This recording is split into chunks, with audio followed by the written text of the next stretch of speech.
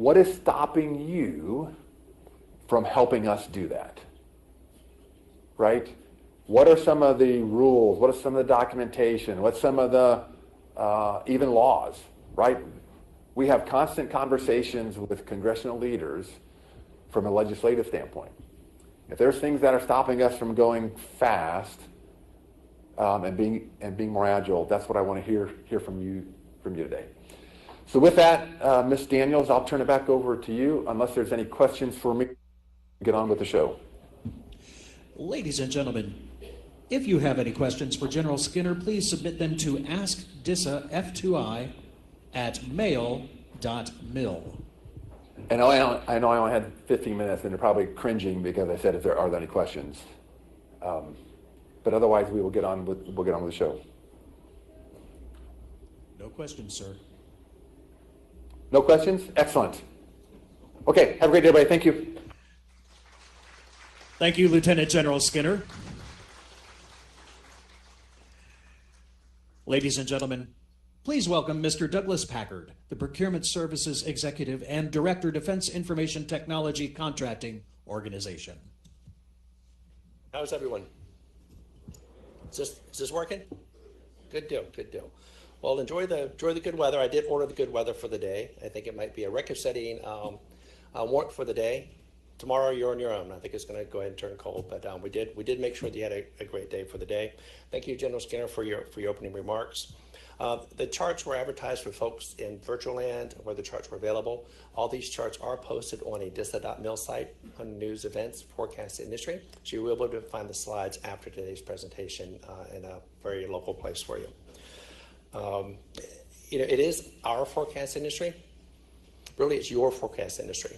There's a lot of work that goes on for many months to bring this event to you today. A lot of work by a lot of people, a lot of information to share. So please make the best of your day because it's done for you annually and for your benefit. So there are 745 individuals in person. The room's not full, but I think they're down at the coffee bakery pseudo Starbucks site. And there are 700 plus individuals virtual. So for the folks here in the room or in the area, you're local in person, you could purchase lunch. There's lunches available here within the hotel and a lot of places across the street into the town center. So when you do a speaking event, they always tell you, start off with something funny to get the audience, especially first thing in the morning, 8 o'clock in the morning, get them kind of revved up for the day. Tell them a joke. I don't have any jokes, but I have a tragedy to tell you of my personal life, right? Anybody know what this is? This is a $1.6 billion winning ticket for the lottery. That little bubble machine with the little balls, and the guy, you pull out and the guy turns the balls. He had the number, I had two. He had the number, and he pulled the wrong number. $1.6 billion, and there it goes. Now, the sad part, no one grabbed that because I didn't check to see if I had the double play $10 million. I don't know if anyone won that or not, or if I won $1,000. So no one grabbed that. I'm going to grab it myself when I get done. But the number right there. So will I try for the 1.9 million tonight? I don't know. The odds are twice. They don't pick my number. I don't know. But we'll wait and see. So the power of trusted partnerships: compete, act, and win. So consider as we talk when we have all these events that it really is a partnership from DISA, our mission partners we support, federal and DoD wide, and industry. So when you form a partnership, you're agreeing to form that for the betterment of the warfighter.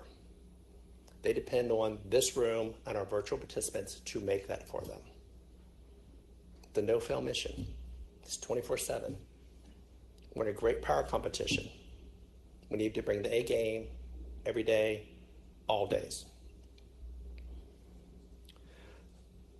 So I don't know if there's any Marines in the room or not. Is there any Marines in the room? Oh, there's one. Former Marines. So I was thinking last night about the Marine motto, because I think about Marines often, right, Sergeant Major? So the Marine motto is the few, the proud. Second, I thought, who are the we in this we of the partnership? I would offer to you could be, the few, the proud is the select, the dedicated. It's not this room and our virtual participants. Is it not The several of the compassionate. Is there not this room while we're here today, while the folks are watching virtual? The warfighters depend on what we do, what we deliver every day in that power competition. So in the end of the day, we all have that mantra of protecting the country, all enemies, foreign and domestic, and that's the motto that we all sign up for in that partnership. To put these events together, it's a lot of work every many months, and a lot of, as you saw this morning, a lot of work to get folks where they need to be at the right time. I want to recognize a few individuals specifically at the beginning, not the end, where the audience is maybe less in attendance. So for the Mission Partner Engagement Office and Public Affairs Office, there was LaToya Rose, Nina Perkins, and Ryan Longoski. Then also David Marin, Working Miracles, I understand. David was managing simultaneously registration, training volunteers, badging, slide graphic, script, et cetera, et cetera. So I haven't met him yet this morning, but David, you've done a yeoman's work, so thanks very much for your work. Within the Procurement Services Directorate, executive lead was Miss Daniels, not sure where she is in the audience. Helping her as well was Quentin Rashid, doing a lot of the logistical efforts in the planning end this morning. Michelle Timmons has been our point person, again, working script, registration, volunteers, slides, et cetera. Has really done a phenomenal job pulling this together. And also her immediate boss, Mike Taylor, has done a lot of the background to make sure the day is a successful event. Okay, so how's today going to run? Not much different than you've been experienced. To General Skinner's point, consistency is good with how we're going to do this, the same as the strategic plan. So briefings, program tables, meet the seniors are the three key things we try to bring every single year to the event.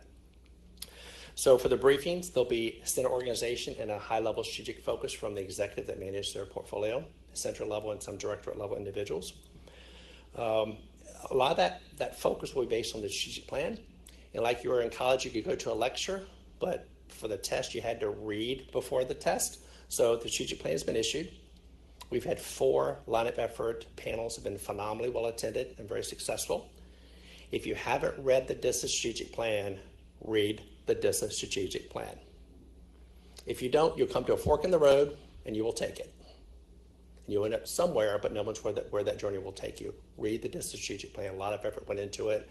To Lieutenant General Skinner's point, it's consistent. The line service will stay the same, and see how you nest and how you add value and how you manage to help the warfighter in that effort. Okay, there are acquisition opportunities on their slides. They are select acquisition opportunities. They are not meant to be everything they're going to have in their portfolio. We do issue out quarterly now a list of acquisition opportunities. Signal Magazine did have, I believe, a half-page ad where they had our contracts guide, which has our premier contracts, and also there's links to on the DISA website to our procurement opportunities. There's usually about 300 different lines for about this current fiscal year and into the next two fiscal years. We'll provide the opportunities. We put a lot of effort into making it more detailed and more sortable so you can find information you may need. Okay, so as the briefings go along, the times to start after lunch, the times to start after break are pretty firm. They might lag a minute or two if people are still coming in the door, but those are generally firm dates. If briefings end before times on the calendar, do not think you missed something. Right, we do the best we can at judging how much time each individual needs to brief. Some may get longer, some may get shorter. It's okay. If you finish early, you have more time for program tables. And as important as the program tables down the hallway is, the networking you will do as individual companies and firm individuals and as your companies is invaluable to you as well for those small business networking opportunities, for example, or just catch up with your colleagues in the same industry base for what the newest innovative technologies are on the horizon. Okay, so there are, as I mentioned, the program tables down the hallway. There are 24 program tables, I understand, which is the most we've ever had. Please avail yourself of those opportunities to talk with the program managers and know what's on their mind. People always ask, what are you looking for? What do you think about X? Those 24 tables will tell you what they're thinking about and what is the answer to X as best they can. So please make use of your day to make use of the program tables. And the last is they meet the seniors. They will be in this room. When we get done, they'll bring the tables you see on the sides, the black tables, they'll bring them forward. They'll put a sign of who's at the table, and they'll have it right here in this room. We've done that before. That way you're not moving back and forth between rooms and the logistics of it. So when the last presentation is done, which will be mine, stay in the room, and the seniors will be held from 3 to 3:30. All right. Then PSD, there's a large group over here to my left, some to your right. I won't introduce them by name because there's a lot of great talent there. They will be at the program tables, so please stop by and see them. About 30 individuals from the DITCOs, close to 100 individuals from DISA writ large that can talk about their various programs. So with that, the next order of business is to have a conversation with two of my best friends within DISA.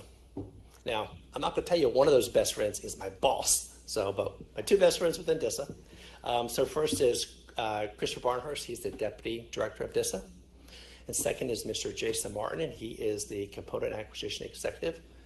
And his other job, he's the Digital Capabilities Security Center. Always have to stop and think about that one.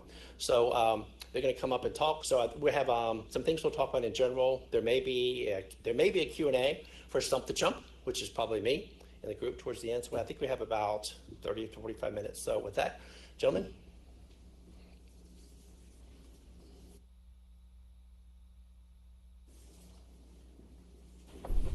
Morning, everyone. You may have noticed Mr. Martin here has two titles. Please note we do not pay him twice. All right, so what I thought I'd do this morning is I'm going to talk about kind of 4 functional capability areas within the agency and where we're driving in those areas, maybe give you a sense of some of the opportunities that might be out there. I'll try to do that fairly briefly, and then I'm going to outline 3 broad themes that will sort of form the basis of the discussion between Doug, myself, and Jason here. We're going to try to keep this a little bit loose and conversational, and as Doug alluded to, we do want to take some questions at the end. So when we get there, we'll open it up. Feel free to fire at will, and we'll go from there. Okay, if that sounds good. A couple key capability areas that I want to talk about, again, just briefly here. One, transport services. So you heard General Skinner call out Chris P. here earlier on the transport front. Where we're going in terms of strategic shift there, I think can be summed up fairly succinctly as always available and always on.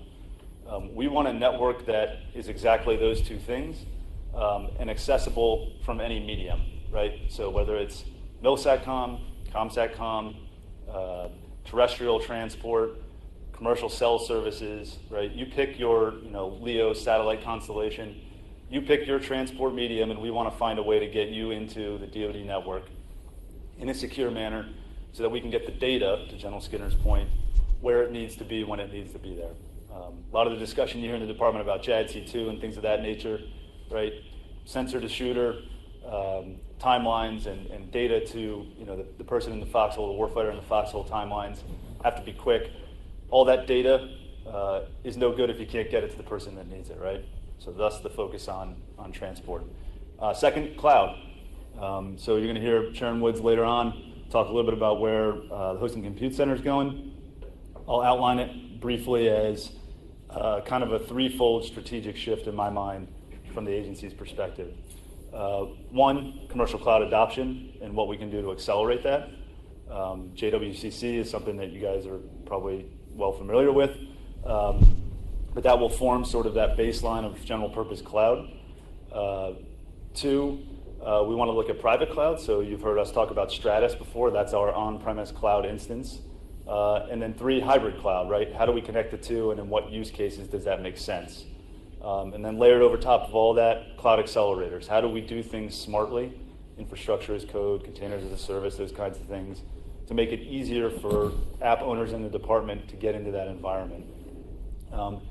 That's a bit of a pivot in my mind from the agency's mindset, I'll say several years back, right?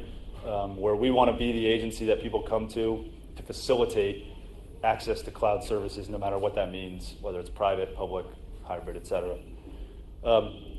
Cyber defense.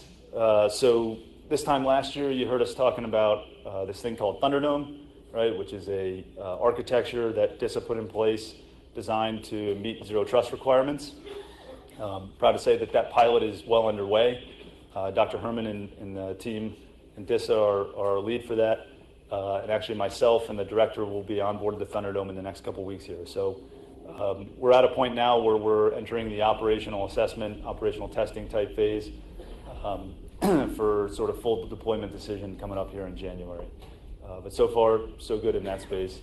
And as the director noted before, in terms of harmonizing that security with an end user experience, right? I just want to emphasize the need to bake in user experience in all the products and things that we adopt as an agency. We've all probably in our personal lives had the experience, right, where you get on your laptop, you try to do 2 different things at once, and you get like the blue circle of death, right? It's very demoralizing. You want to throw it through a window. We don't want that to be the experience in DoD, and certainly not with products and capabilities that DISA provides. And so for that reason, we want to bake the security part in at the front end, make sure the performance is to our expectations as we look to roll out new products, whether they be in desktop space, the mobile device space, really any end user capability going forward. Okay, so I mentioned earlier we had 3 kind of broad themes that we wanted to talk about here. So one is opportunities, right? Where are there opportunities for DISA and industry to partner going forward? The second is speed to capability, and really trying to articulate to you all what we mean by that. And the third is best value. You heard General Skinner reference best value solutions in a number of public settings, and we're going to try to expand on that and talk about what that means from our perspective. So with that, Jason, I'll turn to you and just ask you in general about speed to capability and some of the things that you think as an agency we're doing in that realm and where industry can help. Yeah, so both you and General Skinner said it, right? Partnerships. That's our business. That's what we're here to do. And I think that's what we've really worked on over the past couple of years to really identify what we need to do to pull things together as a team and to deliver. It's interesting. I developed my coin a year and a half ago, and I put my 4 directorates on it. And then across the top, before being prompted even, it says partnership. And I genuinely mean that. So every time I hand out a coin, that's exactly what I talk about. What are we doing as a team internally? What are we doing as a team with industry? And what are we doing as a team with our mission partners? So I think first and foremost, what we have to do is communicate. And that's critically important no matter whether we're talking internally with you or with the customer base. I know a lot of times we're found talking past one another. Messaging is key. What are we really trying to say? Are we listening? Collectively, are we listening to one another? Are we making sure we're setting those expectations based on what we hear? And are we doing that early and often? So as we go through and we talk about acquisitions and procurements, we'll talk about how often we need to communicate and how often we need to baseline and check that baseline over and over again. We have a few different mechanisms that I'll talk about in a little bit as to how we do that. But again, I think, Chris, in terms of speed of delivery and really partnerships, it's all about communication and doing that as often as possible. So quick follow-up before I kick it over to Doug here. You mentioned acquisitions and procurement.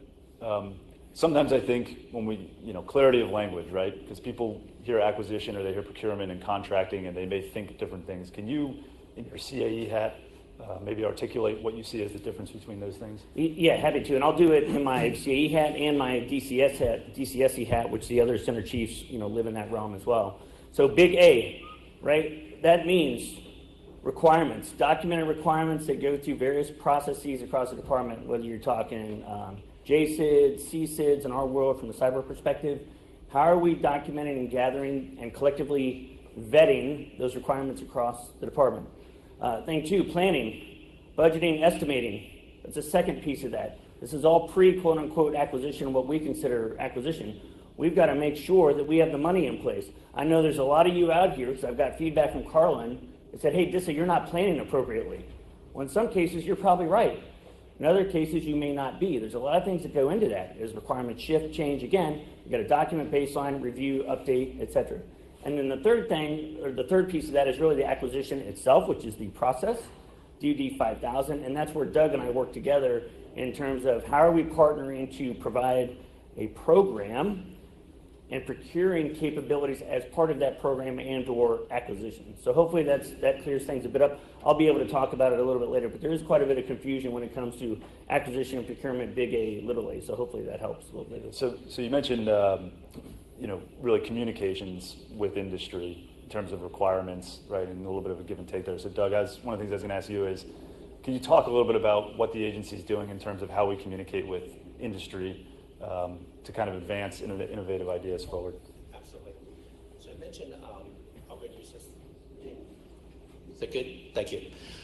So I mentioned a moment ago, we do have that acquisition opportunities forecast to be published.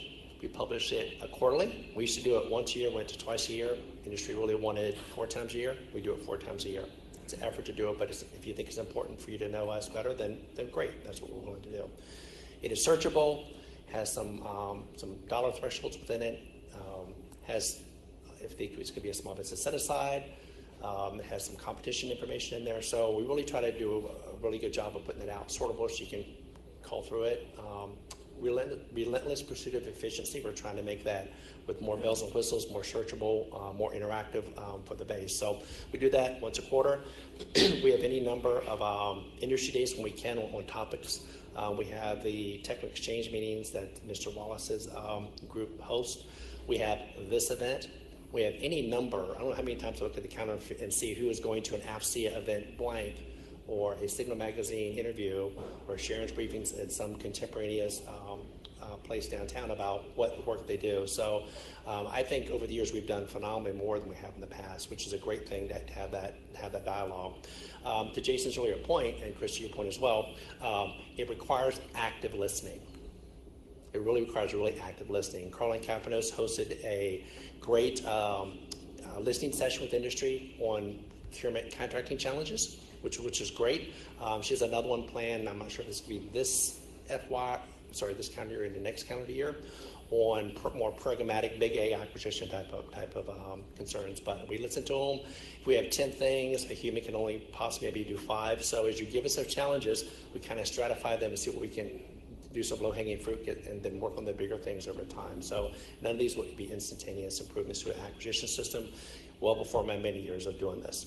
Do you want me to go ahead and touch now, Chris, on the big A acquisition system? Yeah, absolutely. Because Jason mentioned that as well. So big A acquisition, remember that term. Big A acquisition. It is an acquisition process, tooth to tail.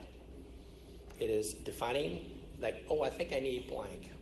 The planning process. POM to get a budget through Ms. Crawford's team. It's programs thinking, how do I find my requirement? Have an industry day. If we have time, do a draft RFP. We make an award. We have to give government property. Is the government property work? What's the logistical tail? What's disposal of equipment when the IT equipment is no longer needed? What's the tech refresh? How do you close out a contract, and how does property return to the government for a different need once a program is complete? That is a big A acquisition process. Goes for years. Big A acquisition. And there's a federal acquisition regulation that tells myself and the program managers how to do their job. Right? Some of them are shall, some of them are may. If it doesn't say shall, then we are able to use our innovation to make it work more effectively. Right? But the procurement is one piece of forming that contract and making an award.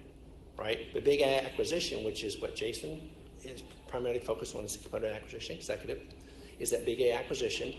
As a senior procurement executive, the tedious acquisition plans, bridges, -8s, strategies is more procurement focused. It includes the big A acquisition, but when Chris gets those assigned, everything above 10 million, he sees in some way or another. Certain dollar thresholds, he sees them by statute.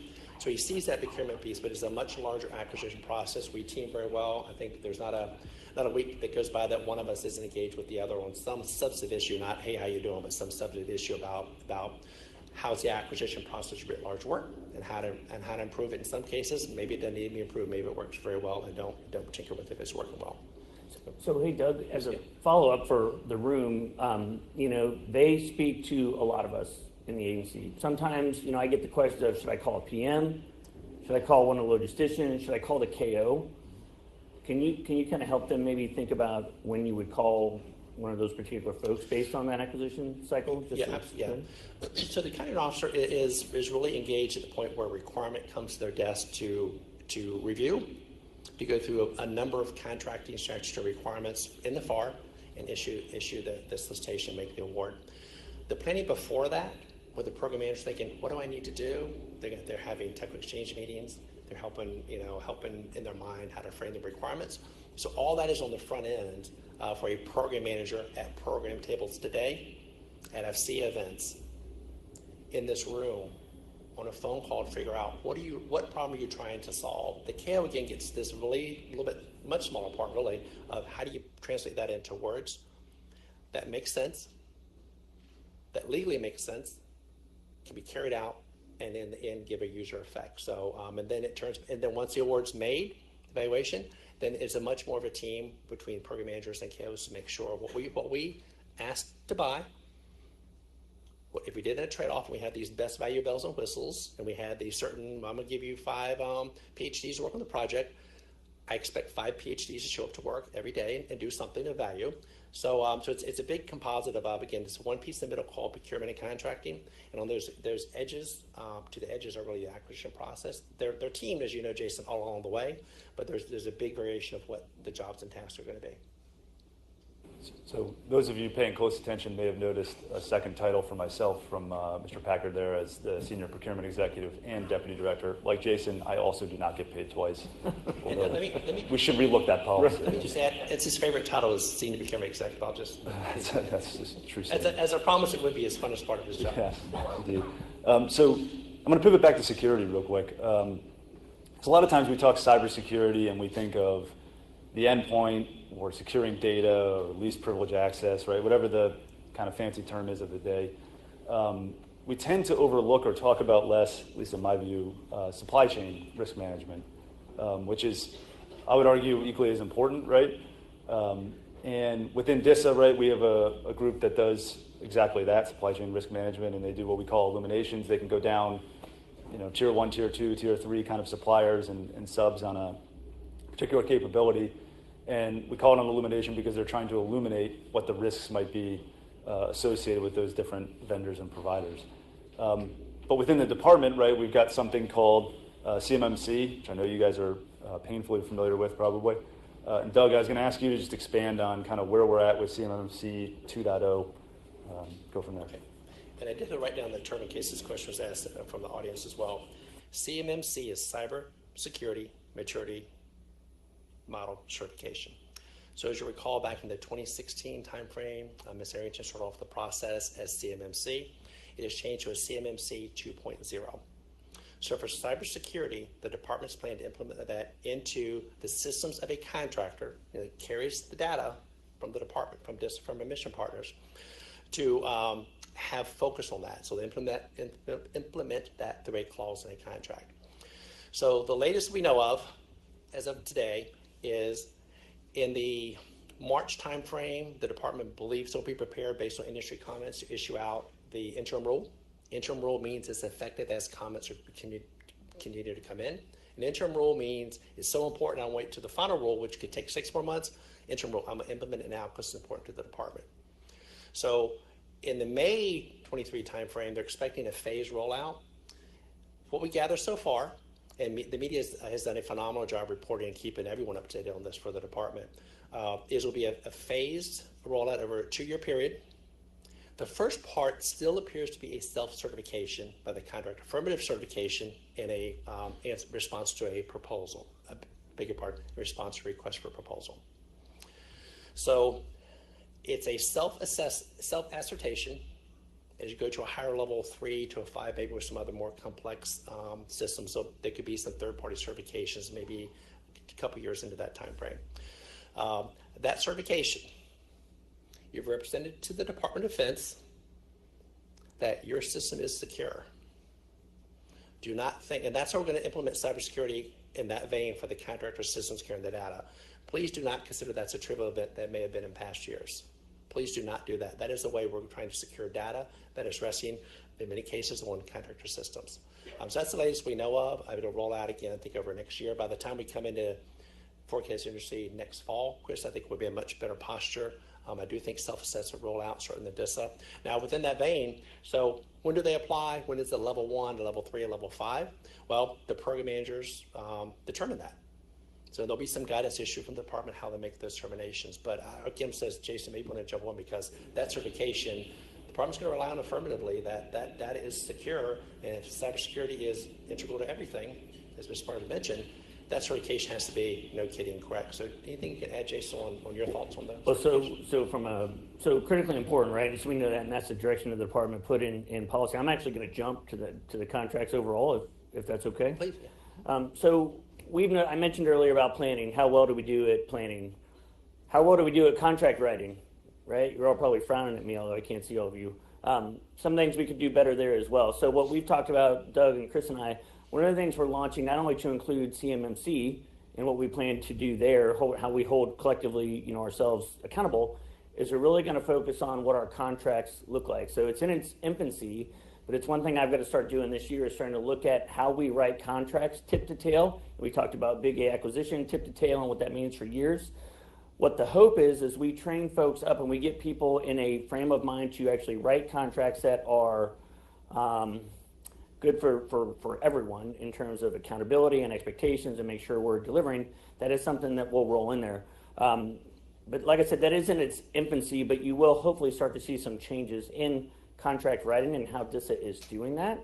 And I think that's something that we'd be open to feedback about as well, just as we've been with CMMC, right? So top to bottom, what do our contracts look like? How are we going to start to write those a little bit differently? You'll see more from us in the coming year on how that's going to change.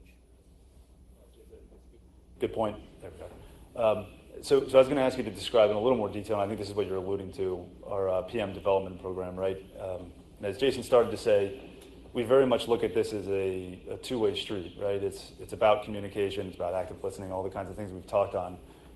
But you guys can only be as good as the requirements that we give you, and that's a starting point for any, I think, solid relationship. So if you don't mind just expanding kind of what we're doing in the agency to try to build that bench, if you will. Right. So General Skinner mentioned workforce development. He talked about, what did he say, 2.6 million or 1.6 million open IT jobs. We're just like you. We're suffering from talent drain as well. So what we started to look at across the agency is in conjunction with all the senior leaders. We're all talking about this. What are we going to do to solve the challenge of simply not having enough folks to do the work, right? Simply not having enough folks to engage with you all to make sure we're doing the work properly on cost schedule performance. So what we've done across the agency, we've introduced a new, I will call it OJT type initiative because it really incorporates a number of different training aspects in the federal government. But really it's about talking to folks, working with mentors, working with the chain of command to make sure that we are doing what we need to do from an acquisition perspective to make sure we are delivering those capabilities. So what we've done is kind of set up a career path, which is very similar to what you see in industry in terms of, we're not allowed to just promote folks, right? You are. Right, so what we need to do is make sure people are trained so they qualify for that next position. So what we've done is start to lay in specific goals, acquisition knowledge, contract writing would be one of them, right, to make sure that someone is ready to go to the next level. So when you're working with a program team member or you're working with a program manager, you're going to be confident that they know what they're saying and that this is going to be in your collective best interest. So we're working, like I said, to roll these into goal-setting initiatives, annual appraisal initiatives, and then really charting how folks are growing and developing to be able to better interact with industry and to provide that overall acquisition experience to make sure we're delivering across the department. So as we're talking about PMs, I'll pivot just a little bit. One of the things you heard General Skinner talk quite a bit about a year ago were SPAs, right? Everyone loves a day at the spa, strategic program assessments. And we've gone through round one of those, and these are things that are designed to, one, recognize we live in a world, we DISA, of finite resources, right? We can't do everything that we would want to do, and so we have to make choices and strategic trade-offs like any business would, based on a whole variety of factors. That said, the SPAs were too relaxing, right? So we're going to do them again, and so we're doing SPA 2.0 this year. So Jason, I wonder if you could talk a little bit about the next level of fun. So regardless of what anyone tells you, everybody loves them. No pre-work at all. They've been very educational. So the boss, charged us with looking at doing basically a zero-based review on programs. We scratched the surface last year. We gave people an opportunity to kind of find out really what they knew and didn't know inside the programs. We gave the agency opportunities to learn as well about what's really going on in programs outside of just the normal folks, right, who deal with a given program. I think we learned a lot. I think we found some money. We found some contracts that we could relook. We found some opportunities that we maybe needed to relook. And then in the process, we actually sunset 7 programs. And then we took that funding and we redistributed it to other areas to ensure we could continue to deliver to the point about requirements and planning and executing. So 2.0 started last week. We had our first one. I think we had, well, then I was TDY. We had a relook meeting where the boss gave some updated feedback, and now we're going to start the battle rhythm using his feedback to say, okay, this is how we want to tailor and scope these. Whether you all know it or not, you are critical to ensuring that information is accurate, right? The delivery mechanism, the contract, the folks on contract, and the PM need to be in lockstep with what we're doing and why we're doing it, and make sure that the reporting is exactly the same. That is exactly what the agency is looking for.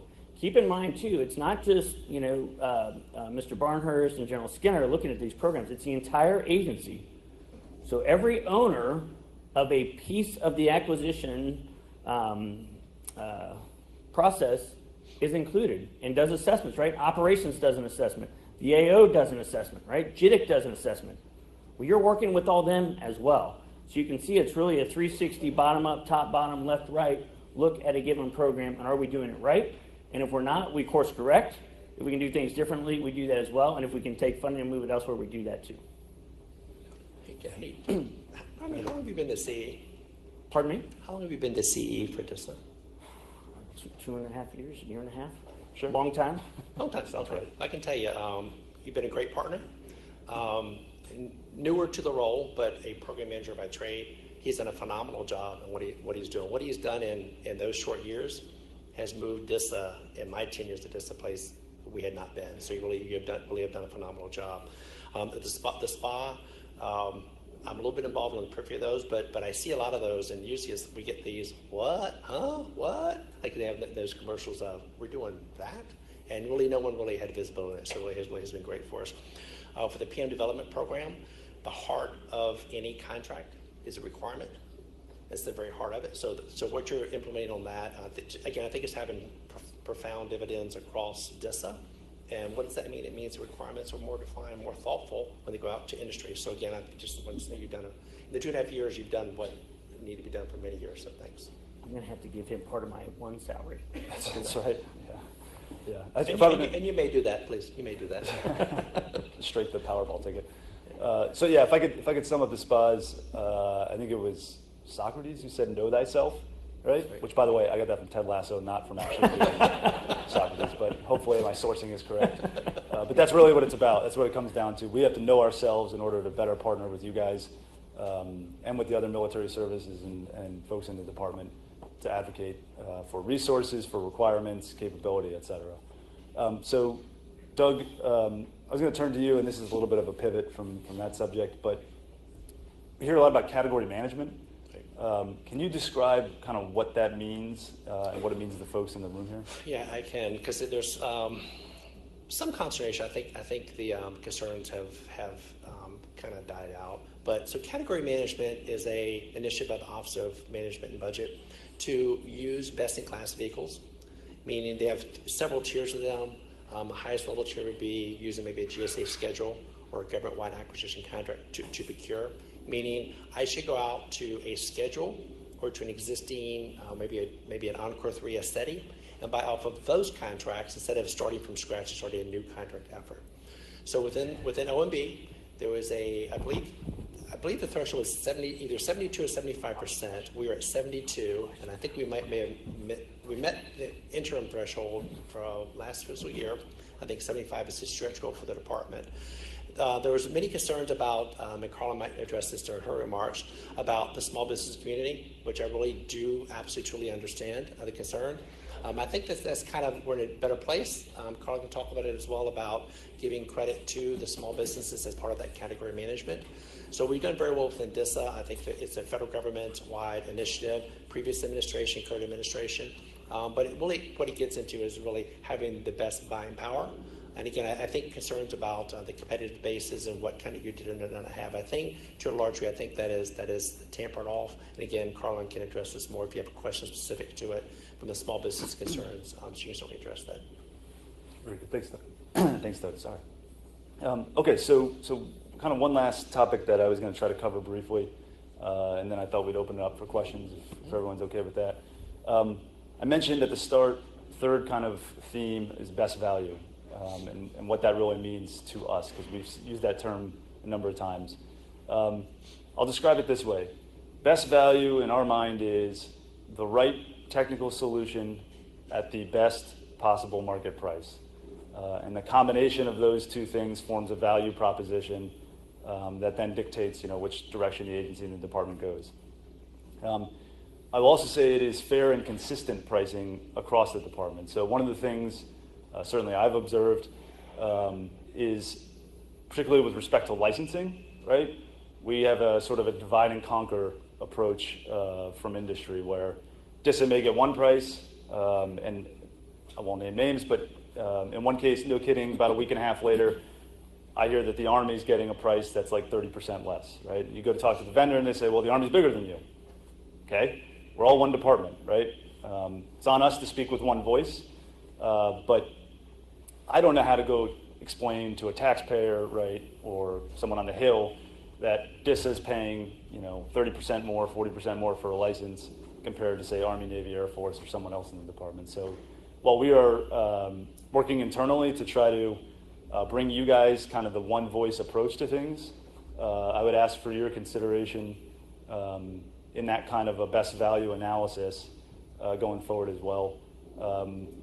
I could put myself in the other seat, right? It's about revenue. It's about, creating the bottom line, if you will, or the top line, which I understand. But that's something that I will put out to the folks here. That's where we need your help and good partnership going forward. Okay, so if you guys are okay? Just to add, so to Chris's point about the business reasons for maybe some of those models, to me, to my opening comments, we're in a partnership in defense of the nation, right? There's a higher calling at certain points than 3 pennies on the bottom line or $3 or $300 on the bottom line. We agreed to have a partnership with industry, actively listen, candid discussions, calling things foul when we think it's a foul. So I think in my mind, I think as a picture, there's a higher calling to what we do as a department. As far as for best value, my overarching thoughts are, think of big A acquisition, beginning to end. There's value all along the process, right?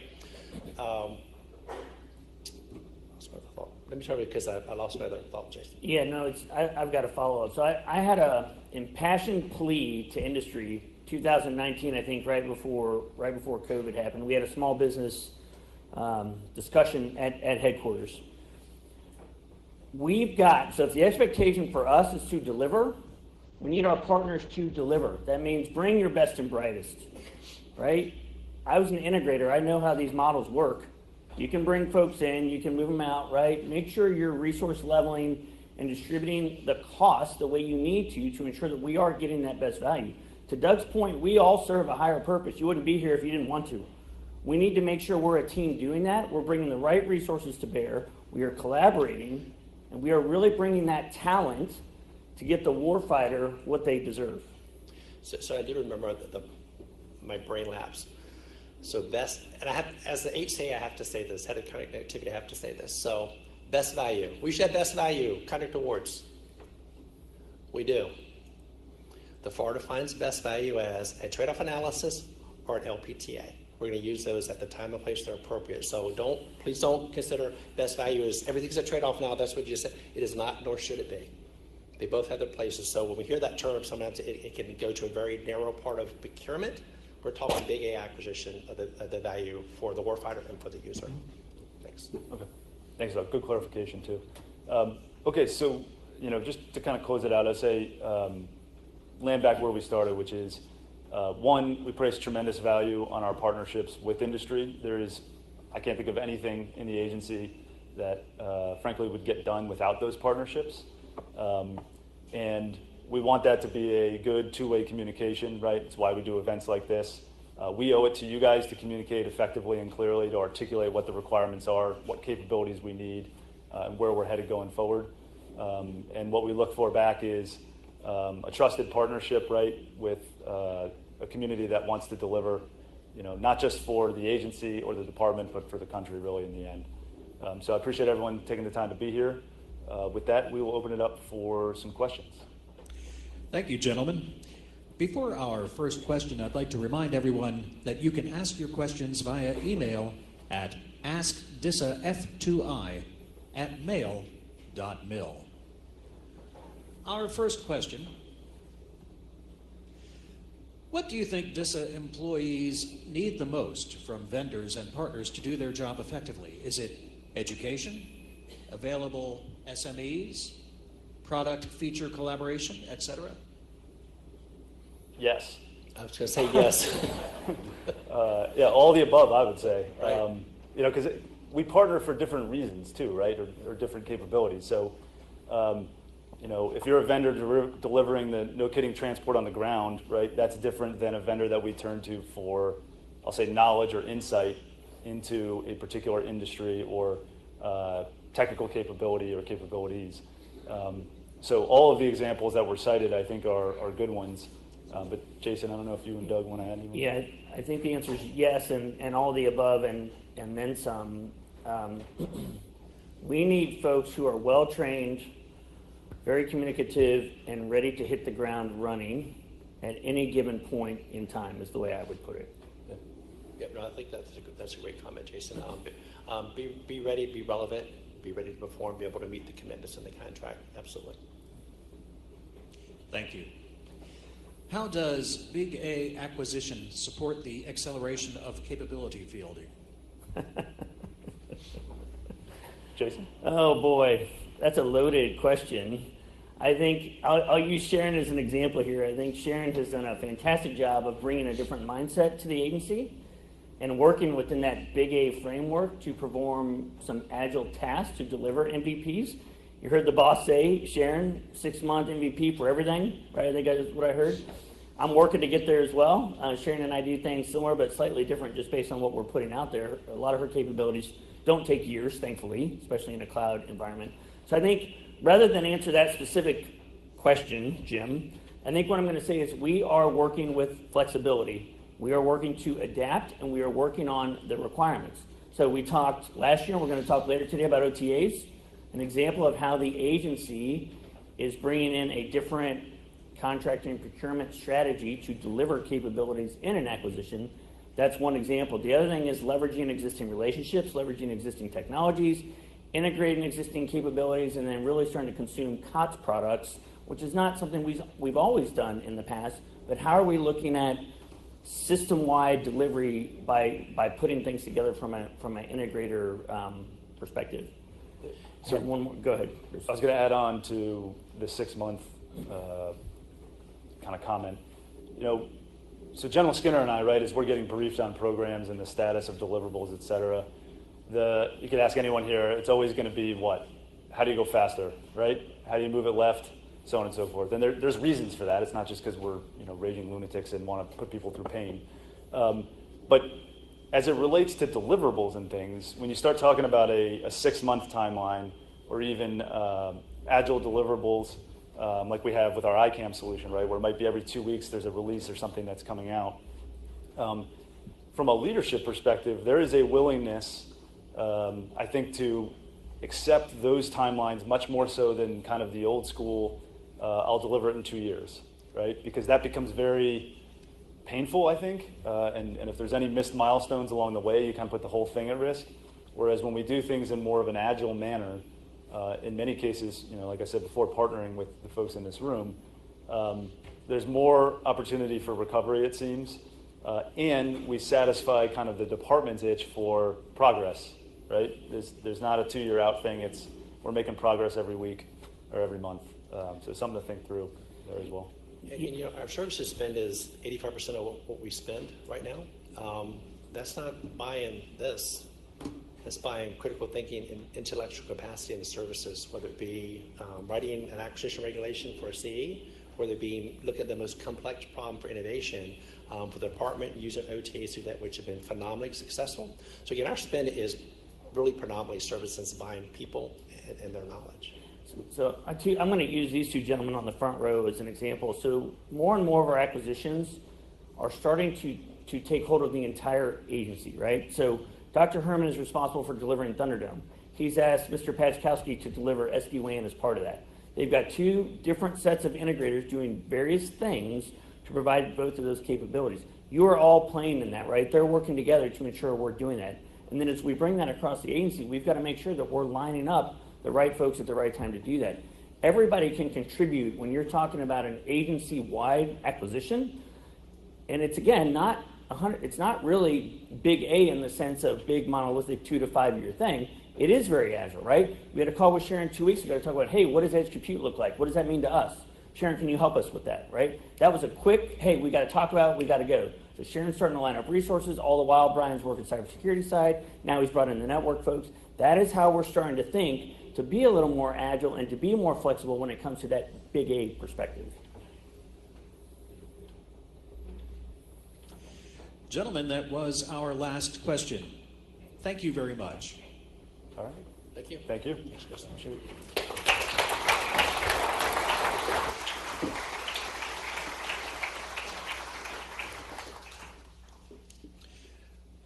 Ladies and gentlemen, at this time, please welcome Mr. Nehemiah Jackson from the United States Space Force.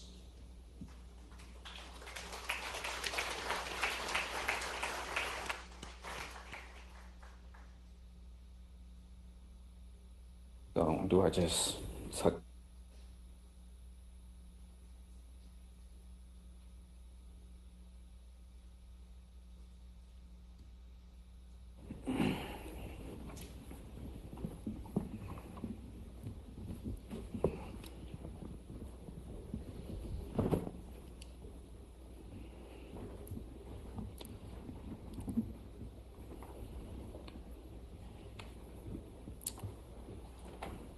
Hello, good morning all. I guess I lucked out being early speaker, and I appreciate that. Just don't blink too much. This is a quick brief. First of all, I'm Nehemiah Jackson, the Deputy Program Manager for the Commercial Satellite Communications Office, ComSatCom Solutions Branch. I'm here representing for the Cisco Director, Ms. Claire Grayson, and also the Deputy Director, Mr. Mike Nichols. Now, what I'm going to get into is basically a snapshot of a few acquisitions pending that are going to be executed and awarded within the next year. Now, mind you that this is only a brief snapshot. Quarterly, we post forecast to acquisitions that extend into the next year on a quarterly basis. And right now, we have a version posted on sam.gov.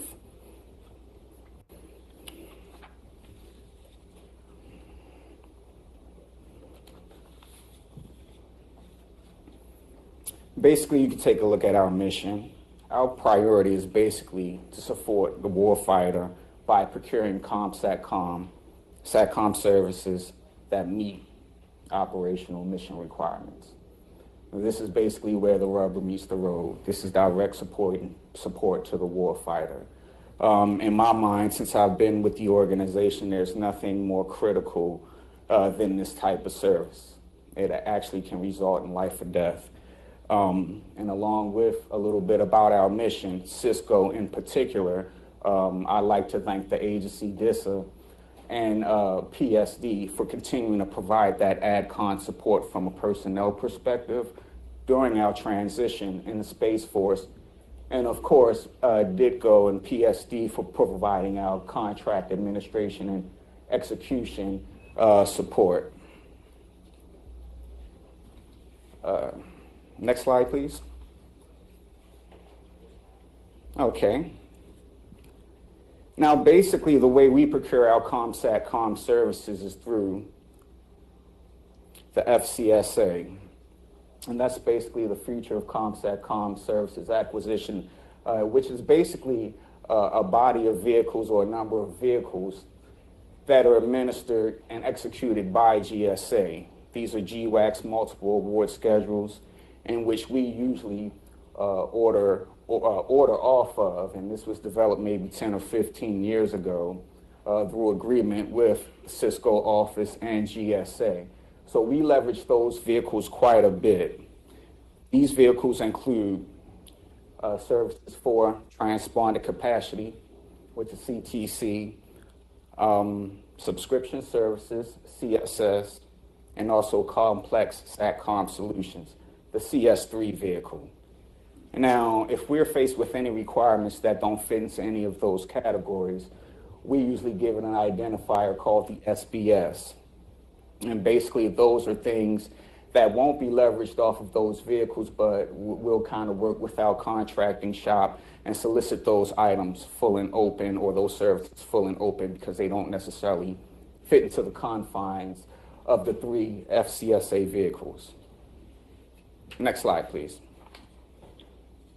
Now, just to get in a little bit of a snapshot of our existing acquisitions, first one we gave the number CSS 110. That's for Inmarsat Maritime Services. Now, where you see that designated F1, that means follow-on. So this is a follow-on of continuing requirement. This will be basically, the RFP is slated to be released within a couple months, the first quarter in FY23.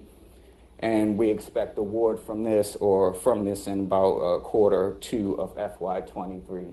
Another important one would be the United States Marine Corps Commercial Services C5 ISR support, which is also a follow-on. Now, this one will support global leasing, commercial teleport services with IP reachback, and bandwidth management services.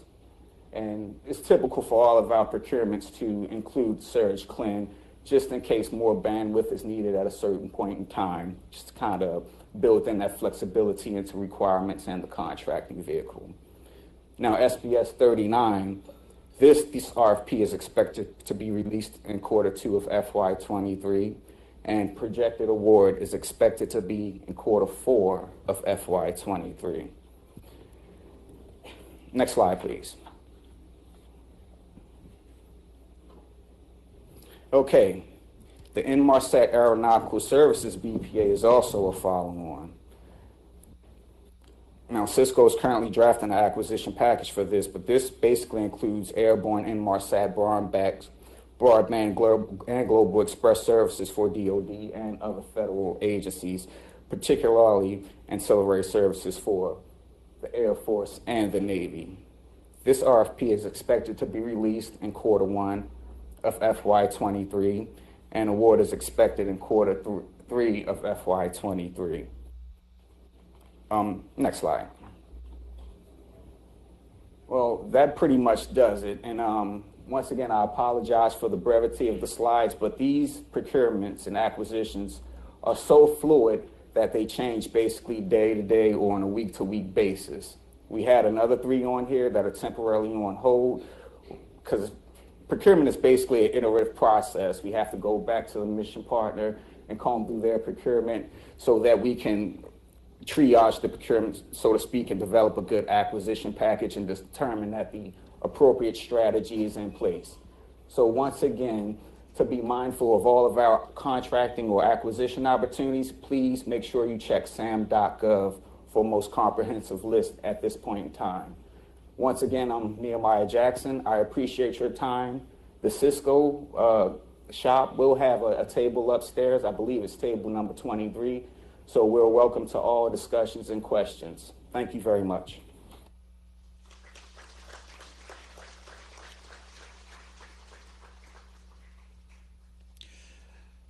Thank you, Mr. Jackson. Ladies and gentlemen, the program networking tables will be open at 9:30 for industry partners to visit, located in the Warfield Room. They're available until 3 p.m. At this time, please welcome Mr. Sajil Ahmed, Director, Joint Service Provider.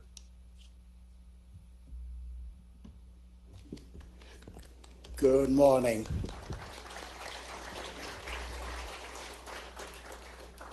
So it looks like it's about 9:15, so we are about 15 minutes ahead, so that means I have all the time to talk, right? So good morning again. For those of you who don't know me, I'm Sajil Ahmed. I'm the Director of Joint Service Provider. We are the IT provider for the Defense Headquarters, the Pentagon, and the NCR region. We have been fortunate to have new leadership in JSP.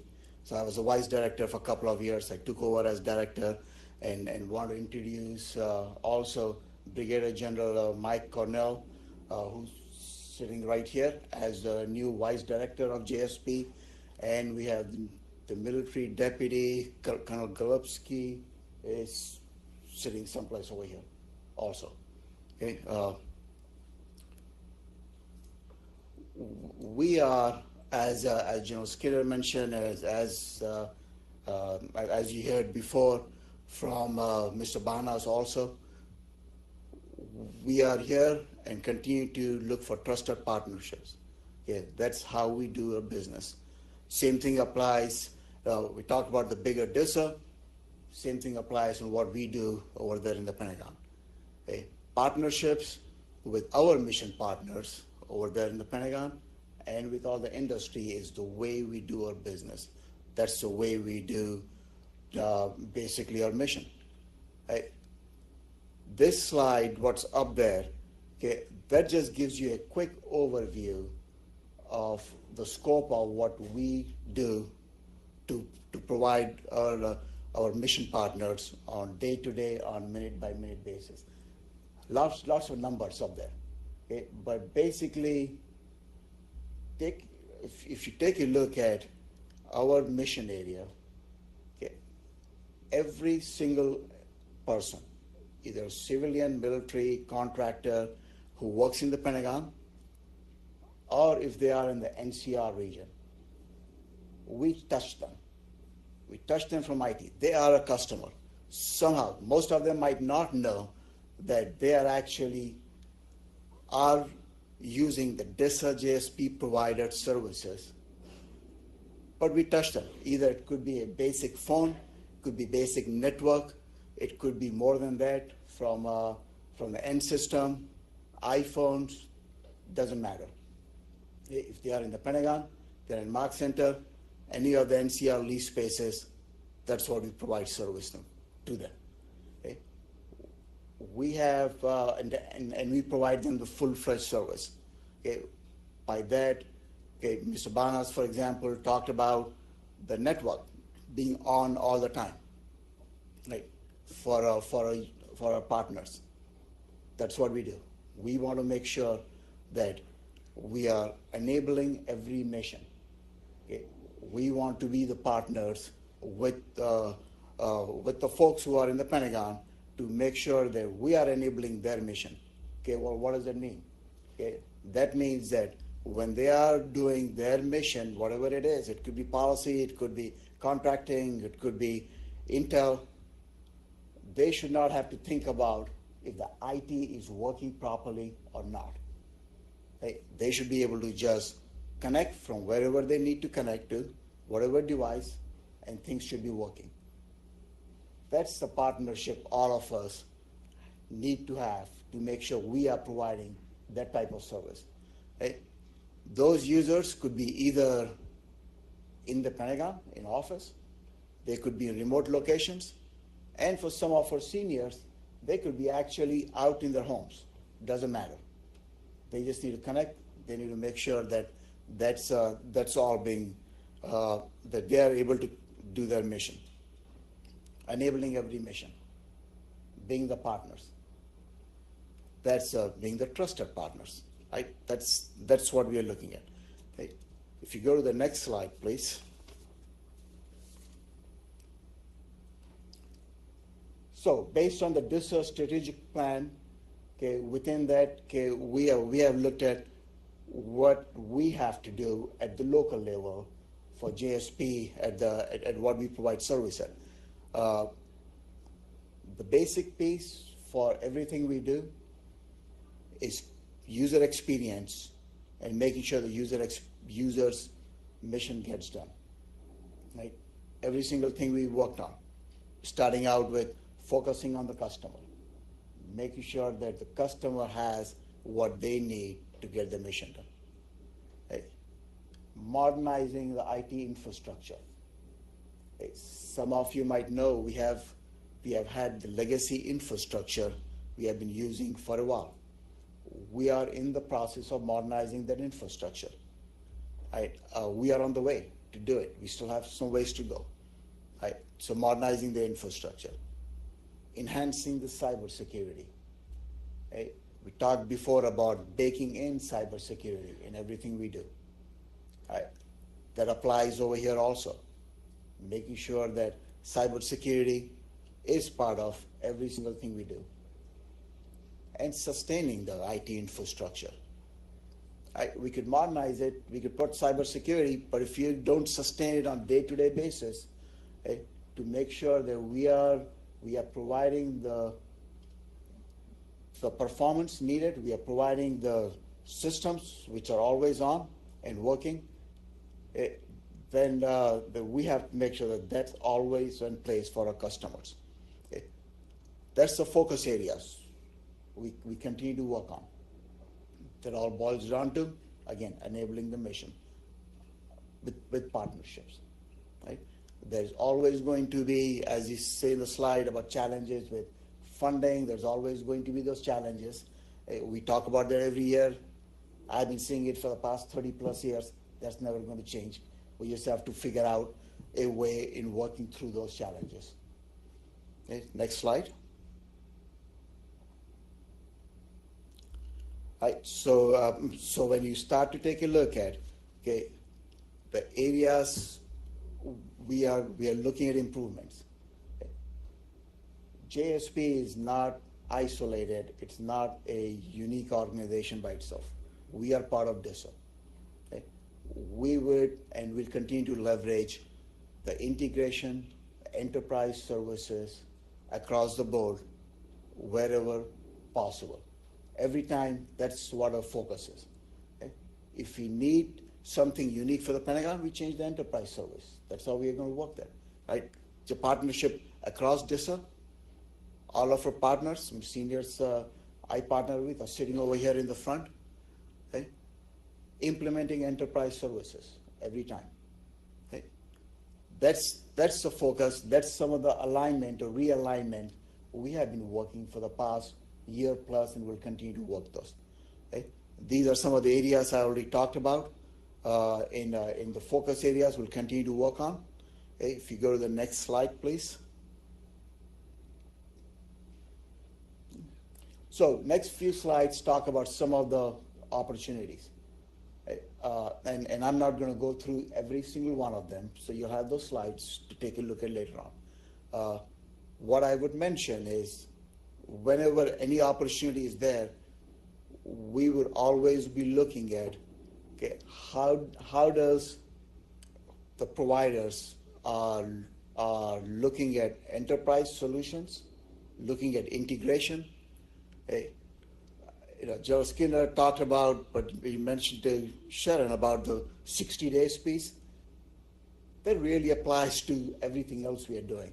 Just trying to be fast, trying to get the solutions out there as quickly as possible, make sure those are sustainable, make sure that they meet the user experience requirements. That's always going to be the case for us as you work through those. So if you could get to the next slide, please.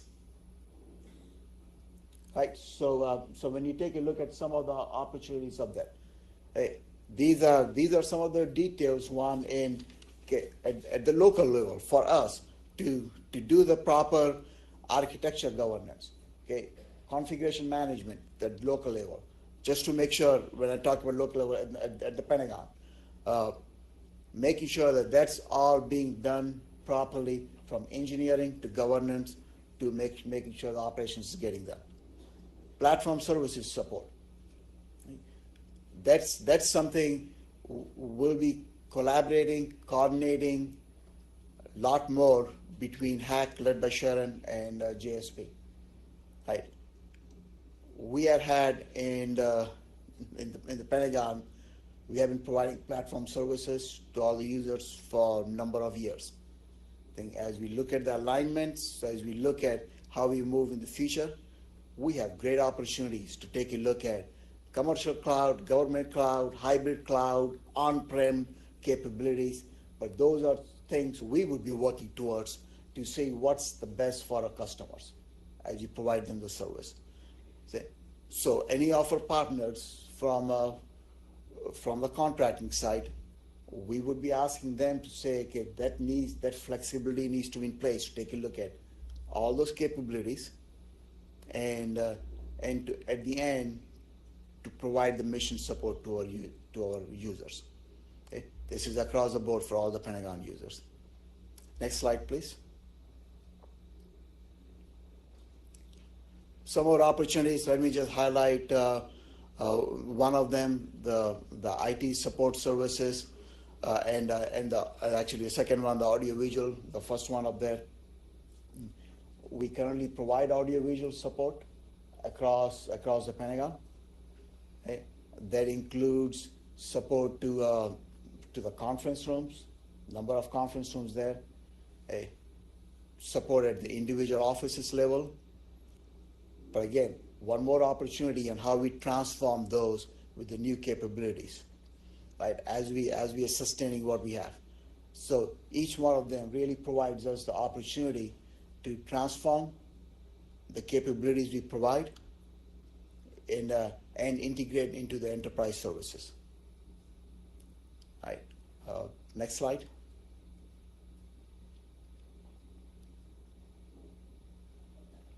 Some more information. Okay, I'm going to highlight the last one: enterprise transport management. That's the day-to-day management. We have to provide our portion of the network. What we do, we run 3 different networks, both for NIPR, SIPR, and JVIX. But every single one of these areas I'm talking about has the potential for us to transform into the enterprise services, has the potential of improving the services and the user experience. Yeah, that's where I think with your partnership, I think we'll be able to move this one forward from where we are today from the legacy perspective, which is continuing to continue to sustain and operate for some of the systems which have been implemented maybe 10 years, 15 years back now, some of the legacy systems, to really transform that and move that forward. So I think these opportunities really give us that capability to do it. Okay. Next. Right, so those are some of the opportunities. Again, you'll have the information. Please take a look at that. If you have any questions, comments, or want to talk, I'm here all day. I know John Cornell is here all day. And looking forward to talk to all of you. Thank you very much. Thanks.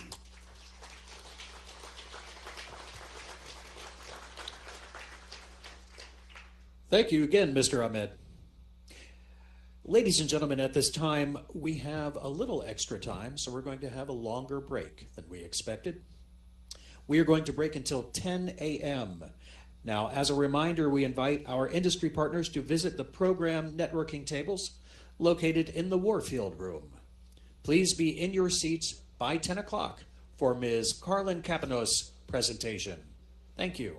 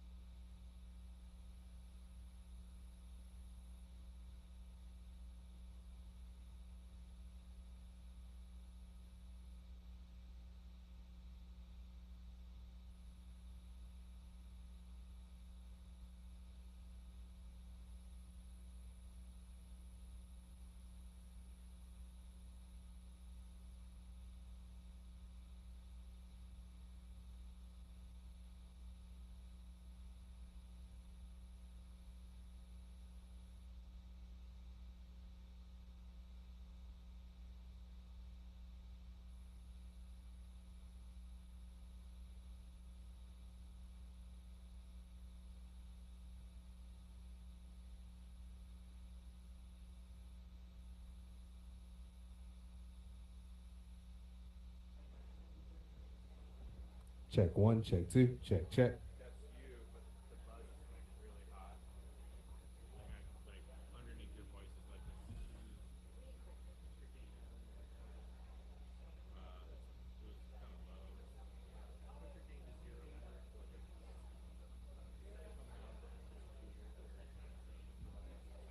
Check, check. One, two, check, check.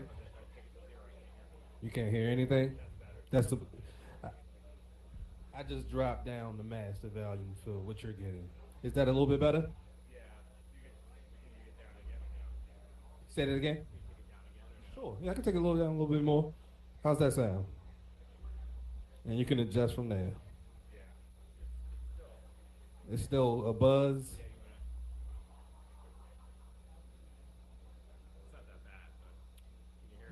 I can hear it.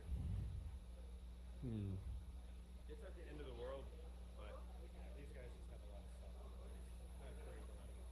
Yeah. But if I take that down to 0, I'm not getting anything. So. Right. But if he's at 0, then you don't answer. Because I can. Okay, if you stay at 0, let's see if this works. Are you still not getting anything? Nothing. Nothing.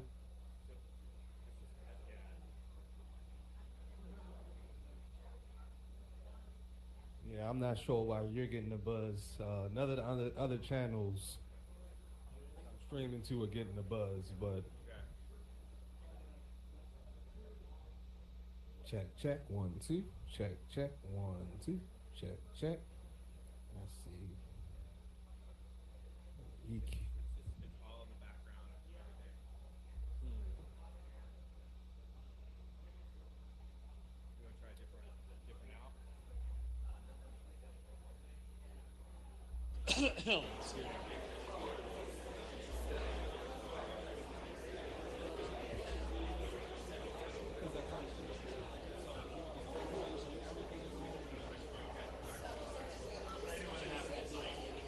So we collect on you collect on inspections and you get answer.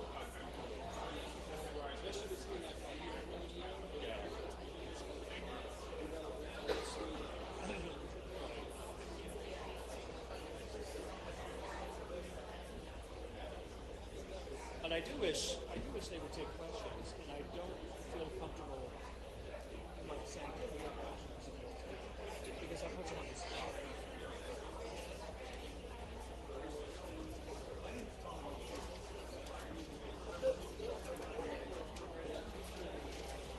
No, Brian, I got it.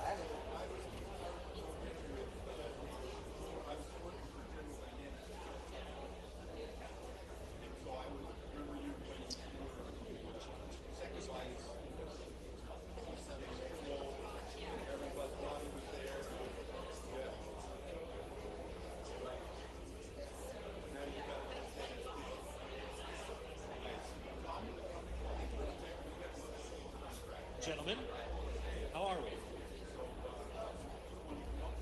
Pretty good.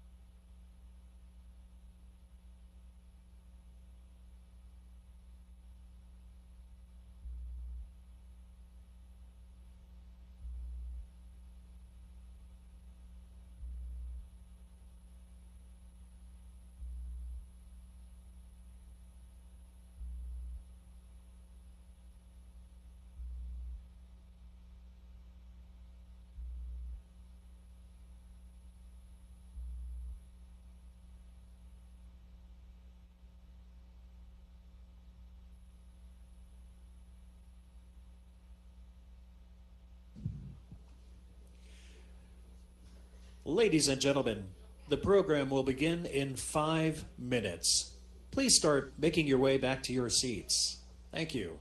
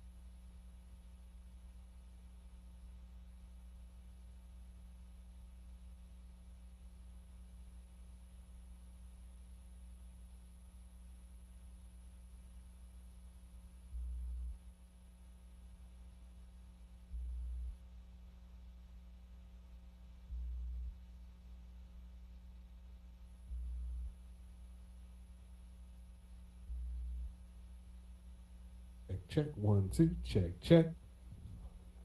Check 1, check 2, check, check. Check, check, 1, 2, check, check. Check, check.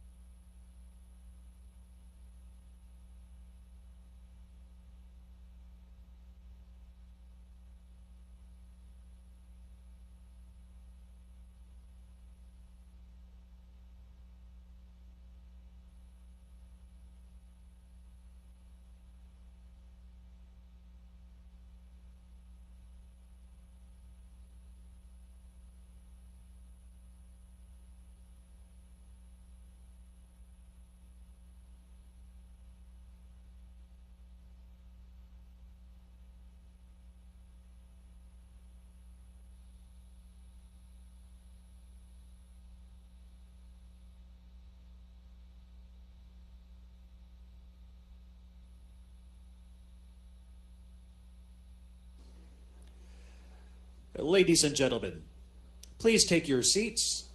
The program is about to begin. Thanks.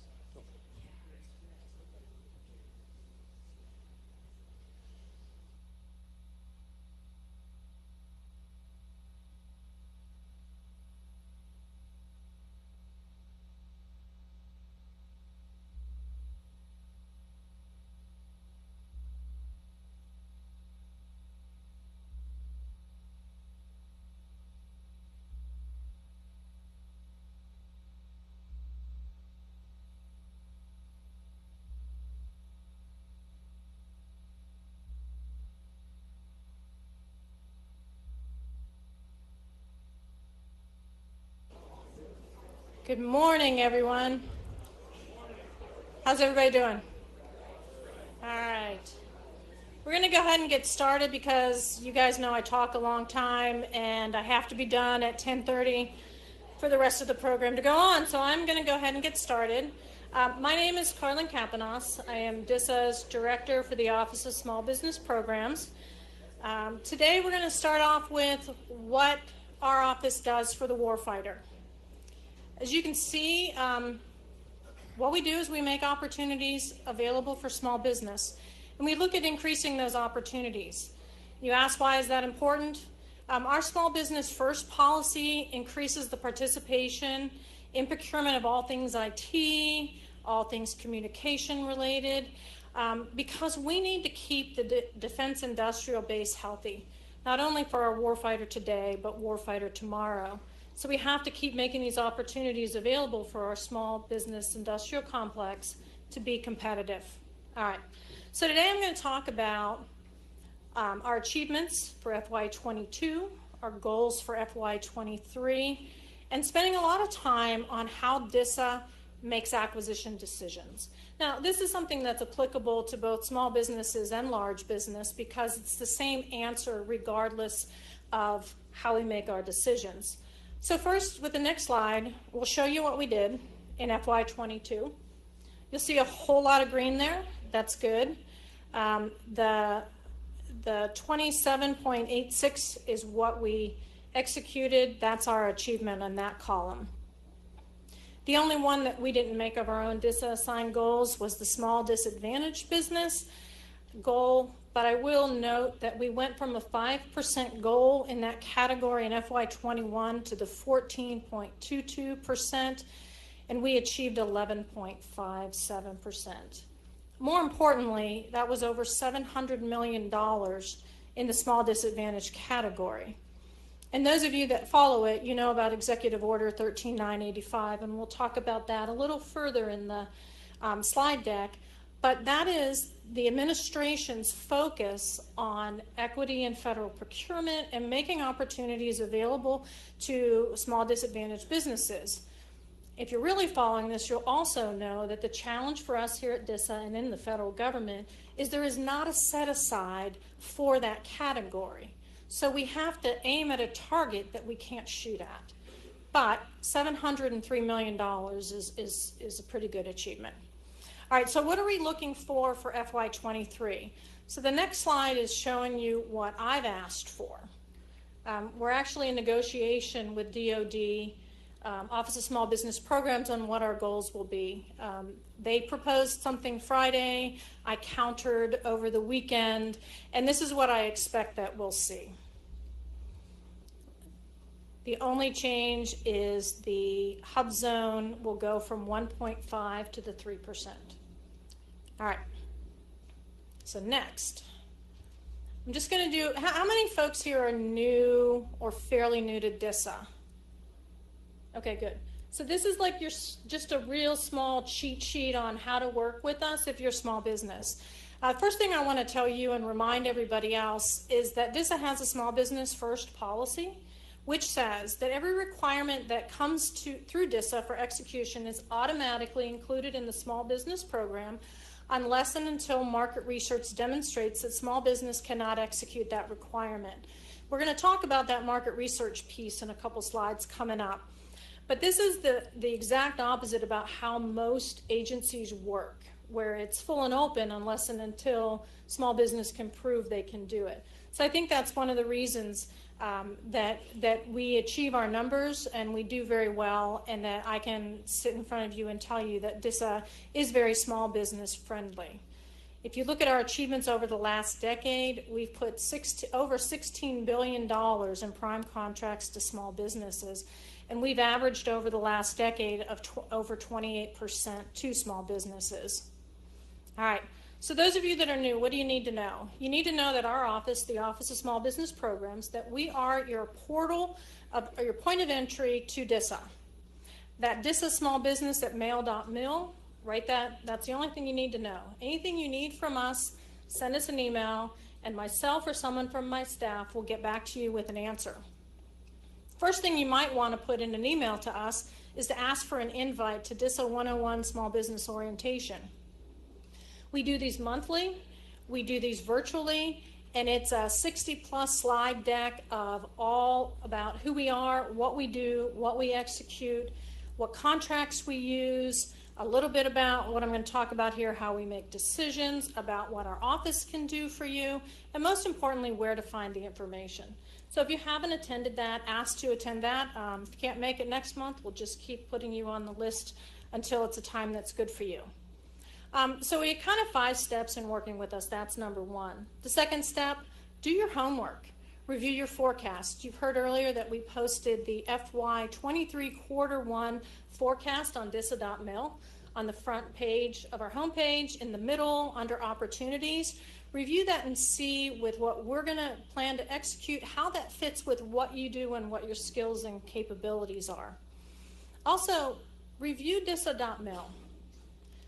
Do your homework to figure out what we do, what we need, how we do it, information about our programs, how we're organized.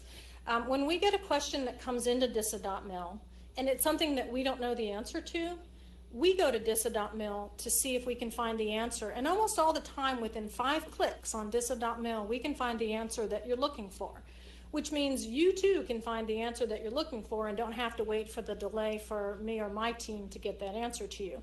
There's a lot of really good information out there. After you've done DISA 101, ask for a one-on-one with our office. Now, what we found is that all small businesses are different in what they want and what they need from us. So this meeting is your meeting. You'll get a half an hour of my team's time. You'll get an hour of my time. And we will talk about anything you want to talk to me. If you want to give me a capability briefing, we'll do that. If you want to complain about anything DISA, I will listen. I might even have an answer for you. If you want to talk about upcoming requirements and procurements, I will tell you any information that I have that is publicly available. Or anything else you want to talk about. If you want to talk about sports, as a reminder, Pittsburgh Steelers, Pittsburgh Penguins, Pittsburgh Pirates. All right. After that, you need to create a plan on how you're going to work with us. Are you ready to work with us as a prime contractor, or do you want to look for subcontracting opportunities? What are you going to do? How are you going to get into us? Then the step 5, and we'll talk about this more in the rest of the briefing, is respond to our sources sought notice, especially if we're new. We don't know who you are. We don't know what you can do.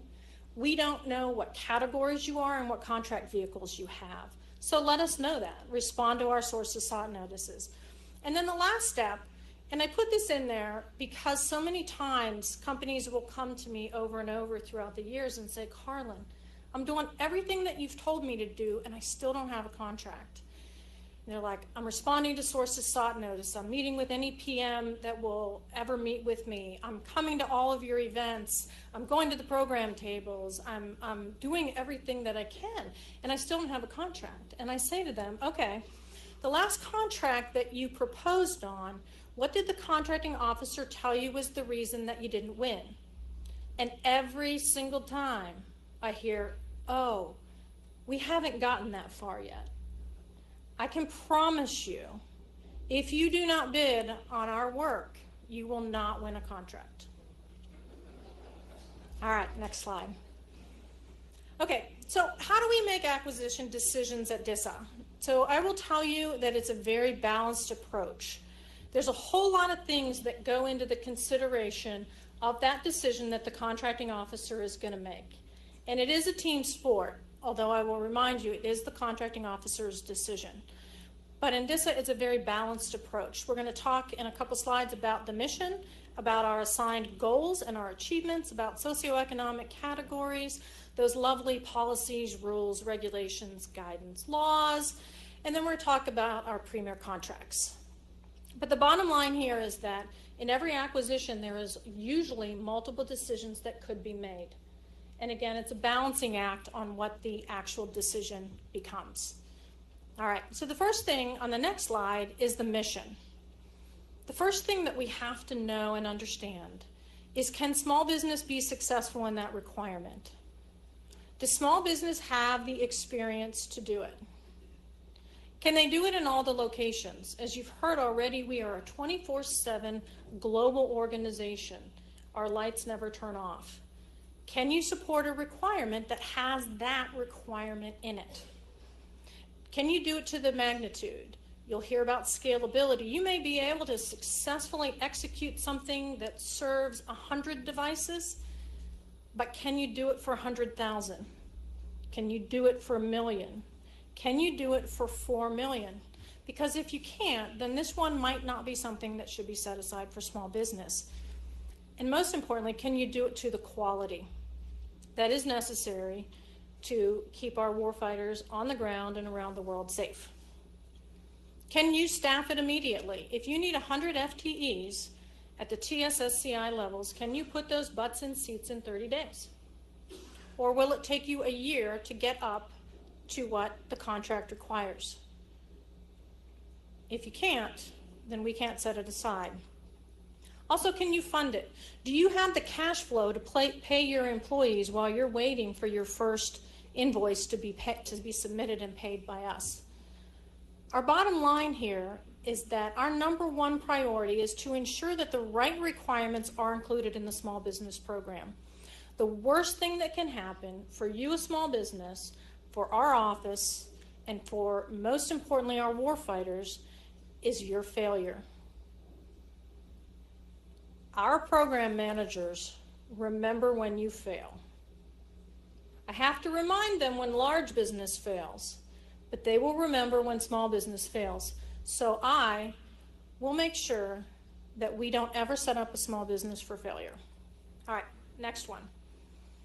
I'm going to talk about the goals that we are assigned and the goals that we've achieved. We have to look at what are our current goals, and throughout the year, how are we doing? Are we ahead? Are we behind?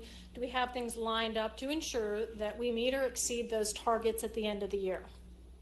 So we look at that when we're making those considerations and determinations.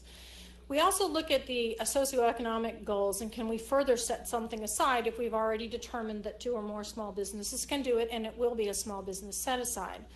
But as a reminder in FAR Part 19, when we're determining the socioeconomic programs for the acquisition, the contracting officer who makes the decision, they should consider at a minimum the results of market research and the agency's progress in fulfilling the small business goals. So those are 2 things that we look at on every acquisition and where we are. Again, I'm hitting market research again because that is important in how you influence our decisions.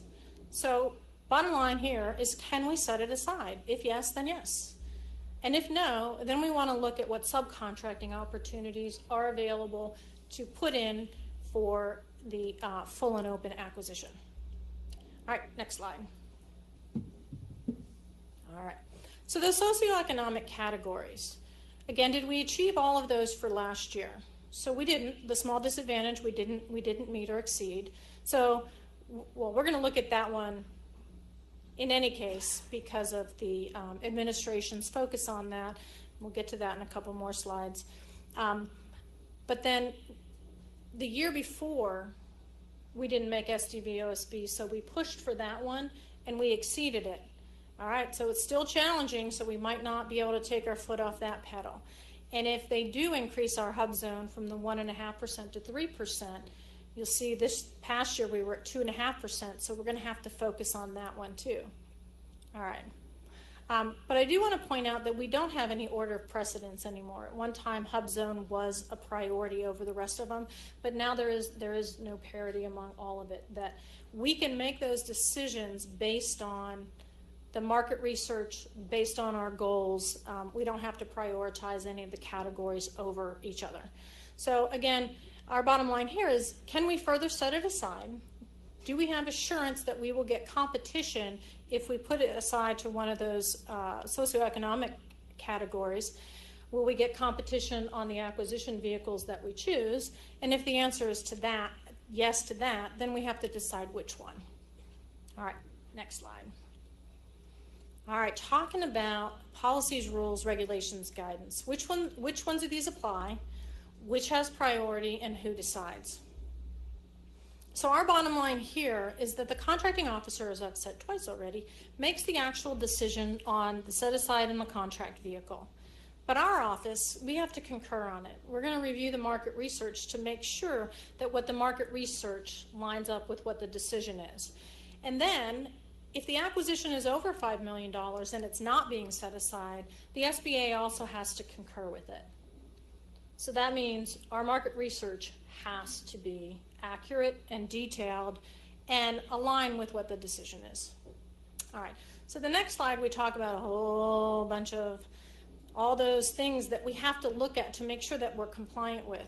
And one thing that you'll note is sometimes things conflict with each other, and that's when we have to make that decision which has more priority. Mr. Packard threw me under the bus earlier about category management, because that is one of the priorities that we get graded on as an agency.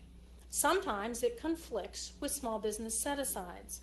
So if they're saying we need to use one of these best-in-class vehicles that doesn't offer set-asides, should we go there so that number is more likely to be achieved, or do we set it aside for small business? Well, I don't care about the category management one, so we're going to set it aside. We do have these discussions on which one it is. Now, the good news is that the small business community has been lobbying about getting shut out of category management. And now they've changed some of those vehicles like STARS 3. We get full credit for that. So if we set it aside there, we can both win. We're going to get credit in category management, and it's going to be a set aside. But again, small business first policy. If small business can do it, we're going to set it aside. We talked about bundling and consolidation. When we're looking at the acquisition history, we're going to look to make sure that we aren't doing those, and if we're doing the consolidation, that we have all the right memos, that all the right people have been involved in making those decisions. And I want to talk a little bit about Executive Order 13985, advancing racial equity in federal procurement. October 1st of last year, OMB issued a memo supporting that. On October 1st of this year, OMB said we're not taking our foot off that pedal. We're going to still continue to be looking to set aside more contracts and award more contracts to small disadvantaged businesses, so that you'll see influences the decisions that we make. Not only that, GAO and COFSI cases. So interestingly, if anybody's following the Tolliver case, which directly affects acquisition decision making, there are different decisions made by GAO and the Court of Federal Claims. So we have to look at all those and take those into consideration as we're making our decision. We also have to look at mandatory sources like Ability One, ESI, EIS, mandatory sources, and then of course the barriers to entry. We know that our number one barrier to entry is the clearances, and if we don't have enough contractors that have the clearances that we need for a requirement, that may preclude us from setting something aside. In certifications, we've talked about CMMC today already. We probably will talk about some other ones that may be a barrier for entry to small business. So we have to look at those and really tie them back to the requirement in the PWS. Do you have to have that certification to be successful? If the answer is yes, then it stays in. If the answer is no, then we might make it something that's more desirable. All right, next slide. All right, so the other thing that we need to think about is our premier contracts. We talk all the time about SETI and Encore. These contracts, we spent a lot of time, a lot of money, and a lot of effort to get them awarded. Industry spent a lot of time, a lot of money, and a lot of effort to propose on them. So we need to look at those first. The good part about that is both of these contracts have small business suites to them, so we can set it aside. The drawback is we can't further set aside on those two contracts, so it can only be a small business set aside or full and open. We have other contracts that are our premier contracts, like our agency program support. That is wholly small business, and then there's a follow-on coming on that's small business that allow us to look at those requirements first, and if they fit, we're going to utilize our contract vehicles that we have in place. All right, let's see what we have next. Okay, so where can you find the acquisition decision? So as Mr. Packard said earlier this morning, they've increase the number of times they're doing the annual forecast. They're putting it out 4 times a year. They're putting it out in an Excel spreadsheet. They're listening to what you want and what you need and making information more available to you. And it's on www.disa.mil, in the middle, opportunities. In that section, you'll also notice from this past year, we've been doing an acquisition decision posting, which the forecast says this is what's coming, this is what we know about, this is probably what we're going to do. I'll also give you a hint. When it says acquisition strategy on that, most of the time, that's what the current acquisition is of that current requirement. That acquisition decision doesn't get made until we do the market research on it, so things might change. It might be a socioeconomic set aside versus just a small business set aside. So even though it says something there, again, that's most likely what the current requirement is. But what we've done after we make the decision, after they've done the market research, it's come through our office. If it has to go to the SBA, it's gone back. When it becomes publicly available information where DISA says, this is the acquisition decision, and this is the contract vehicle, our office is taking those and we're now publishing those. And if you read the box at the bottom, there are exclusions to it. Things that are sole source we're not putting up there. Things that are the turn and burn soup requirements that we put out and come back quickly, we're not putting those on there. And then things that are going on telecom where you have to have a basic ordering agreement with us, those are not on there too. But that information is now there. You've asked for that. We've taken that on to get that information to you. All right, next slide. Okay, so I promised I'd tell you how to influence the decisions. So a couple things that you need to know. Again, market research, market research, market research. But I've said it a couple times, maybe once or twice. Market research is what drives the acquisition decision. To be able to influence it, you need to be in that market research. So how do you get in there? One, you win contracts. Acquisition history is always included in our market research. How are we doing it currently? Now that feeds into the second thing on there, you have to perform well. Because if we set something aside for small business and it failed, or it didn't do well, or the government had to de-scope stuff that wasn't getting done, or we had to do it, that's not successful performance, and we're going to have to look at, again, whether small business could do it. And then respond to the sources sought notices. We can't count you if we don't know you. So tell us that you can do it, answer the questions in the sources sought notice, and make sure you let us know what your socioeconomic categories and what your contract vehicles are. Get your frenemies to also respond. The HubZone community did really well in that with us, that they all got together and say, hey, we can all do this requirement, and until they set it aside for HubZone, we're going to be friends. Once they set it aside, we can go back to being competitors, but we need to get it set aside so we can all compete within our socioeconomic category. So when you're out here networking, talk to each other and find out where you sit on socioeconomic categories, capabilities, and acquisition vehicles. The other thing that you need to have, you've heard already today that we utilize GWAC's federal supply schedules and IDIQs, already existing vehicles. And OMB put out a memo about 5 years ago that said we should, almost shall, use existing contracts, and we do that. So if you don't have any vehicles, we don't do a whole lot out on SAM.gov for Part 15. So start looking at those GSA Mass and other federal supply schedules. And then the other thing for small business, make sure that your dynamic small business search is up to date. When we do market research in our office, and part of the market research package that has to come through, they have to search by keywords to see what small business and what categories are. If we're not picking up on the keywords of our requirement in your profile, you won't be counted in that as well. All right. The next slide, please. Okay, so what's our focus for FY23? In the past, we focused a lot on just setting it aside for small business. This year, we're going to focus on seeing if we can do more set-asides in the 8A program, STV, OSB, the women-owned, economically disadvantaged women-owned small business, and the HubZone categories. So in order for us to do it, as you'll see on the bottom of this, we need you guys to be responding in those categories. That you have those, we're hoping that will drive our SDV number to the target that we're going to be assigned. And I think that's my last slide. Oh, just some upcoming events. We will do again our DISA business match, all-day matchmaking, May 1st, the day before FCA TechNet. More information will be coming out, and then we'll be attending those vehicles. So I have 4 minutes left for any questions.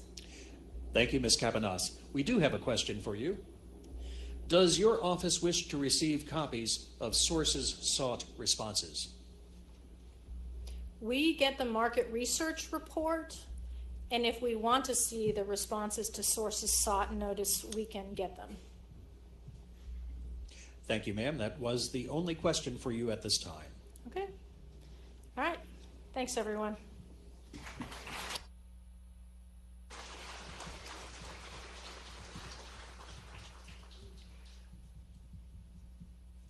Ladies and gentlemen, at this time, please welcome back to the stage Lieutenant General Robert J. Skinner, Director, DISA, and Commander, Joint Force Headquarters, Department of Defense Information Networks.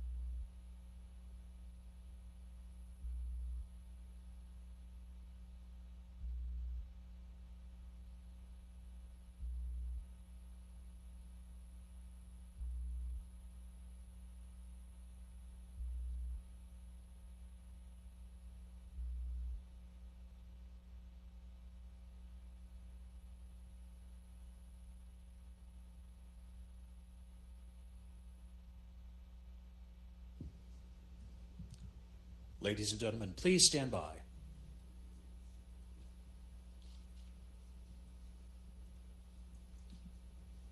Once again, ladies and gentlemen, General Skinner.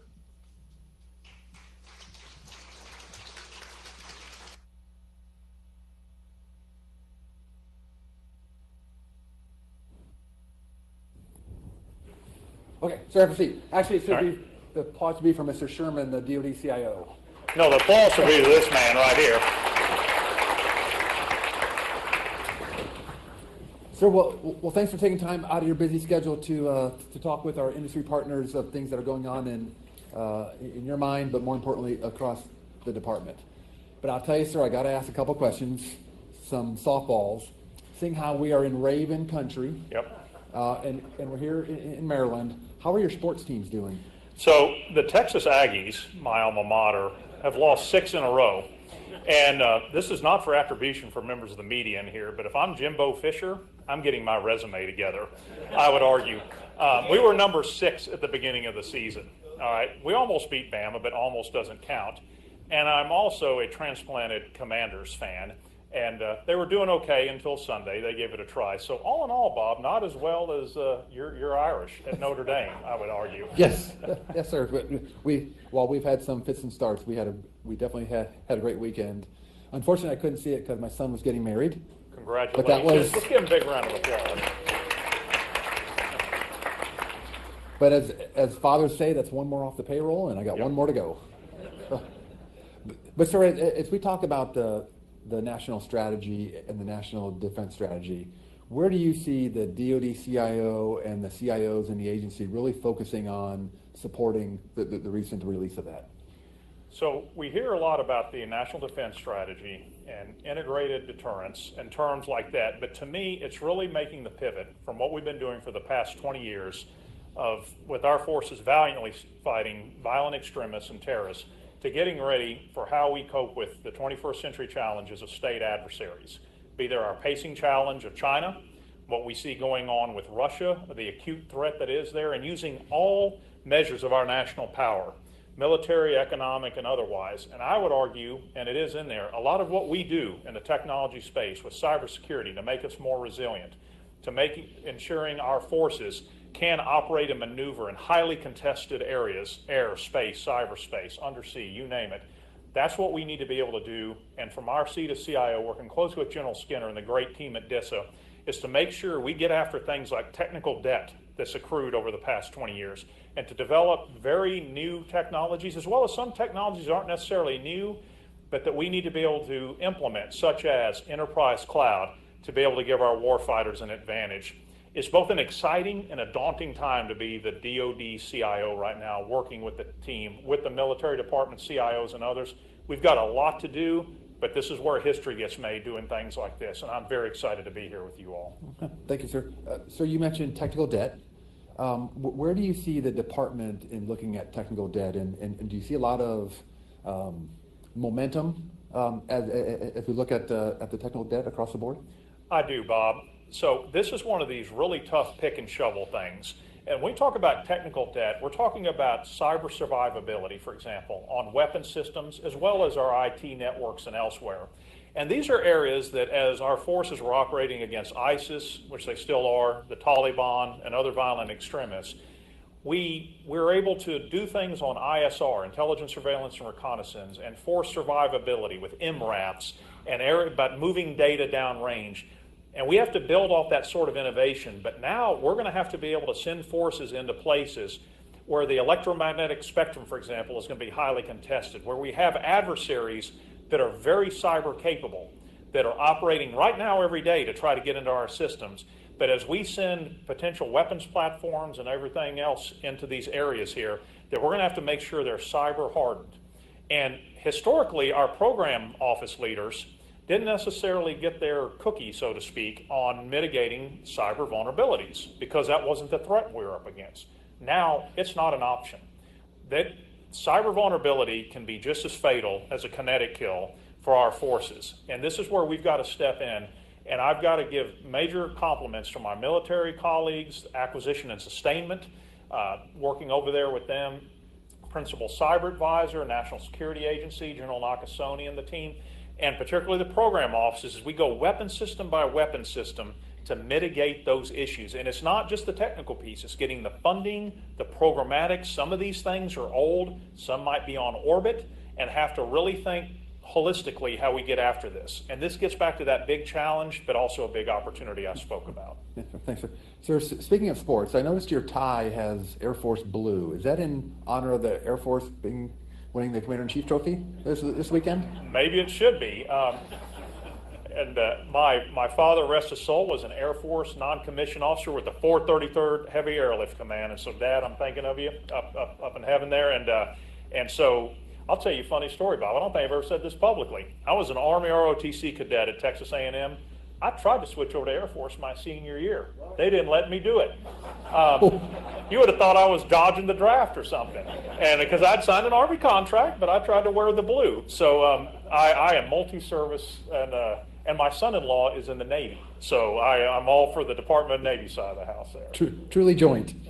So one thing, our primary goal at DISA is to support America's warfighters by getting the right information to the warfighter when he or she needs it. This means integrating a number of different programs and ensuring connectivity from the headquarters to the front lines.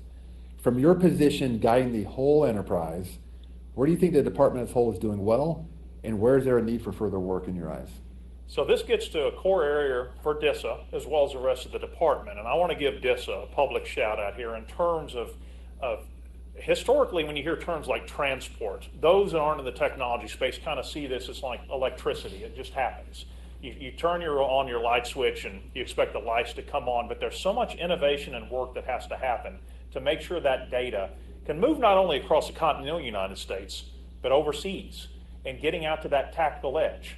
And this gets to where we have the, I wouldn't say challenges, but where we have to work closely. Many of you are in here from industry on how we work tactical edge issues. I see Sharon here from the HAC as we think about cloud computing out at the tactical edge. As we think about proliferated low Earth orbit or PLEO SATCOM capabilities, which have really been in the news with Ukraine and elsewhere, about how we integrate them into mesh networks where it complicates our adversaries' ability greatly to be able to cut us off, to be able to shut off our communications or that data getting out to where we need it, whether it's inside the second island chain in the Western Pacific or somewhere in Eastern Europe or anywhere else our forces might be. So we've done very well in this space, but challenges abound. Our adversaries know what we're trying to do to complicate their areas, and so this is one area I truly feel, and Don Means, I know your team's looking hard at this, that we can't ever rest.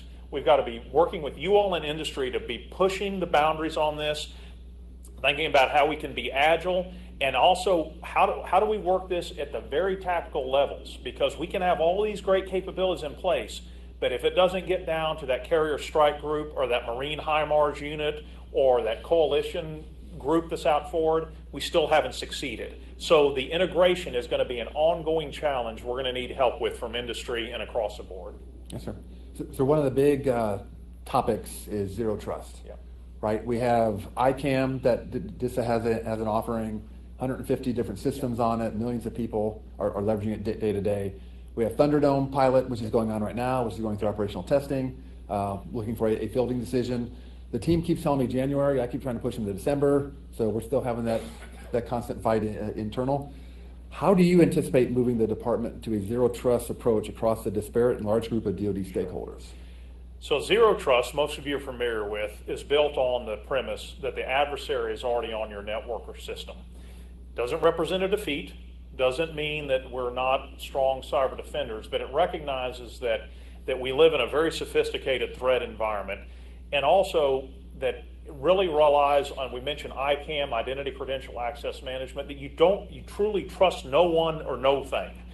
But you have to do this in a way that doesn't hinder mission. I've gotten a finger in the chest from everyone from Army surgeons who have to operate out forward to Navy submariners, not submariners, by the way, I've been corrected on that many times, but to be able to make sure they can do their mission out forward.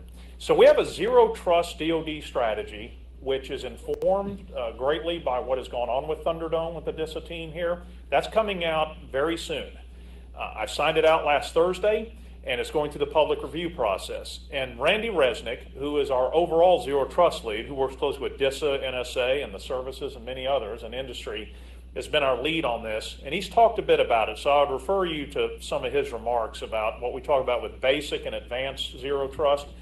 But the biggest thing is we're talking about getting this done by 2027 for a 4 million person enterprise. And we've learned from a number of the big companies whose names you know who have been down this path, services that have done parts of this. This is going to be a heavy lift. 2027 is not that far off, but we recognize this cannot be an optional way to approach this. And the one last thing I'll say, Bob, I think is important, is that I know zero trust almost becomes a catchphrase. I don't know about you all. When I drive home from the Pentagon, sometimes I put it, and this is not a plug for them, but WTOP, kind of the drive time radio, and I hear a lot of the tech commercials. So for those of you in industry, yes, I do hear them.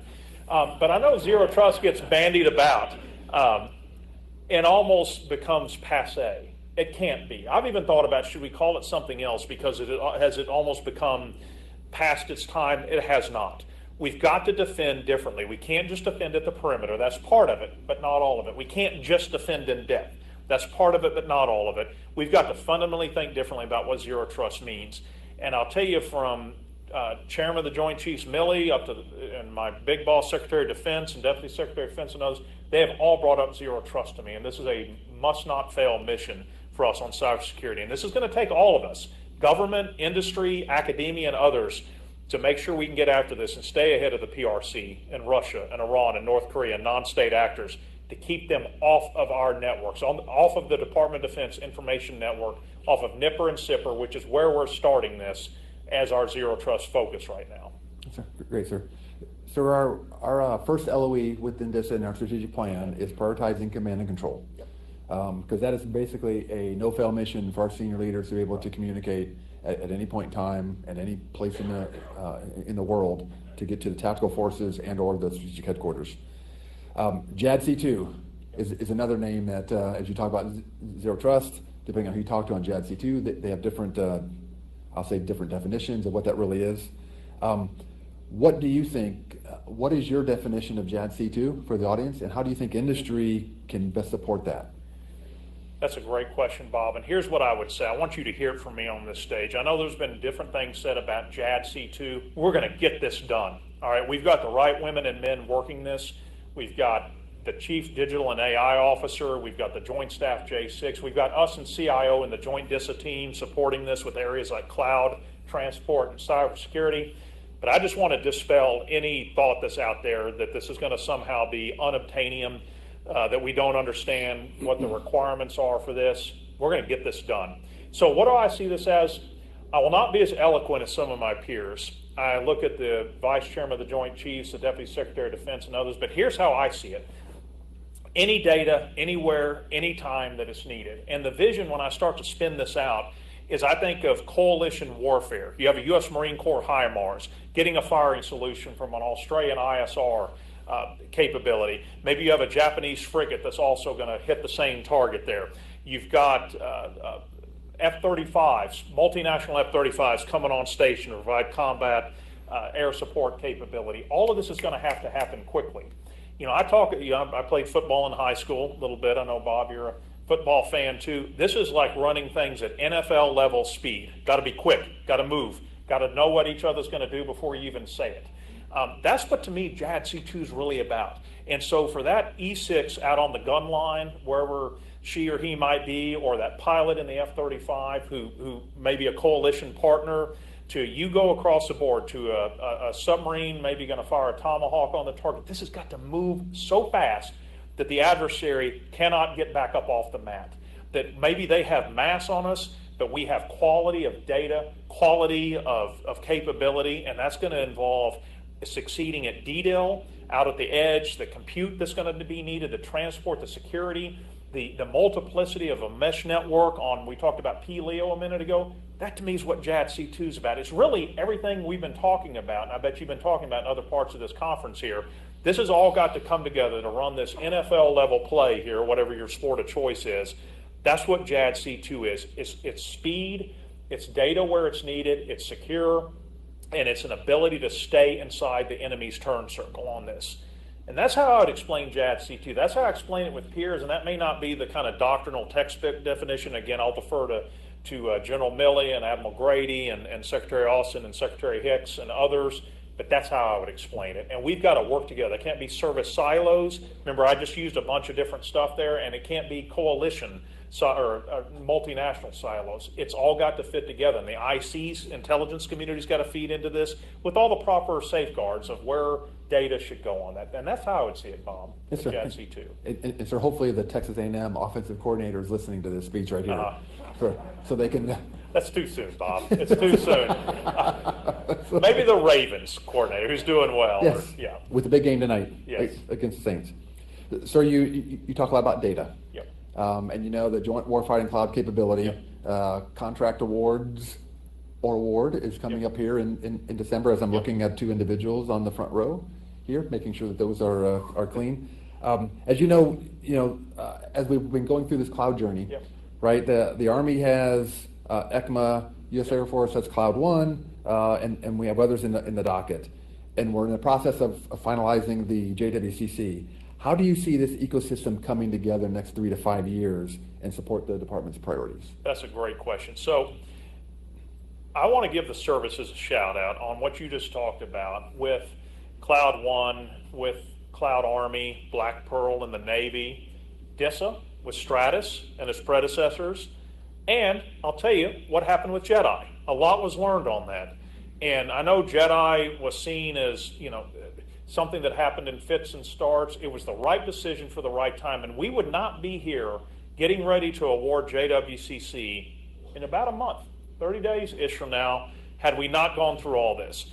And with the fit for purpose clouds I just noted within the military services, all of this feeding into what the hack is doing at DISA has made us a cloud conversant enterprise. This is what I had to learn on the intelligence community side. Using cloud is not just about a procurement. It's not just about the technology. It's about how do you use it. You just don't forklift apps up there. There's cloud native approaches. There's the DevSecOps pieces. There's how do you pay for it, moving from a capital expenditure to an operations expenditure model.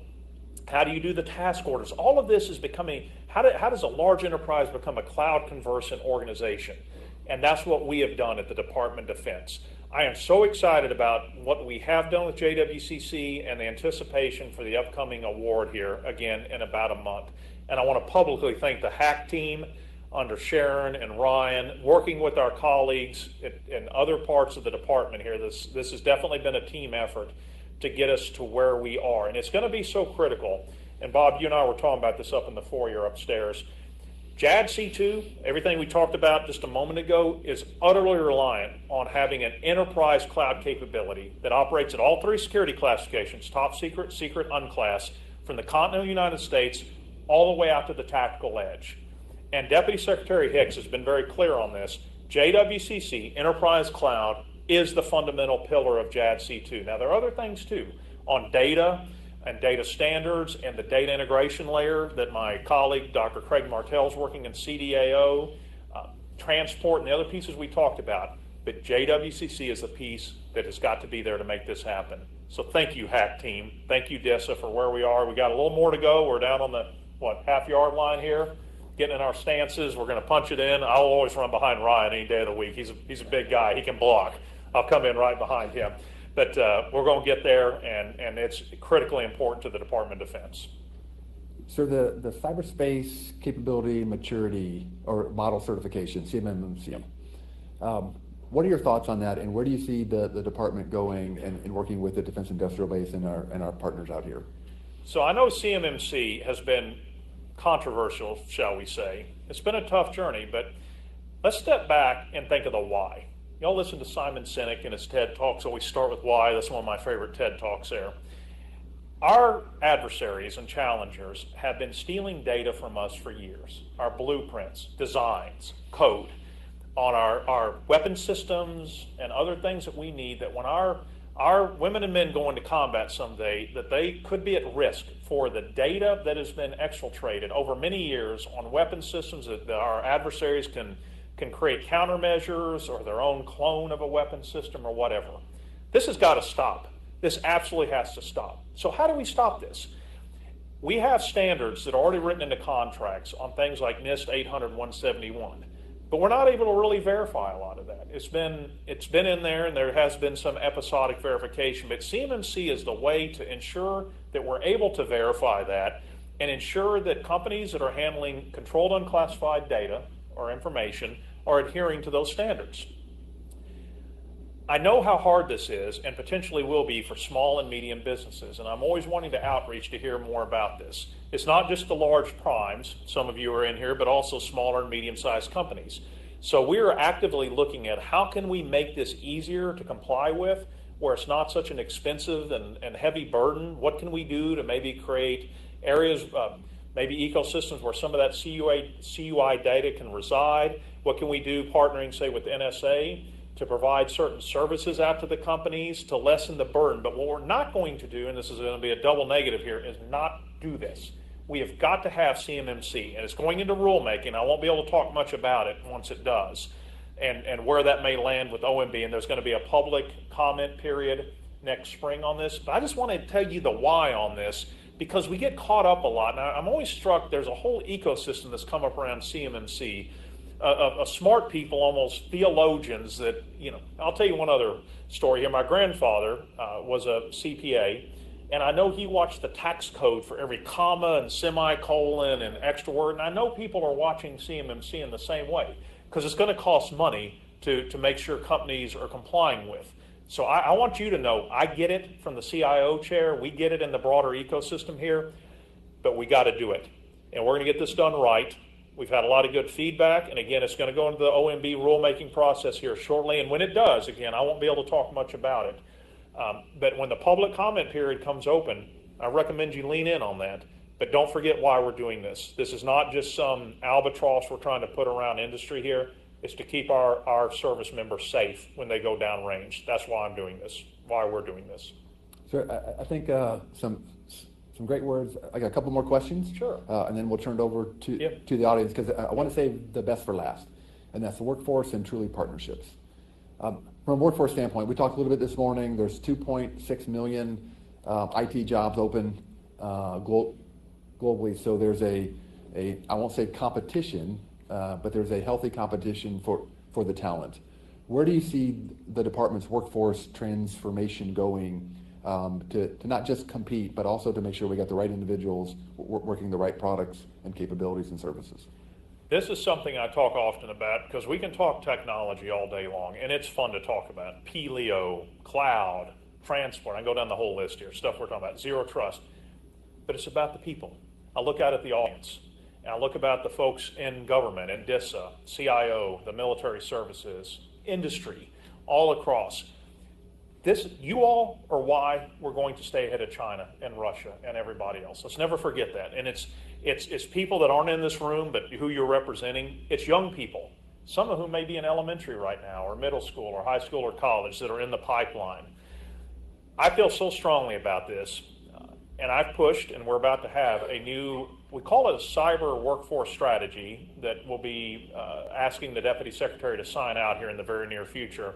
You could call it digital workforce strategy too. It's the same principles here, but it's leveraging what we have in the Department of Defense in terms of authorities and capabilities on things like cyber accepted service, the NSA scholarship program, other areas such as this sounds very bureaucratic, but the Defense Cyber Workforce Framework, where we can characterize all our work roles and add new ones as we need to, which we just did with data and AI. So we know how many people we have in what areas and where we're starting to lag a little bit. But it's also about tapping into the full talent of this country. I want a digital workforce that looks like America. I don't want to go to the same places to recruit in the same areas with the same individuals. We need everybody leaning in on this. I've said, without hyperbole, this is our generation space race here. We've got to get this right on digital and cyber, because our challenges around the world are not sleeping on this. They're turning out a lot of folks who have capabilities, but you know what? We've got a lot of talent here too. And so as we look at what are the sort of educational requirements, maybe should we think differently about that? Maybe we should think about how and where we recruit. Maybe think differently about what parts of the country we're going to. We truly need a workforce that looks like America. And also using all the authorities Congress has given us, so that we have resident DOD to make sure we're not kind of, quote, leaving anything on the table there as we try to bring talent in. So Bob, this is something I feel strongly about. And this isn't only for folks coming in, but the folks we have working for us right now, that we can be the best talent leaders we can to create opportunities and mobility and upskilling. And also, one last thing I'll say on this, the 30-year career in government, I know some of us can attest to that, may not be the way of the future here, and we've got to make sure we can have an ability to bring folks in and out of government in a way that is as flexible as possible, and I look forward to that. Yes, sir. A final question. The theme of this, of the forecast to industry, is about trusted partnerships to compete, act, and win. You've been traveling a little bit lately, to talking with the CIOs of some of our NATO partners and other allies. And you've also had some discussions with industry. Where do you see the relationship with both our allies and partners in industry, and where do you think it can improve? So I did have the privilege just last week meeting with the Five Eyes CIOs and J6s up in British Columbia. Had a great set of meetings up there. I've had a chance, as I know General Skinner has as well, for bilateral contact. I was in Japan just a couple months ago meeting with their Ministry of Defense CIO and their teams out there. Dr. Fletcher, who until recently was a principal deputy CIO, was in Singapore and Korea, and I can go down the list. We do a lot with NATO. We must succeed as coalition partners. And this is one thing I can tell you that really scares our potential adversaries, is when we're working together across coalition lines. You know, we may do a freedom of navigation maneuver somewhere, One thing that gets their attention is when there are multiple vessels flying multiple flags doing that same freedom of navigation, whether in the air or on the sea. And our job as technologists is back to that interoperability piece. So I am honored every time I get to go out and learn from an ally, work with them, understand that hard pick and shovel work I know gets you all out of bed too, about data interoperability, mission partner environments, transport, all the things we've been talking about in here. And that brings me to the industry part as well. You all in industry are our national advantage. You know, we hear so much about what's going on in Beijing or Moscow, or, you know, how many engineers are graduating in China, and I can go down the list here. You look at U.S. industry, we're still second to none. And this has been the case going back to World War II and before, going through the space race, the Cold War, and up to now. And this is truly a partnership with you all. You know, we have meetings like this, we work procurements with you, we have industry days, but I know, and I want to thank you all in industry for your patriotism, for your innovation, because you all, and I'll freely say this, are always going to move more quickly than we can in government with innovative, market-driven solutions, agility, and you'll call us out when we need to be called out on something, and you'll point us in a new direction. And on meetings exactly like this here and other conferences we attend together, make sure we're thinking broadly as we can on things. Keep us at the cutting edge. Don't be afraid to challenge us. Let's have a dialogue on things, because that's how we're going to win on this, because our advantage has been you all for so many years. And I just want to say thank you to our industry partners. Thank you. Thank you, sir. And with that, we'll turn it over to any questions. Yes, sir, we do have a question. Sir, what is being done to speed up innovation and reviewing game-changing technologies to identify, qualify, and consider how they can bring value to the warfighter? What is being done to address this critical issue? And whoever's saying this should be working as an announcer. You have a very good voice. He is the voice of DISA. Yeah, voice of DISA. Welcome to. Okay. The innovation piece, I got to give a shout out to my colleagues, Heidi Hsu, Undersecretary for Research and Engineering, and Dr. Bill LaPlante, Undersecretary for Acquisition Sustainment. They've gotten a direct bit of guidance, and I think they've talked publicly about this, on what we're calling our innovation ecosystem. I'll tell you what the earlier name for it was, is Bridging the Valley of Death on this, which a lot of us have lived with. And now, granted, not everything can or should get through the Valley of Death. There are some things where you should thin the herd on. It's a technology that was a neat idea but doesn't scale, is not quite mature. So I don't want to imply that everything must get across the bridge. But the innovation ecosystem is much broader, end-to-end on that. And working with our colleagues in CDAO, Chief Digital and AI Officer, as well as with our team at CIO supporting this, we're working with R&E and A&S to look at the entire gamut of innovation challenges, whether they be on the security side, whether they be on the talent side, whether they be on the procurement side, of how do we ensure that the best innovative technologies are being made available to the Department of Defense and our warfighters, and in a way that's agile, in a way that is thoughtful of everything from how VCs are investing in areas and how companies are investing in smaller or medium companies. And how do you work through all these issues and these kind of tanglefoot things you can get caught up in, whether it's accreditation for this or timeline for that. So we're looking at this, and I want to give Heidi and Bill a shout out. They're leading some really good discussions on this, and it gives, I'll tell you what I don't know if this will make a little news here, working with Ron Moultrie, the Undersecretary for INS. I've got the security portfolio, security and cybersecurity, as we look, and I'm working with the DISA team on these areas. With Roger Greenwell, for example. Roger, there you are, Roger, on things like software accreditation, working with Ron on SCIF accreditation, CMMC, and to try to put ourselves as well into the industry shoes to say, looking from the outside in, where are you getting hung up on things? So that's what we're doing to get after this. We're not perfect yet, but I want to let you know we're certainly leaning in, trying to make this a better process. So I think we have time for one more question. Yep. Gentlemen, I'm sorry, there are no more questions at this time. Okay, so then let me ask a question. Actually, a statement. Sir, what would be a final thought that you would give to the audience here of where you want the department heading and how they can help? Urgency. Urgency would be my closing thought. I'm going to a meeting on a C3 matter. I won't can't probably say what it is in here, but trying to lean forward on enhancing some key we talked about command and control capabilities for our warfighters. Having the privilege to work with some of our combatant commanders, such as Admiral Aquilino and INDOPACOM, Admiral Richard at STRATCOM, General Van Ovost at TRANSCOM, I go down the list. Everybody is thinking of what happens if we have to do something soon. Not saying it will. We hope there's peace everywhere, that we don't have to send our women and men into combat, whether it's in Western Pacific or Europe or who knows where else. But by goodness, we better be ready. Don't wait.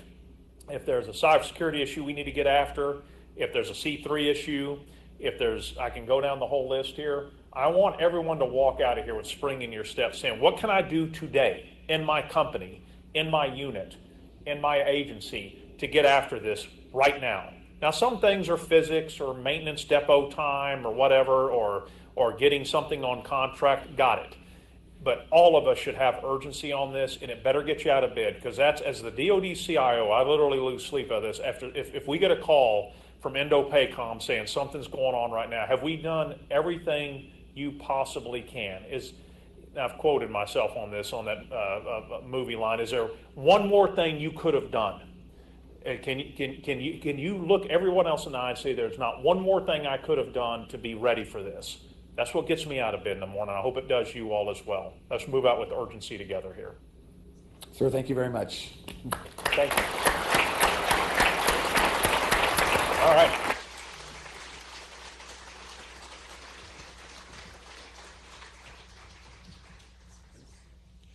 Once again, thank you, Honorable Sherman, for taking time out of your busy schedule to be with us today. And now, ladies and gentlemen, please welcome Mr. Roger Greenwell, Director, Enterprise Integration and Innovation Center.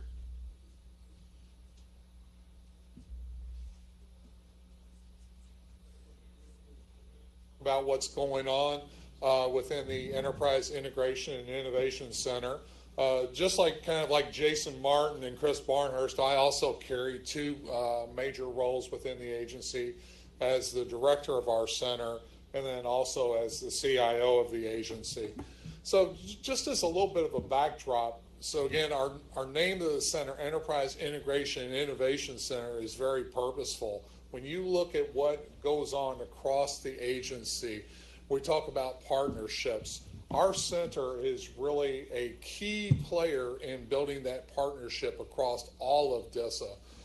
As we think about what we're trying to do to transform capabilities and bring technology improvements, process improvements, capability improvements, both to the agency and to the warfighter, the Enterprise Integration and Innovation Center really has to work in partnership, closely with Sajil, with Don, with Sharon, with Jason. I mean, we are all truly one team in working together to, bring about change within the organization. Looking at kind of within the center, that we are made up of 5 different directorates. I'll kind of run through these real quickly just so you kind of have a little bit of an idea of some of the areas that we're doing and how, when we talk about some of our opportunities, where they fit. First of all is the CIO office. A lot of our responsibilities are internal within the agency, making sure that the agency meets its statutory responsibilities and things like FSMA, FTARA, Section 508.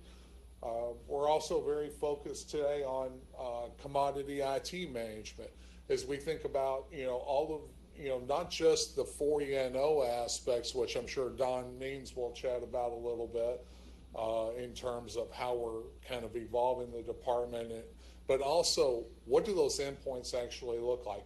How do we evolve, that endpoint infrastructure that's, on our unclassified devices, our SIPRNet, our top secret network. So all of that evolution of what those end user devices look like is certainly something we're focused on.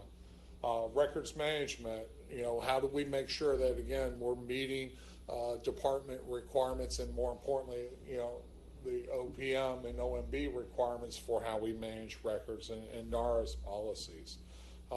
Setting agency policy, And then also software license management as we think about, across the organization, as we transform to 4E&O services, the CIO's office is taking a huge role in how we're actually going to be managing a lot of the user licenses for software and trying to get a better handle on how we acquire software, making sure, as was talked about earlier this morning, trying to again get best value and consistent value for the cost of what we pay for licensing, et cetera. The next area is emergent technology, and this is also where our Chief Technology Officer, Steve Wallace, who will actually be up after me, Steve's area is focused on, again, looking at innovation, looking at opportunities and how the technical landscape is changing, and what are those tools and technologies that we can perhaps bring into the agency, not just within our organization, but again, across the centers and for that matter, across the department as a whole. And Steve's going to talk to you about some of the different trends and things that they're looking at. They're also responsible for our enterprise architecture. How do we want to get about delivering services in a consistent manner? The next is enterprise engineering and governance. This is led by Mr. Raj Shah.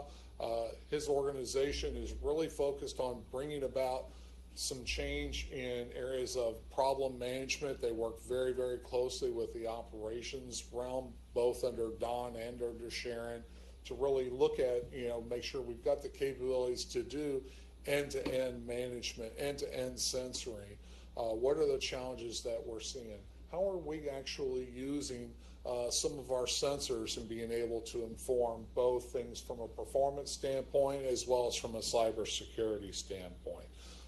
Raj is actually our cross-agency lead for automation, so his team is very focused in, again, that integration role of how we are, again, bringing automation to everything that DISA does. Chief Data Officer. So this organization is relatively new within DISA. It stood up with our last reorg. So Caroline Kaharski is our acting CDO. We are working very diligently. We just recently published the data strategy implementation plan that aligns with the efforts under the CDAO and how we want to get about handling data. They are working very closely with our ops organization. How do we actually go about understanding all of the data that we have from a cyber defense perspective and being able to use that? A lot in the area of data cataloging. So again, without understanding the data that you have, being able to make that visible and have that awareness, you really can't utilize data and leverage it as the center of gravity as talked about in our third line of effort. So Caroline and her team are very focused on our data cataloging efforts. The last area is risk management. This is led by Ms. Jackie Snaufer. This is where we look across the board as far as our risk for all of our systems, as well as some of the other areas that we work for the department at large. So from an agency perspective, we're very focused on what is the security state of all of the different systems, applications, networks for which DISA is responsible for. And then from that bigger department perspective, as we work with Sharon and her team and others across the department in terms of cloud, we work as that third arm within the FedRAMP office to look at cloud, look at the cloud vendors, make sure that, again, they are addressing DoD's security requirements as our classifications and importance of data evolve. And so there's a great partnership that we have in that perspective. And then we also do, under Jackie's team, all of the insider threat monitoring for the agency. So anything that involves user activity monitoring is basically done by our team under RMA. Going beyond that, let's go ahead and take a look at some of the acquisition opportunities within the EIIC. The first one here is the GIG Technical Guidance Frame Federation Software Development Support. So the GTGF is actually a couple of different systems that work together that basically manage all of the DODAF artifacts, system views, etc. So we will be having an acquisition. It's a Directed 8A centered around all that interoperability because that system is critically important to the department as a whole. The next opportunity is the CASE. This is being done under our operations and engineering organization. It supports a lot of the analysis work that goes on within Raj Shah's organization, providing a lot of support to his organization in the various areas, performance evaluation, root cause analysis, etc. If we can go on to the next slide. So the next one is the JCSS, Joint Communication Simulation System. So basically this is also support to Raj Shah's organization. In addition to his end-to-end analysis and automation role, they also do modeling for the agency, working very closely with Chris Spachowski and his shop to understand, bandwidth, as we bring new circuits on, as we change routing within the network. So a lot of that simulation activity goes on within Raj's team, and this contract is supporting an area of that. The next area is policy development operational support. This is one of the EIIC's larger contracts. It basically, in many ways, provides support to multiple areas of the EIIC.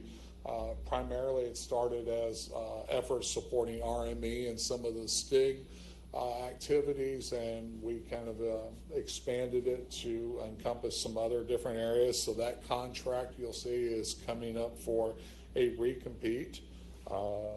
And again, it supports numerous areas across the EIIC. The next slide.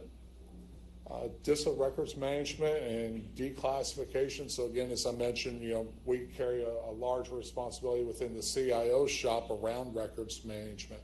So how do we get about, understanding our records, working with our records managers across the department, making sure that any classified records are properly declassified after they've met their statutory requirements. So that is what that effort is focused on. And then the last one within EIIC is the technical assessment and support services. This is also, again, one of our larger contracts focused on the cybersecurity assessments. As I mentioned, all of the risk management activities under Jackie Snell for looking at the risk of the various systems, looking at the risk associated with network connections, managing a lot of the information in our connection approval database, whether it's ports and protocols, cloud-based vendors, cross-domains, etc.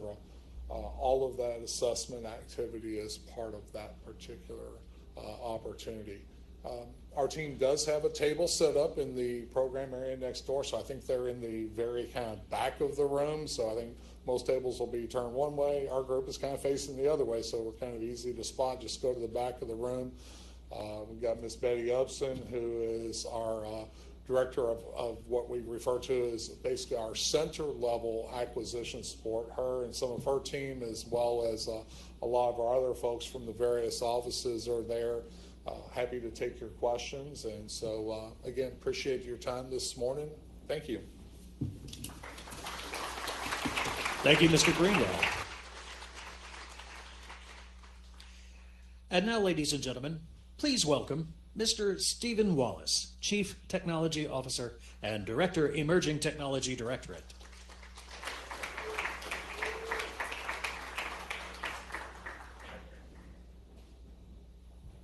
I apparently took the long walk in, but good morning, everybody. So I have to make the obligatory I'm standing between you and lunch joke, so I know I'm standing between you and lunch. So, but what we wanted to do is introduce our new, every year we've revised for approximately the last 3-4 years, our tech watch list. And it's really our opportunity to convey to you from across the technical spectrum within the agency, what are we looking at over the next year? What are sort of the trends that interest us? And also, get some feedback from you all. Are we chasing the right things? Should we be looking at other things. We update this twice a year, at the beginning of each fiscal year, and then we'll do a mid-year update as well. So here it is. This is this year's FY22 Tech Watch List. FY23. Man, it's flying by. So it's got a slightly different look this year. We tried to rearrange things and actually arrange them in accordance with the levels of effort within the agency. And there's actually even an updated version that we've tweaked some things on since we came out with this one. So I'll just hit, since we only have about 10 minutes, I'm only going to hit a few highlights here. So there's two here that are pretty closely related, although they sit in two different areas here. And they're new this year, sort of in our monitoring, trying to figure out what's going on in these particular spaces. So the composable security architectures, as well as the extended detection and response, are sort of closely related. And what we're looking for there is we've for years done a great job of acquiring a number of different products in different spaces and don't always do the best job of sewing them together, if you will, right? So what we're looking to drive towards is an API-rich environment where we can take a lot of these security tools, bring them together, and actually exchange data, exchange policies between them, that sort of thing. It's a space that we're just starting to see vendors start to dabble in, if you will. Obviously, APIs have been around since the dawn of time, but we're finally starting to see a lot of policy exchange happen between vendors, and it's definitely something that's of a lot of interest to us. You've heard a number of things talking about zero trust, and the reason why I said there's even an update to this version is I made the mistake of leaving Thunderdome of all things off of here, as that's in its prototype phase right now and moving along pretty well. But when we did Thunderdome, we actually, if you look at the 7 pillars of zero trust, they wide range of things, but one of them is specifically data. We actually left data off of the Thunderdome pilot very, very purposefully. Data tagging specifically is a place where the department has wrestled for years, decades, really. I remember when I first entered the Intel side in the Intel community back in 2022, one of my first meetings was talking about data tagging, and by the end of the year, we're going to have all the data on JWICs tagged. That was a really great thing that never quite came to fruition, right? And that's a far smaller environment. The Department of Defense is, probably at best a federated IT infrastructure. But data tagging is uber important, especially when we talk about hitting these zero trust marks in terms of the ability to make a decision based not only on a user's attributes but also the attributes about the data. So we're really looking to push harder into the realm of data tagging. I know this is a significant interest to the folks at the DoD CIO's office. It was mentioned before, Randy Resnick's team. So we're talking quite a bit to them about it, but that's where we're looking to start adding things to what ultimately became Thunderdome and adding capabilities there. Data catalog, I'll hit that one as well since we're on the topic of data. That's actually in an active prototype right now under our CDO office. So they are looking, we sit on a massive amount of data. You heard the director this morning talk about our ability to take advantage of those things, to exploit exploit what we have. We are in a very data-rich environment. It's a question about how do we exploit those capabilities to help us better defend the DoD. And there's a number of other edge computing has taken on a new set of looks for us, especially and again relating that to Thunderdome. As we're replacing a lot of the existing capabilities out there, and we start to rethink what do we want the edge of our mission partners networks to look like, where we, even if they don't take advantage of services like Thunderdome, as we deliver services right up there to their edge, do we want to provide some level of compute right there to them? How can we help them better deliver on their missions? JWCC is going to be a big thing to help us specifically with the Edge Compute Challenge. So really looking forward to what goes on there. 5G, this one's actually moved. For a couple of years there, it was out in the monitor area. We're actively moving into a planning phase. In the 2022 NDAA language, we were given the task of providing monitoring solutions for private 5G networks. So that's a place where my team specifically is looking very heavily at. If you have ideas in that space, we would certainly love to hear them. But something that we need to start moving forward on and delivering capability in that area. I'll hit a couple others just real quick. The quantum resistant cryptography. This is one I'm really excited about. I meant to look this morning. It's either close to closing or possibly even has closed. There's an OTA out on the street for QRC, and this is just the first one that you're likely going to see. This is NIST earlier this calendar year approved their 5 quantum resistant algorithms. And what we are looking to do is to better understand their impact on our infrastructure, right? So with several of them, probably with all of them, they're a lot more computationally heavy than what your traditional TLS sort of session setups are. So we're looking to how does that actually impact our infrastructure? How does that impact at the transport layer? You know, when we're setting up a lot of the VPNs, site to site, what have you, on the backbone, how does that impact that? How does it impact my endpoint? As you know, everything that you touch now is, you know, everything's an encrypted session. So how do those new algorithms sort of impact a lot of that? Frankly, a lot of the stuff in this space is for our education as we sort of march towards leveraging QRC more continuously or at all. I'll touch on one more is the autonomous pen testing. That one's still out there. I've had a number of conversations with vendors, and this is really between us and working with our coworkers in JFHQ Doden, trying to help them better defend the network on a continuous basis, right? Rather than a team just coming in, doing an inspection, and then rolling out. How do we leave some capability behind to continuously vet and ensure that the moment that a system is delivered, it's still valuable, or still viable, I guess I should say. One thing that I want to leave you all with, especially with the backdrop here of the watch list, is we tend to focus on the unclassed side, right? 3.5 million users approximately on the unclassified side. It tends to be where a lot of the focus and a lot of our minds instantly go is how can we employ these technologies on NIPRNet? The threat on SIPR is different.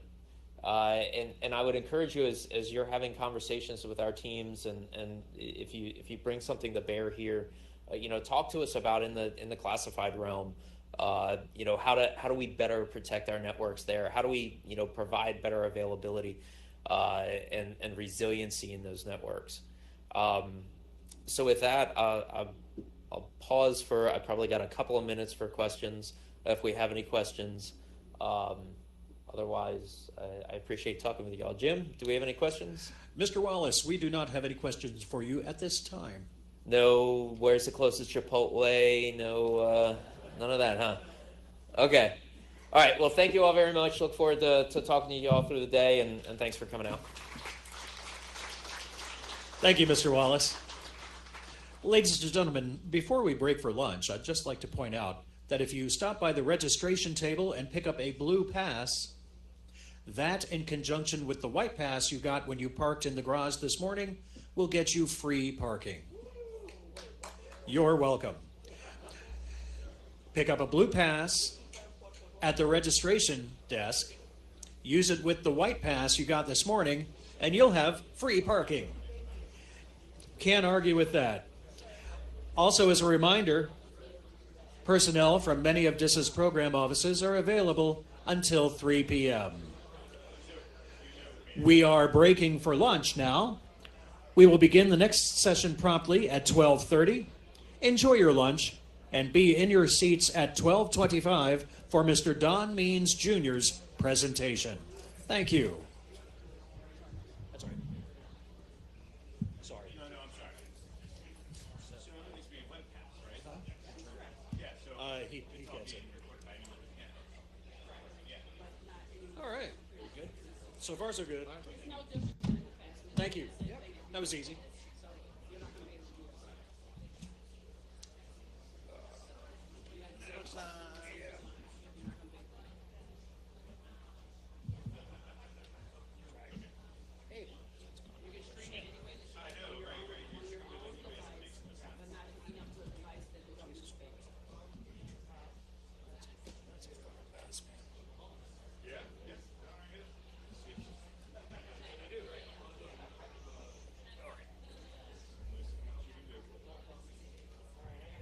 All right, thank you, ma'am. Oh. You're welcome. It's been that way every year. I remember Can you kill the mic? Can you kill the god mic?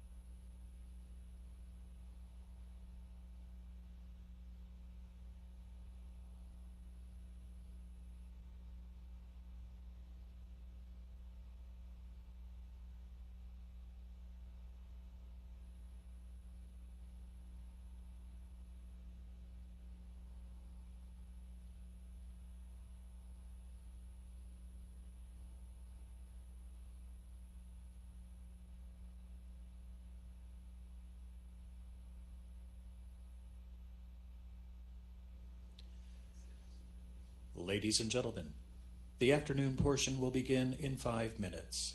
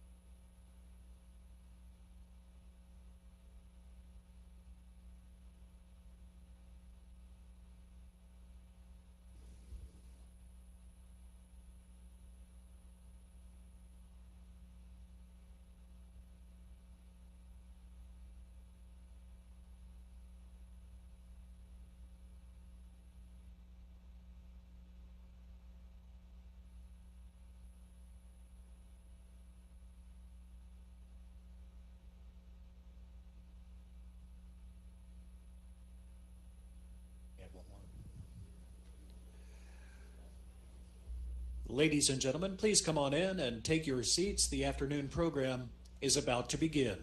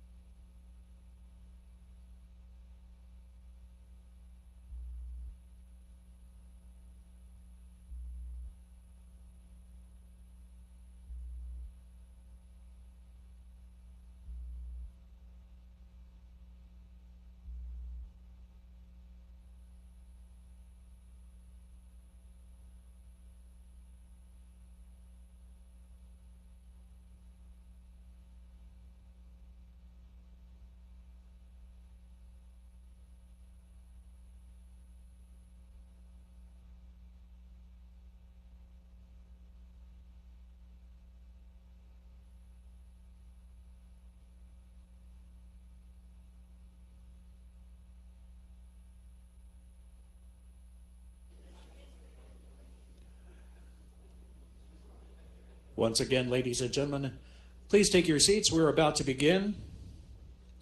I'd like to take this opportunity to remind you to silence your mobile devices.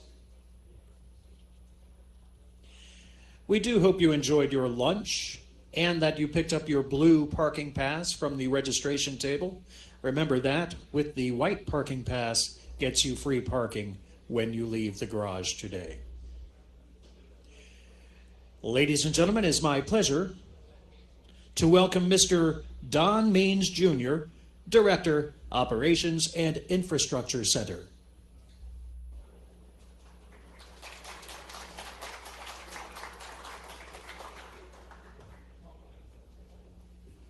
Well, hello everybody.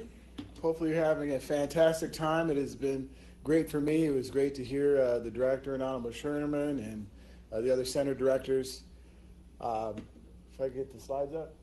I'm going to talk to you a little bit about the Operations and Infrastructure Center. Some of this may be familiar to you, some of it may not.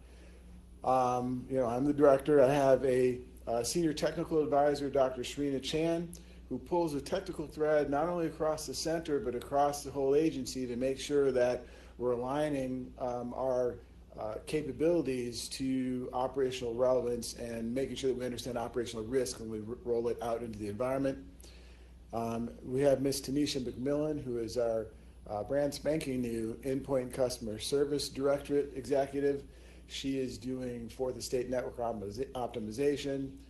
She also runs our special access programs and classified, highly classified capabilities, and also runs our global service desk. And so in many ways, the face of the agency as we bring people to a productive state. We have Chris Pedzikowski, who is our transport services executive. When you hear things like JADC2 and JWCC, he is the lead for providing that ubiquitous transport that's going to get data where it needs to go from cloud to edge. And then I've got Joe Wassel, who is the cyberspace operations executive. If you think about this large enterprise, enough fiber to wrap around the world twice, the third largest IPv4 network, second only to China and the United States. How do you defend it? How do you operate it? That is in Joe Wassel's job jar, as well as a hand-in-glove partnership with all of our combatant commands. He has commanders so that we can understand their requirements and meet deliver capability at the speed of mission. Next slide. And so a little bit more detail about the different directorates. Tanisha, she's got the Special Mission Services Office.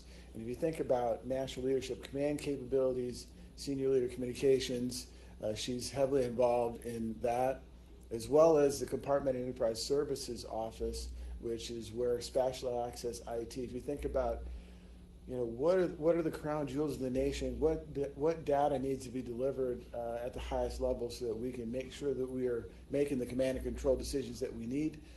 That's provided by that Compartment and Enterprise Services Office. I also mentioned Fourth Estate Network Optimization. She's got the Program Management Office in her shop, as well as the Global Service Desk, and what we call DoDNet, which is going to be the fabric that's going to be provided by Fourth Estate Network Optimization, one NIPR, one SIPR, one campus environment for the Fourth Estate, raising the bar for security and usability. Next slide. I mentioned the Transport Services Directorate, foundational to the capabilities that we deliver at DISA. Ultimately, we want it to be ubiquitous and commoditized and, quite frankly, not even thought of. We want to use all mediums to be able to deliver the data where it needs to go, when it needs to be there. That's Chris Pedzikowski's job jar. He has the gateways. So if you think about how do we bring the space layer into the DISN, he has that piece of it to include the teleports, senior national leadership comms. How do we communicate with the other senior leaders in other countries so that we are collaborating and sharing information that we need to make those decisions with our partners at the speed of relevance? There's a very large engineering component of this, and we'll talk about this in the service offerings. How do we evolve this large, complex capability and continue to improve every time we deliver capability. And then obviously there's implementation and installation globally that has to be done, and we're heavily relying on industry to make that happen. Next slide. I did mention the Cyberspace Operations Directorate under Joe Wassel. The commander of commanders is at the DISA Joint Operations Center, and we recently signed our C2 ConOps, where that really is the nexus of how we drive not only change management, incident management, but overall operations across the global enterprise. Also within the Cyberspace Operations Directorate is Global Public Safety Communications. We'll talk about one of the offerings that we have in that area in a minute, but if you think about next generation 911, going beyond just the phone call to location, potential video, integration of different capabilities that are provided on the spot by first responders, that's all in Global Public Safety Comms. One of our commanders, DISA Global, really is the heartbeat of how we drive transport to include service outages, defense. They're in the middle of all of it. We also have a contingent right in the Pentagon, hand in glove with JSP, to make sure that the Joint Staff is supported, that the National Military Command System is supported. That's the JSSC. We also provide cybersecurity service provider services, currently with a multitude of customers, and we're evolving that capability into higher classified realms. You've heard us talk about supply chain risk management. How are we making sure that the capabilities that you deliver have the pedigree that we need so that we're able to protect our enterprise the way that we need to? That happens in Joe Wassel's directorate as well, where we do mission assurance and illumination on capabilities to make sure that what's being delivered is actually what we need. We obviously have a headquarters operational contingent, and then I mentioned the field commands, where we're hand in glove with every commander. We want to make sure we're close with their J6s, with their J3s, to understand what the requirements gaps are and what do we need to deliver. Next slide. So just a little bit about the acquisition opportunities, and I've been vain up to this point. I'm going to put my glasses on now because I can't see. So public safety comms, I mentioned next generation 911. So this requirement here is to provide DoD public safety communications capability and information technology to support public safety missions. What we're looking for is a prototype to demonstrate interoperability between land mobile radios, 5G LTE, cell phones, and HF radios. If you can imagine having all these disparate ways to communicate, and the only way that you can cross-collaborate is literally a speaker to microphone manual kind of transaction. We're looking for a prototype to bring that together. We're going to use an OTA to streamline the development process and to bring on some emerging technology. So the Office of Global Public Safety Comms is also responsible for the architecture for land mobile radios and bringing all that together. And so what we're looking for, again, true interoperability between LMR devices, no matter the manufacturer. First of all, sometimes you can deliver a standard and there's still gaps between the different offerings, and there is integration required. So they're looking to solve that, as well as, again, that baseband interoperability among LMR, cell phones, and HF radios. So that's the public safety comms next gen 911 offering. The second one that you see there is, we call it IMIS, IMIS ITSS. It's a contract that's going to provide us the classified IT support services vital to the Joint Staff Support Center's ability to perform its mission to conduct command and control and communications operations for the chairman and for the NMCS, the National Military Command System.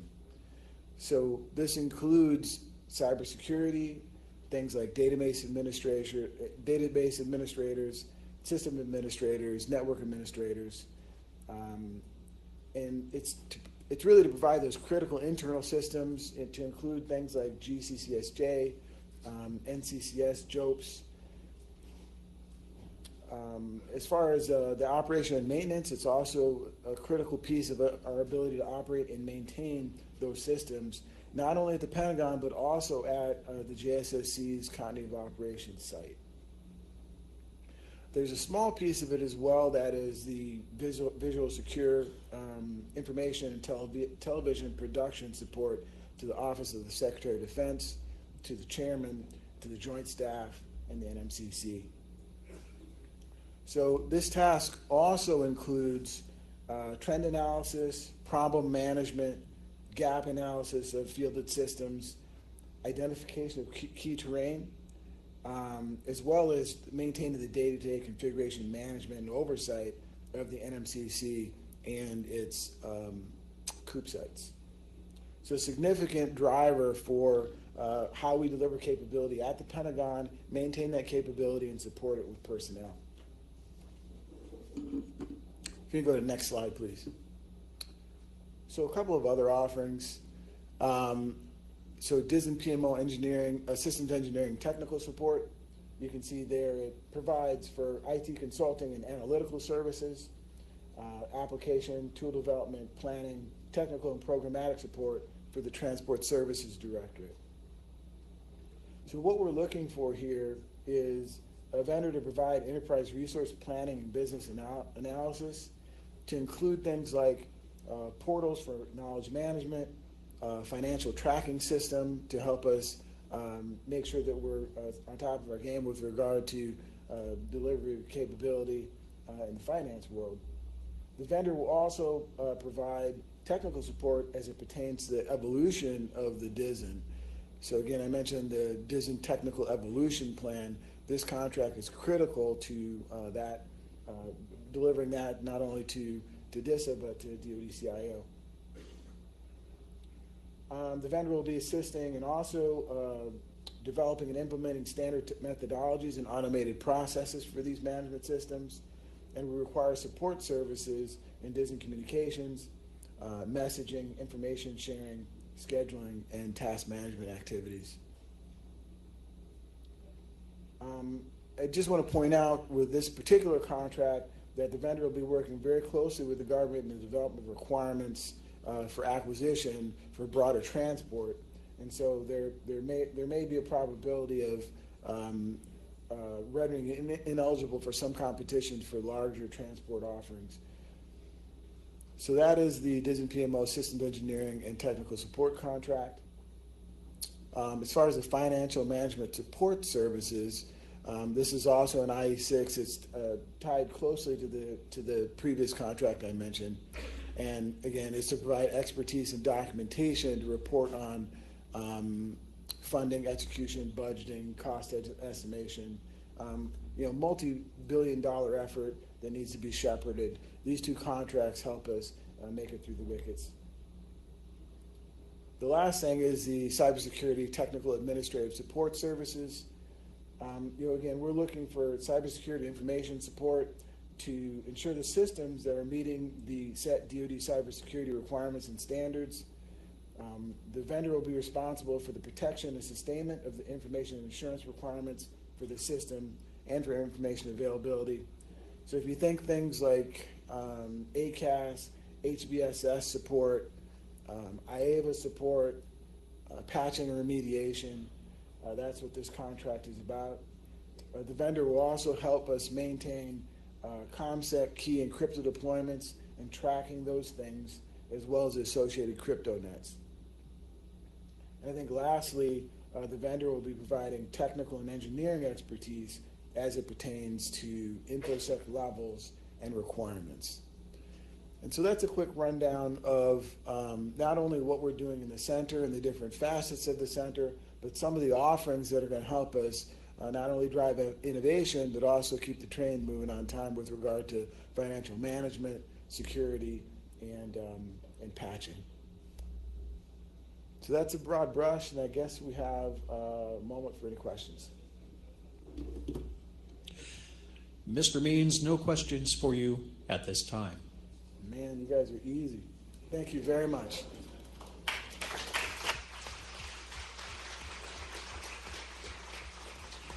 Thank you, Mr. Means.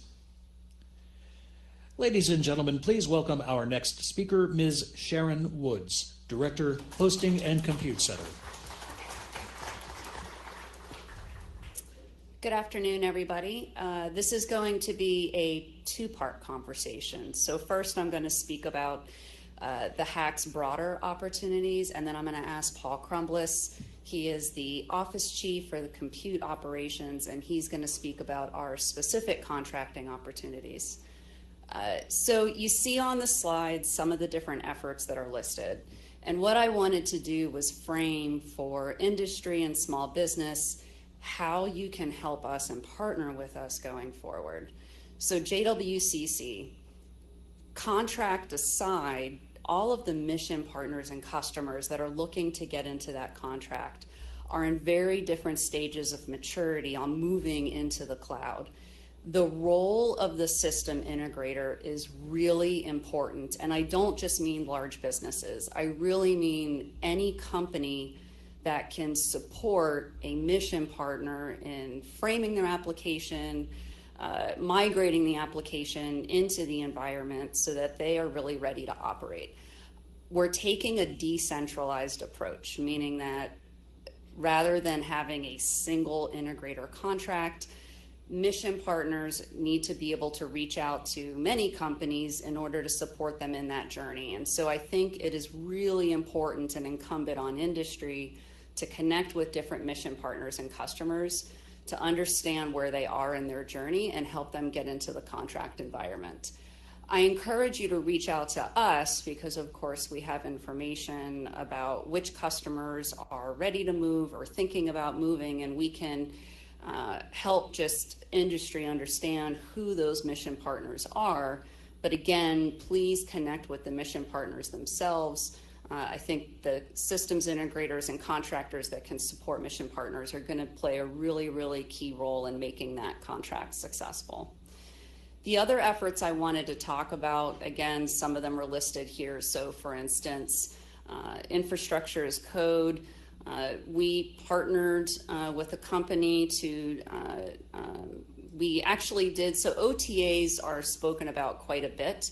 One of the other contract vehicles I wanted to bring to your attention are called CRADAs, Collaborative Research and Development Agreements. You often see them in labs, but there's nothing that precludes any office or agency from using those. Oftentimes they're $0 agreements. Sometimes they can be at cost, but what they tend to be is a collaborative effort between the government and that partner to develop something together. And then oftentimes there are opportunities, financial opportunities following, but infrastructure as code is a really great example where we have 3 and we're in the process of having 4 different CRADA agreements with the cloud vendors. And we developed infrastructure code pre-accredited, pre-configured baselines that help create cloud environments in 2 to 4 hours rather than weeks or months. That's a really critical capability so that mission partners can get into the cloud quickly.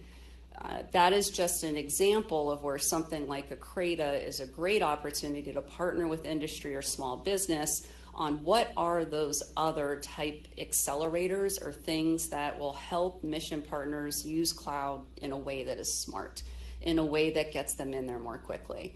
And we were having a conversation earlier with the media roundtable, and I wanted to share it with you all, is that, you know, what would we share with small business to help them understand how to partner with us? And I think one of the most critical things is help us understand the area where you are really specialized, because we are focused on doing efforts in 6 months or less to get to a minimum viable product. That's something that the HAC has done now repeatedly. And so the more we understand your business area and that you're able to articulate, this is what I can deliver, and this is how I can deliver it in 6 months, and this is ultimately how it scales. We've proven that that model works, and so I think it would be good for you to connect with us. You can go to hack.mil. There is a contact page so that we can talk through some of the different opportunities. The other area that's not explicitly mentioned here, but I do want to mention it, is OCONUS Cloud. So what do we mean by that? JWCC, because of data sovereignty rules, the data centers that we use from the commercial cloud providers have to be on U.S. soil. So they are in the United States. But the warfighter operates across the world. And there are needs, whether it's because they become isolated geographically, because communications go down. Even when you look at something like Hawaii, at any given time, they could become isolated from a communication standpoint, which means they can't reach back to the cloud environment that's in the United States. So what do? And so Oconus Cloud, one of the areas we're looking at is with Stratus, our private cloud environment, is can we deploy that? Should we deploy that overseas in our data centers that are in Germany, that are in Japan, that are in Hawaii? But how do those capabilities work with commercial cloud? How does hybrid work with private cloud and commercial cloud? So I'll give you an example where data replication or failover capabilities become really important. So for instance, the application may be in the main cloud environment, but that there is continuous data replication to Stratus in the private cloud environment. So if communications are disconnected, the application has the latest copy of the data and is able to continue to operate, essentially creating local cloud regions across the world. And that is also inclusive of tactical edge capabilities, where if an environment, whether the warfighter is in an environment that is deprived of good communications or a particular region, I mean, even Germany, when you think about current conflicts, could become isolated from a communication standpoint. How do you continue to have the application with that data run at the point of collection? And sometimes that means using tactical edge capabilities, where it's smaller form factors that still provide hosting and compute, maybe not as much as what you would get with a broader commercial cloud, the main environment. But if you think about something like tactical assault kits, where you have to be able to track troop movement locally, it's critical capability. Those folks are not in a place where communications are dependable, and so you need to be able to have tactical edge devices that those applications can hang off of. But then back at headquarters, they also need to understand where troops are moving and where they're going, and so when they are connected, that data can then flow. But if they become disconnected locally, you're still able to operate warfighter movements. And so I try and throw out, I know this is a bit of a scatter shot of different things, and what I'm trying to convey to you is that there isn't a one-size-fits-all for these different kinds of capabilities and needs. We are looking at hybrid cloud, we're looking at Oconus Cloud, we're trying to understand cloud accelerators, and all of these are opportunities, whether it's through subcontracting with our existing contractors, using something like a CRADA, even new contracting efforts if that's what makes sense. But I think all of these present opportunities at a broad brush level for us to partner with you. And so whether it's through the website, whether it is at our table today or connecting with me directly, we really encourage you to connect with us. And there is a hack action plan that nests underneath the DISA strategic plan. I encourage you to read that because it really shows what we're thinking about. And so as you frame your discussion with us, it gives you a really good point of reference. So with that, I'm going to ask Paul Crumblis to come up and talk about our specific contracting activities.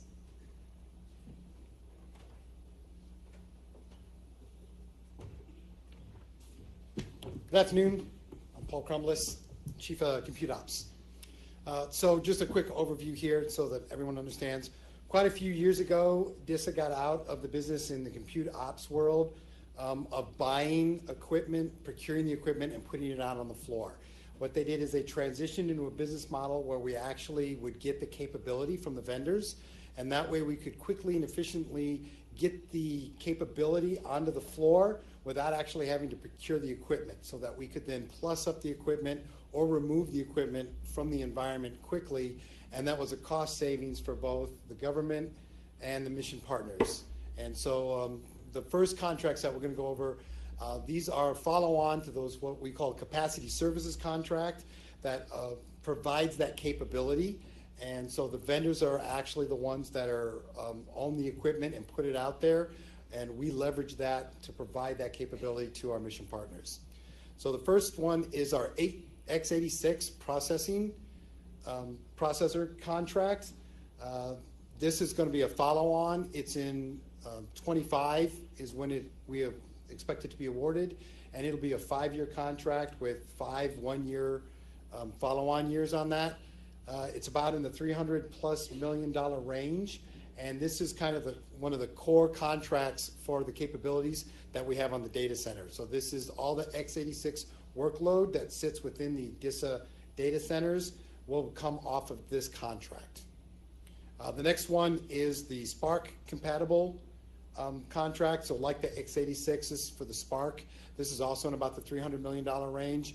And again, this is the capability for all the Spark technology that we put out in the data center. They will provide that capability so that we can support the mission partners. Then we've got the integrated Spark contract. That one is only about in the $100 million range. And again, it's also in 25, so it's a smaller one, but it also will provide that core infrastructure or the processing capability that we would put out onto the data center floor. The last capacity service contract that we have coming up is actually our communications capacity services contract. This is all the communications infrastructure that sits inside the data centers and all the locations we have worldwide. And so this contract is about a $900 million contract, and it also will be a 5-year with 5 one-year follow-ons in the 25. This one is going to take care of all of the equipment inside the glass house. That's all the routers, switches, and everything that's inside from the data center back that supports all the mission partner workload inside the data center, not to be confused with the actual WAN and the DODN. That's taken care of by IE. Mr. Penkowski, who briefed earlier, he takes care of that. But of course, we do an equally fantastic job inside the data center. So that's that contract. So those are our capacity services contracts. Again, these are really the core of how we do business inside the data centers. They provide the capability that for all the mission partner workload that we take care of inside the data centers. The next contract, this is a Broadcom software contract. It is a follow-on contract. This supports our IBM mainframe environment that we host inside the data centers, and this is really a software acquisition. Then we have what we call our sustainment support for infrastructure, and what this is a personnel. We get FTEs that support our database and administrators that support all the workload that we have on the floor. So this is a east and west, we call it. That's just geographically how we've supported. It's contracts that we have that support both the East Coast and West Coast, the data centers, and the workload that we have there. But they do the same, they accomplish the same tasking, and this takes care of all the 8x5 and 24x7 support that we do inside the data centers for the mission partners. Then we have a cabling, installation and cabling. This takes care of all the cabling effort to install for tech refreshes, implementation, and removal of equipment. This takes care of all the cabling inside the data centers around the world. Then we've got a mainframe line of business. This is basically, this supports all the OS, storage, database, all the operations for the mainframe workload that we have inside the data centers. And then we have an infrastructure support. And what this does is this takes care of all the backup, virtualization, storage for all of the workload that sits inside the data centers. And then the final one, this is a smaller contract, but it's for our CAD and engineering services. And this is for the data centers. It takes care of all the designs, the floor layout, and all the spaces at all of our locations. Okay. Great. So we're happy to take questions. Yes, ma'am. Can you please restate what CRETA stands for? CRETA. Sure, CRETA, Collaborative Research and Development Agreement. Thank you. That was your last question. All right, easy.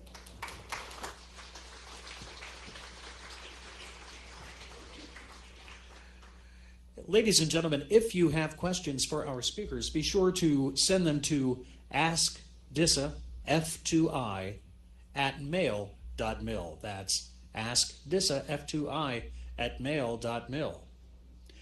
Now please welcome Mr. Jason Martin, Director, Digital Capabilities and Security Center. All right, good afternoon. I had a 1 o'clock speaking engagement last week and I kept everybody awake.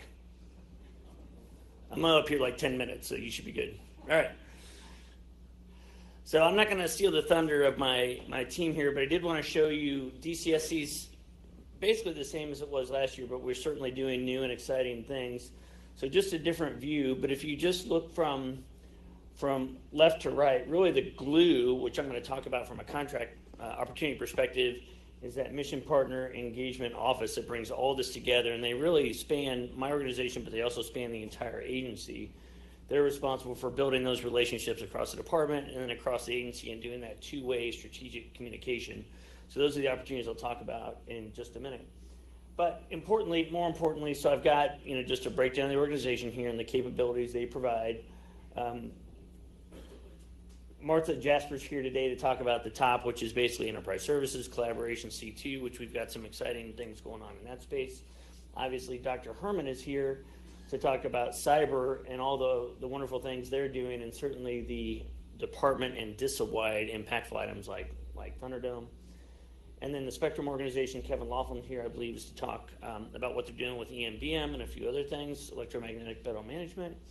And then JITIC is kind of the foundation for testing across the department, which I talked about a little bit earlier in terms of them providing assessments for SPAs and doing everything they're doing. Captain Matthias has done a great job of building that community and the coalition across the globe.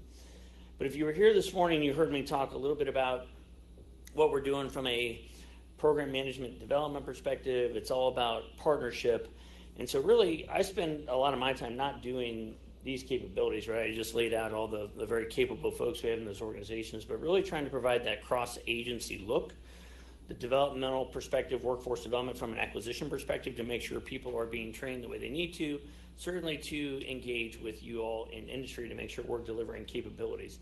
So that is really, I would say, the majority of where I spend my time, and certainly I get to learn about and work with all these folks as well. So from an overall strategic vision perspective, that's exactly what we're trying to do. The boss said it a few times this morning, is partner. We're trying to partner within our own teams, with industry, and with our mission partners to ensure that we are delivering across the board. So as I get into my opportunities, you'll hear that same kind of thing. So I've got two at the center level, and they're really one.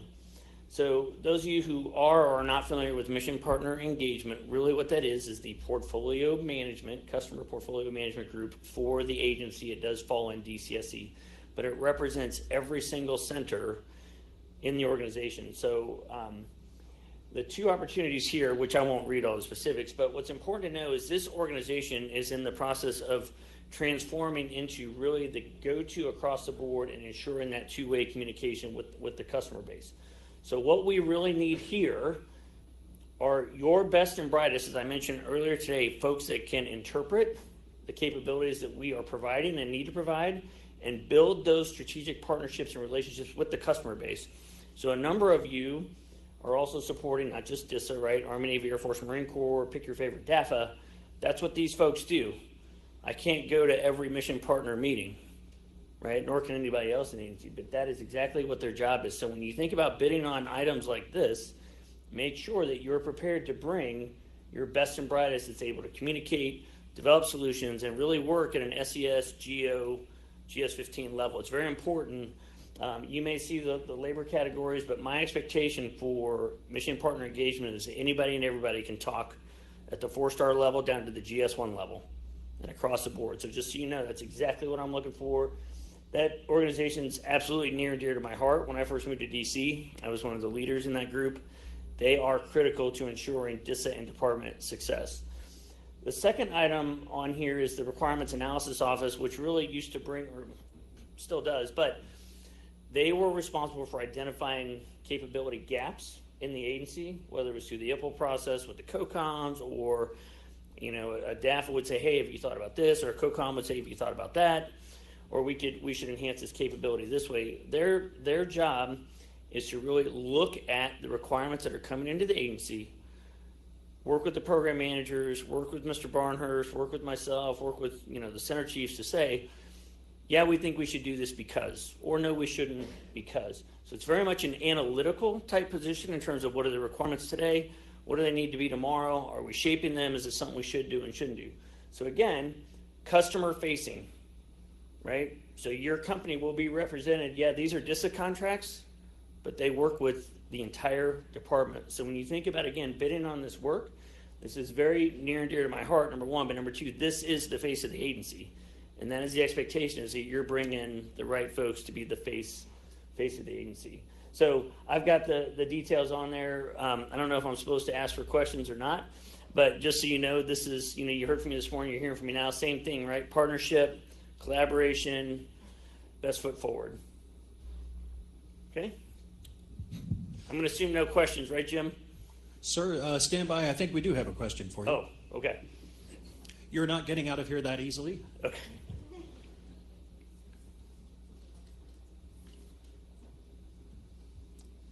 And here we go. What is the estimated dollar value for CSCII? Also, the slide deck said RFP third quarter FY25. Should that have said FY24 with an award in quarter two FY25? Is it really 25? Okay, it is correct. 25 is correct, and I am not going to provide dollar values up here. I think that would probably get me in a lot of trouble. Thank you, Mr. Martin. That's the only question we have for you. All right. Enjoy the rest of the presentation. Thanks, everybody.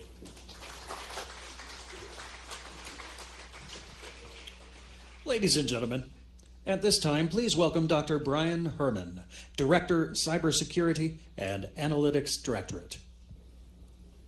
Hey, good afternoon. Appreciate the chance to talk to you. I didn't want to give you a wiring diagram, but I thought it was helpful.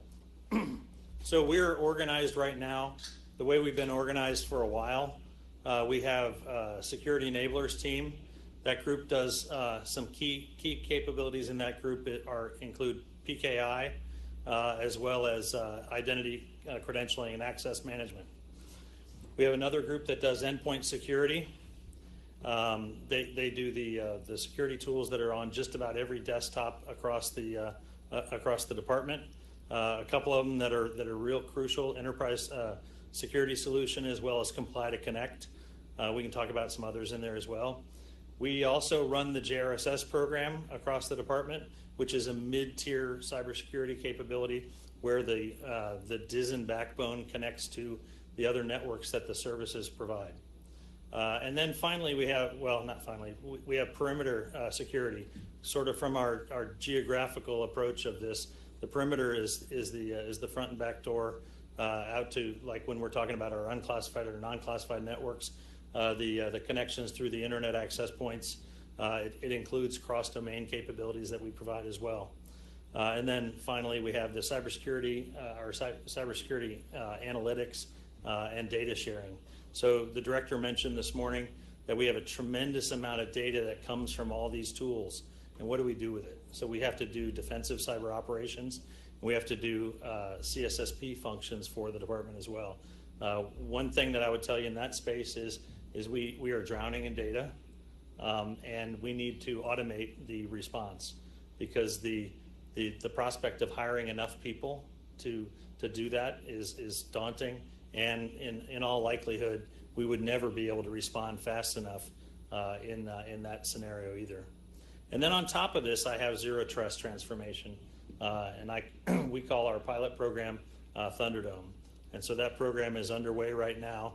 Thunderdome really ties all those elements together because, and I'll give a kind of a scenario. For this to work, we have to be able to say, who is the individual that's trying to access a capability or data? How do we know that that's them? So we use PKI, we use ICAM, Identity Credentialing and Access Management, to say I can verify that's Brian, and then through ICAM we can say he does have access to this.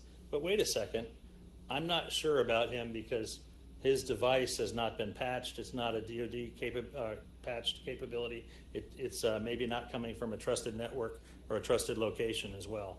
And so that's the kind of thing that we're going to eventually get to, and it really is going to be something that has to be done across the department. Make those fine-grained access control decisions. And as a good example, we actually do that in O365 right now.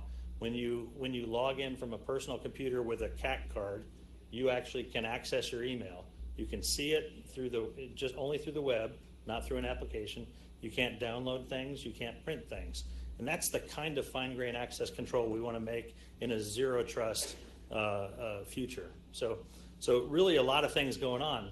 I've heard some others say that in a zero trust future, maybe we don't need that perimeter. And I would argue that you still do need a perimeter. You probably, even if you feel safe inside your house, you lock the front door. And so why wouldn't you just make sure that some of those threats aren't able to propagate through the network either? And so really that zero trust mindset potentially could change what our organization looks like, but it does have wide-ranging effects, and it affects other parts of the agency as well. We are partnering with our DoD Net team for the Defense Enclave Services. So as we roll out capabilities to be the enclave provider for other Fourth Estate organizations, we're rolling that out with Thunderdome and Zero Trust in place. We're doing the same things with our JSP partners down at the Pentagon. And so we have to think about it from enclave perspective, but we also have to think about it from the backbone perspective. And so that is kind of my vision of where the future is. The challenge for us, as I kind of put the challenge in front of my portfolio managers in each of those areas, is to be the thought leader in your space. Just because we've done something for X number of years doesn't mean that's still the same thing we should be doing.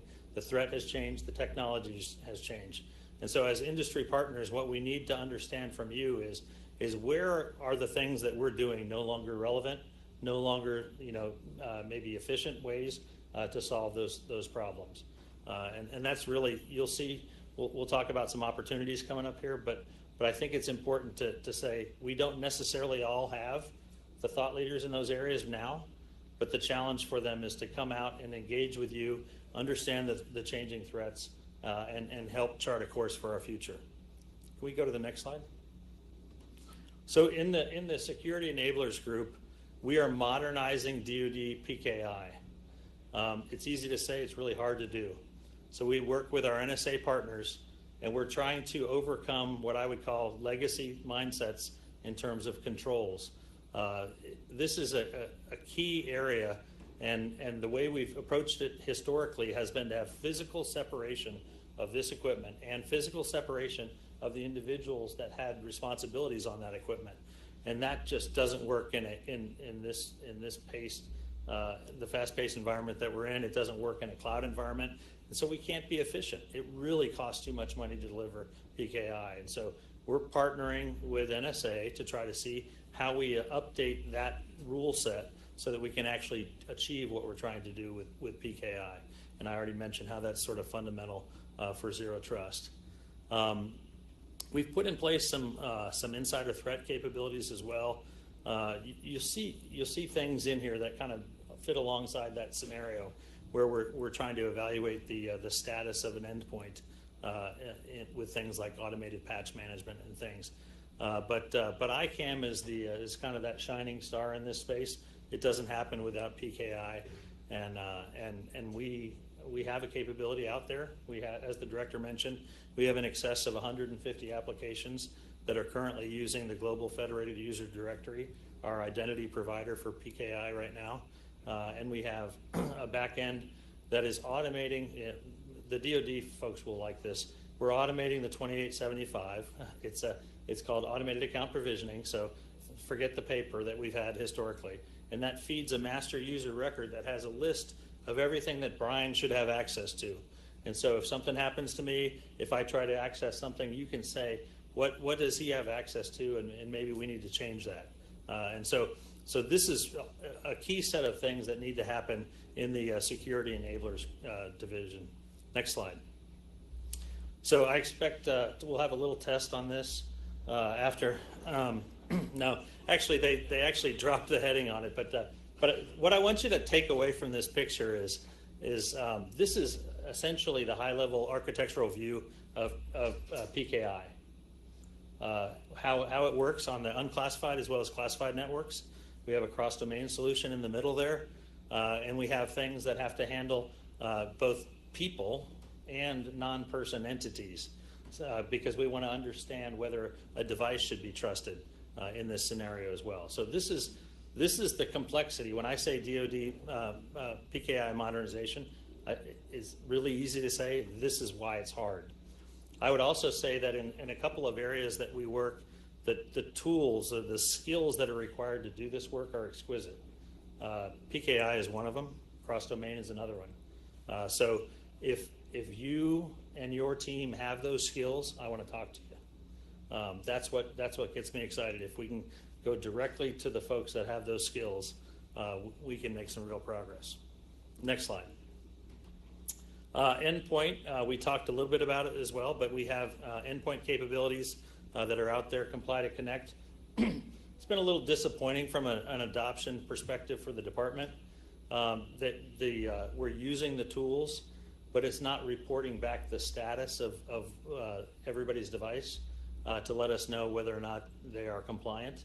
But ultimately, our goal is to deny access to DoD networks, to deny access to applications if your device is not something that we can trust.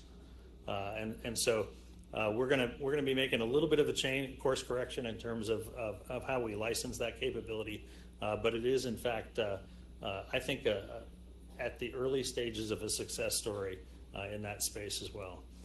Insider threat has got a little bit of changing landscape. We do it for DISA and for some of our terrain supported customers. We think the best way to handle that, we have a good capability that's in place, but it's important for the folks that are doing the insider threat analysis to understand the mission of an organization. If you're too far removed from the mission, you in all likelihood would have trouble understanding whether or not something's a threat. So, next slide, please. So, if you have been following Zero Trust at all, you've probably seen the DoD's Zero Trust Zero Trust reference architecture. Left one again. Let's see if we can do it. Okay, so we have a Zero Trust reference architecture that the department has published. We also have a maturity model associated with that, and there's no less than 152 elements that we think need to be addressed in order to achieve a satisfactory level of Zero Trust. And that really aggressive timeline to do that is between now and 2027. So that's going to be a daunting task for application owners, for data owners as well. But we also have in that space, we've historically been defending against the number one threat vector for cyber has been through email, and we've used the EEMSG program that does that. We're trying to move that capability into the cloud where email is now, and make sure that it meets the needs as we go forward as well. Cross-domain is, as I mentioned before, another one of those exquisite areas where we need help. If you have that kind of experience, we're also looking at how that changes as the JWCC contract requires cloud vendors to have cross-domain capabilities within their own infrastructure as well. Next slide. Okay, now we'll go into the ones that I won't dive into each one of these things. I'll kind of pick and choose a little bit.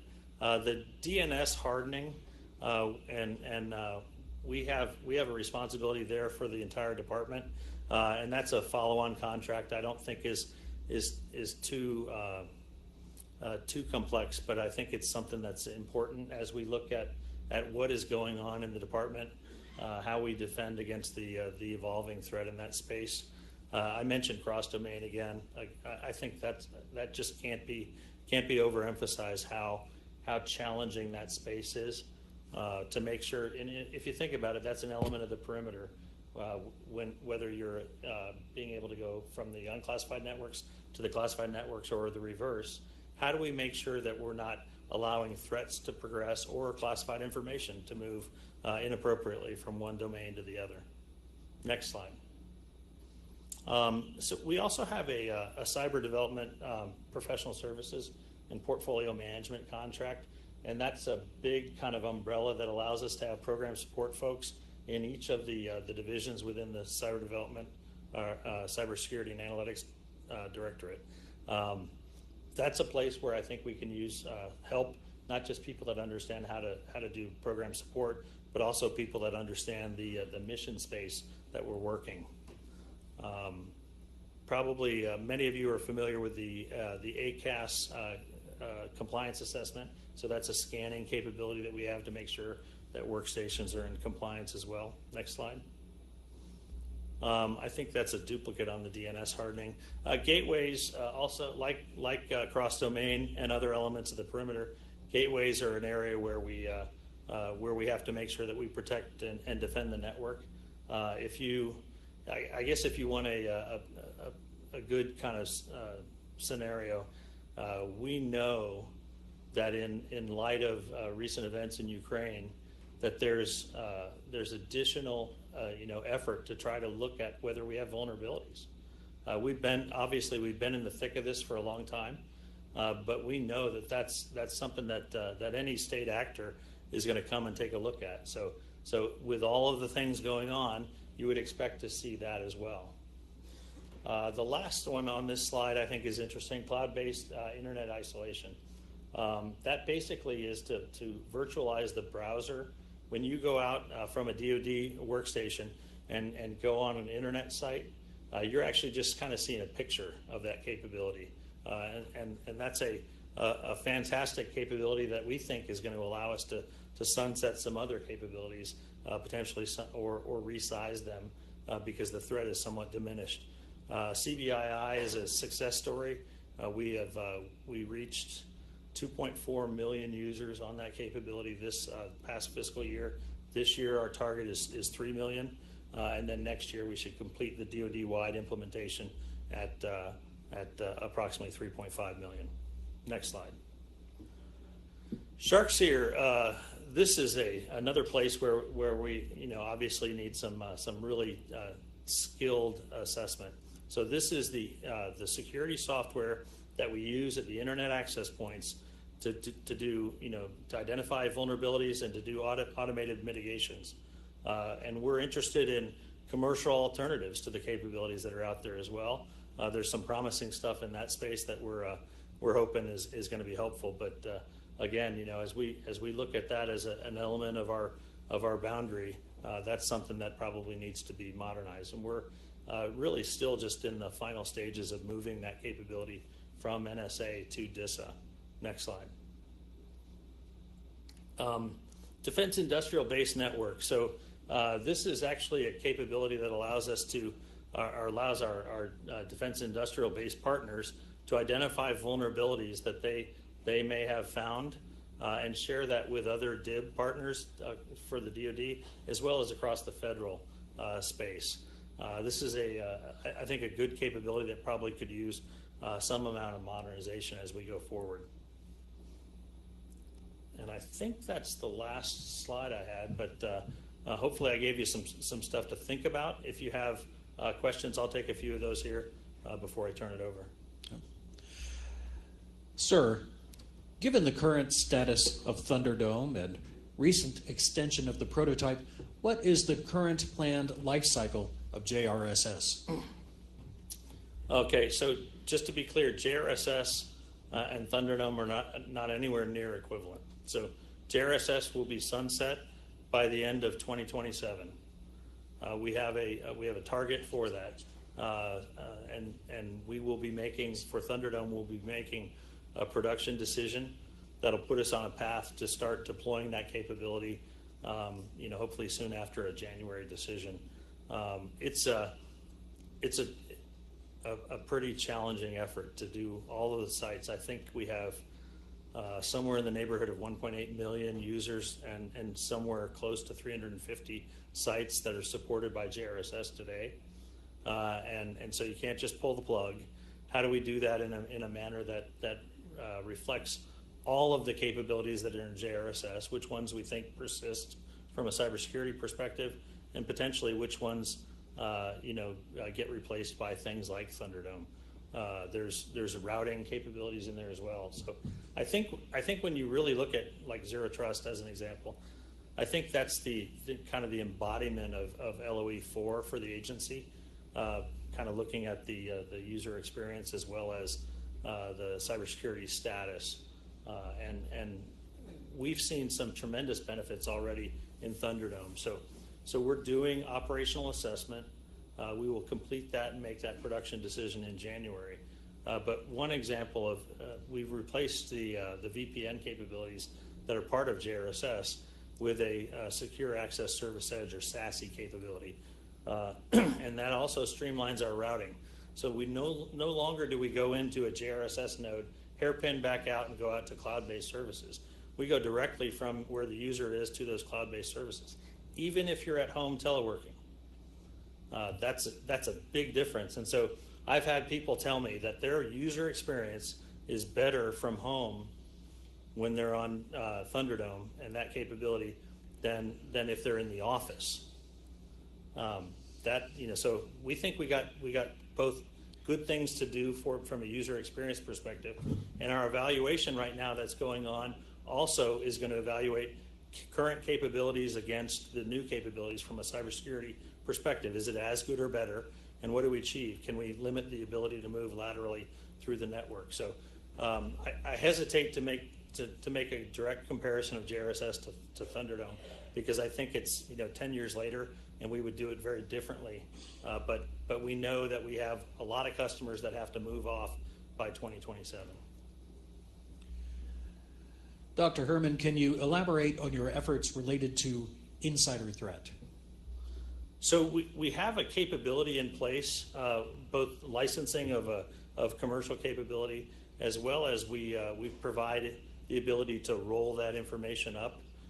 So kind of two levels of functions. And then we also have a contract vehicle in place that allows us to get full-time equivalents or FTEs, subject matter experts to do that work for organizations. So DISA does that for us in our terrain. JSP does it for their terrain as well. There's been some discussion inside the department about whether some of that gets centralized. I think I stated my position earlier that I think that the analysts are better if they're closer to the mission than if they're farther away. Please discuss your interaction with the CDO office, especially in the area of analytics and big data.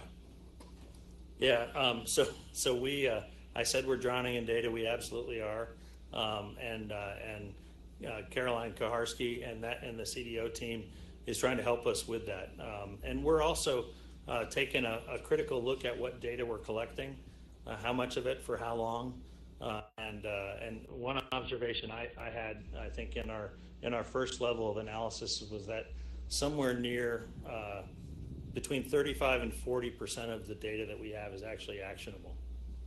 The rest is stored because it was available. And that doesn't make much sense. It really confuses the analyst because they're just looking at information that's really never going to probably help them. And so we are moving our current capabilities to commercial cloud.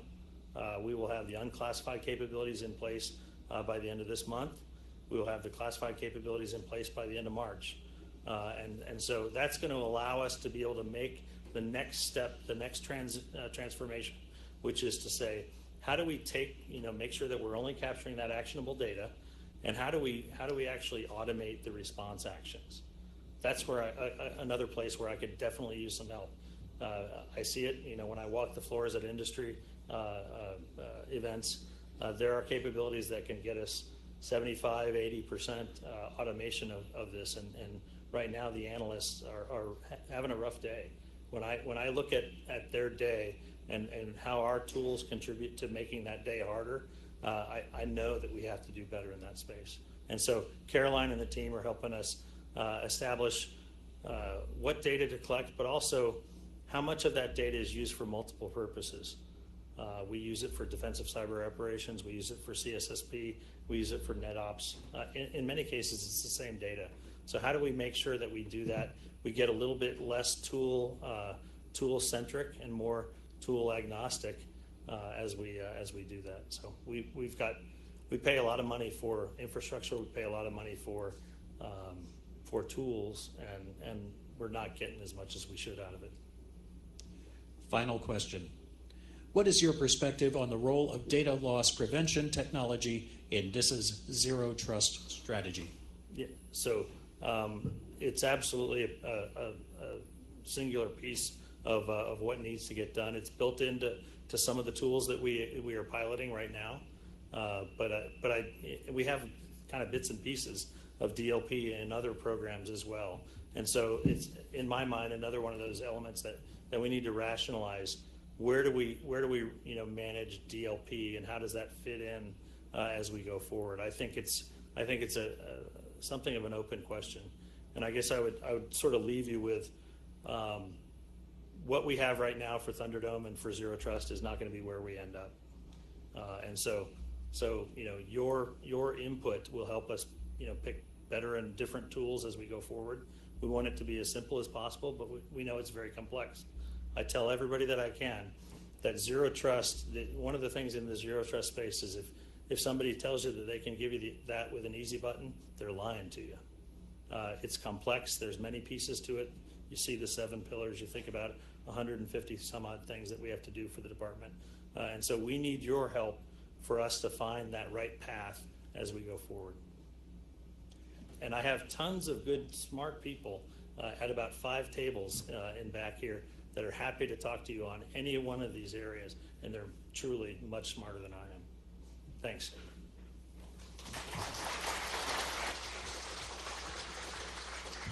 Thank you, Dr. Herman. Ladies and gentlemen, please welcome Ms. Caroline Bean, Director, Joint Enterprise Services Directorate. Hi, good afternoon. So I'm not Caroline. I'm Martha Jasper. I'm Caroline's deputy, so unfortunately she could not be here today. So I'm going to talk to you about Joint Enterprise Services Directorate. So really our overarching goal for really all of the capabilities in our portfolio is to be able to deliver high performance, mobile enabled, resilient capabilities to our mission partners. So 2, I guess, keys to that, right, is one is being able to acquire solutions that and transform our business processes to really get full use out of those out-of-the-box capabilities that industry has available to us. And then second is really leveraging DevSecOps pipeline tools that we can use to deliver capability faster, but again, that's resilient and really delivers the MVP, like everybody's mentioned, right? We want to get capability out faster, but do it smartly, do it the right way. And then one running theme that you'll see throughout my briefing is modernization. There's a lot of modernization activities going on in the portfolio, so I'll hit on some of those as I run through the slides. Next slide, please. Okay, so first our business systems portfolio. So this portfolio, really the goal here is to deliver integrated systems that are for our internal, primarily for the internal DISA customers, but one that I'll point out that's really for customer facing or really mission partner facing is Marketplace, which is our modernization of DISA storefront. So that's one of our high priorities in business systems portfolio. The other things that are listed here, you'll mainly note that are really for, again, internal to the agency, but it really drives, or the importance of getting these right is really being able to drive efficiencies across the agency to do business better with customers, with industry, whoever our partners are that we're dealing with. Next slide, please. So this list here that you see is really our capability mission areas that we deliver to. And some of the strategic focuses, again, so we want to be able to modernize in all of this space, right? A lot of these systems are back-end systems, but that are really critical to being able to deliver a better customer experience, not just to mission partners, but also, again, to industry partners and across the agency. So what we really want to be able to do is implement standardized configurations where we're really implementing out-of-the-box capabilities as much as possible and only customizing where it's absolutely necessary, right? So it's being able to transform our business processes so that we can make it easier for customers to do business with us. That'll reduce our operating costs, that'll increase our customer user experience, it'll improve our data, right? Give us more modern functionality across the business systems. And then ultimately, again, the customer experience, that's got to be the number one thing that we're looking at and focusing on as we're building in modern functionality and delivering modern systems. Next slide, please. So this is the future state concept. So just a couple of things that I'll point out to you is, first of all, we want to be able to make use and implement enterprise solutions, right? Business enterprise solutions. So an example that's here on the slide is task management. We don't want to recreate the wheel, right? If DoD has a tool that we can use, we're going to implement. Second, we want to use enterprise services, like a lot of things Dr. Herman mentioned, right? ICAM, things like that. Again, not reinventing the wheel, but making sure that we're aligning to agency and DoD enterprise services wherever possible.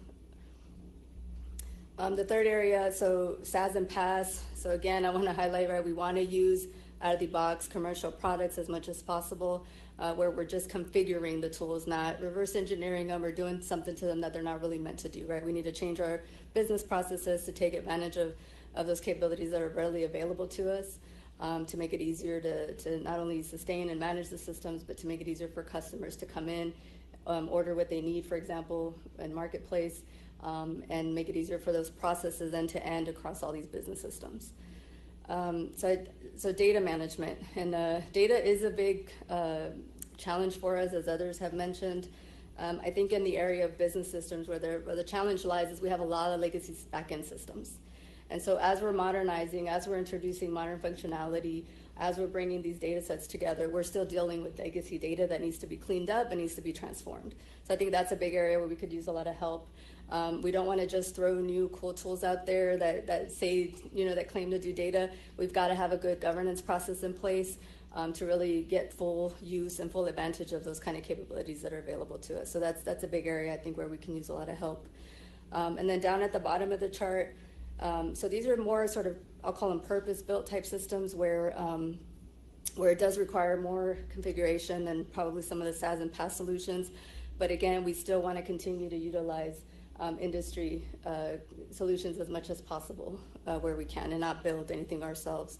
I think the next slide I'll talk a little bit more about Marketplace, but the big ask there is that we are wanting to make sure that as we modernize the front end, right, where customers are coming in to place orders for services or products from DISA, there's a lot of modernization going on in the background, right? Where as a customer comes in, puts in an order, there's a lot of back-end systems for contracting, for financials, et cetera, that need to be modernized.